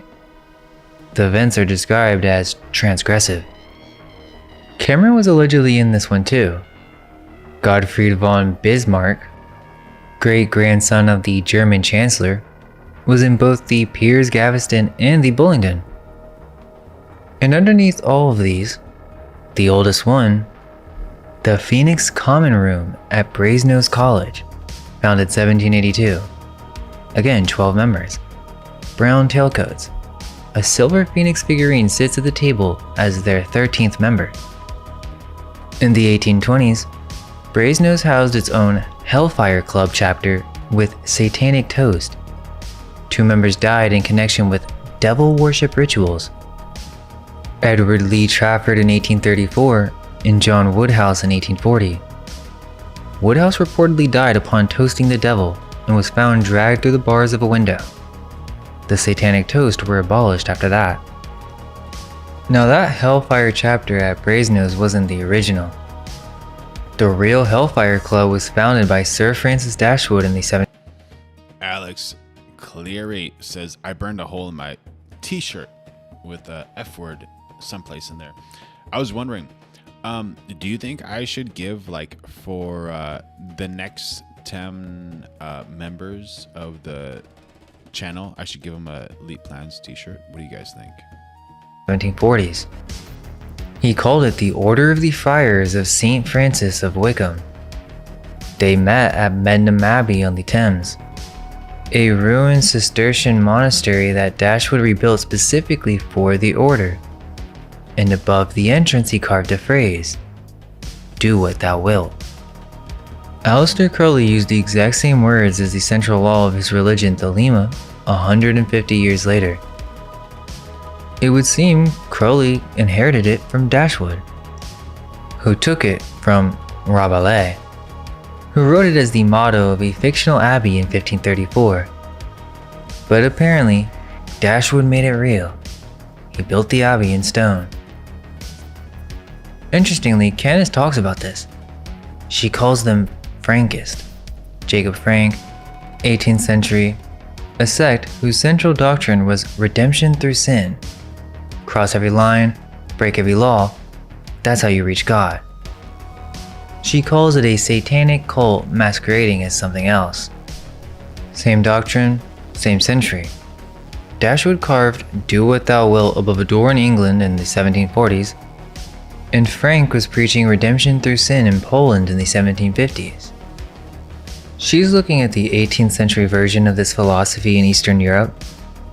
The English version was meeting at a rebuilt abbey on the Thames. The membership of Dashwood's Hellfire Club reads like government.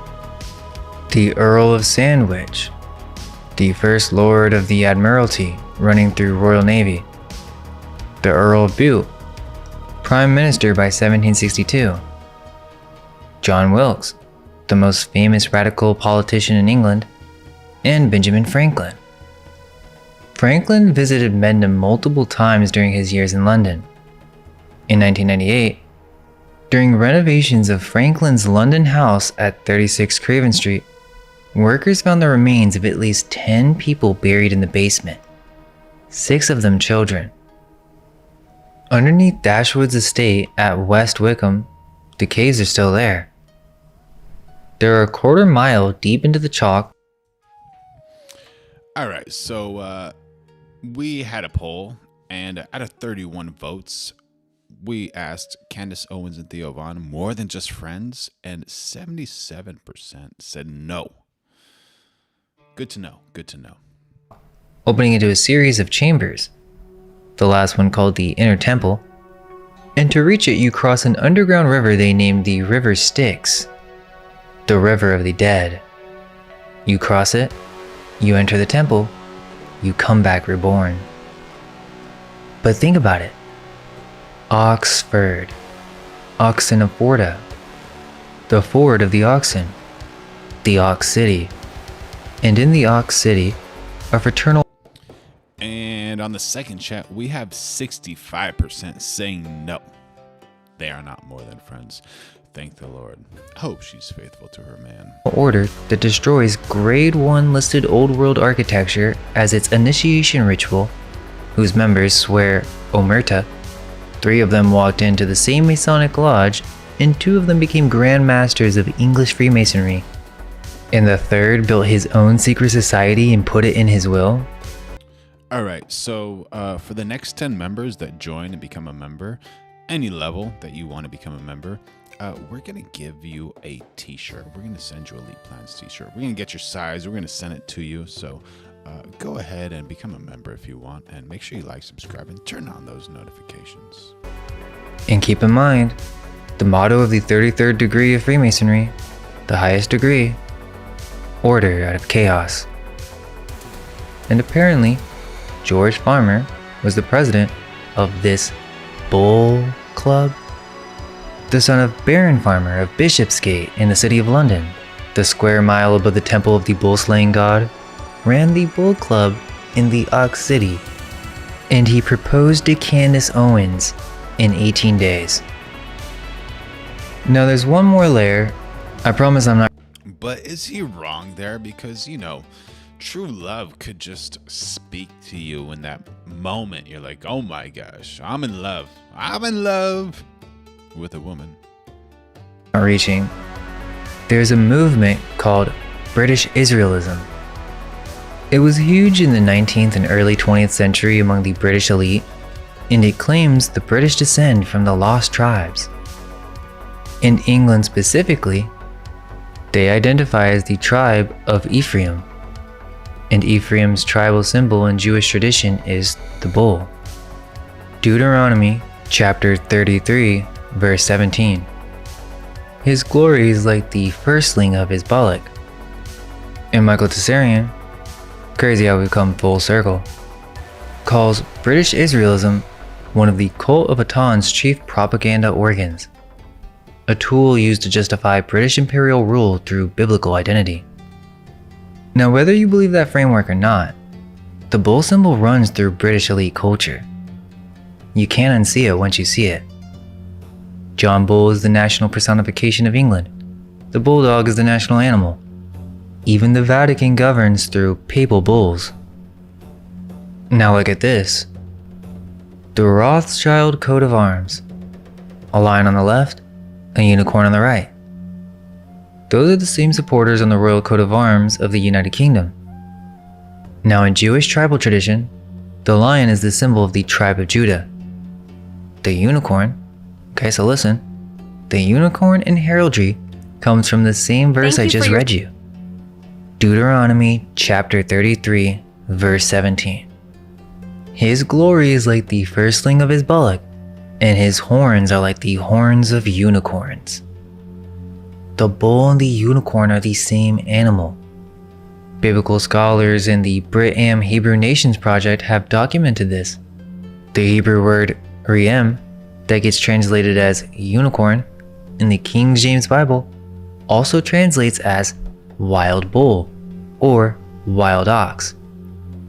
It referred to the auroch, a massive wild bovine that went extinct, and apparently when artists who had never seen one tried to draw it from a description, a huge horned beast, they drew a horse with one horn.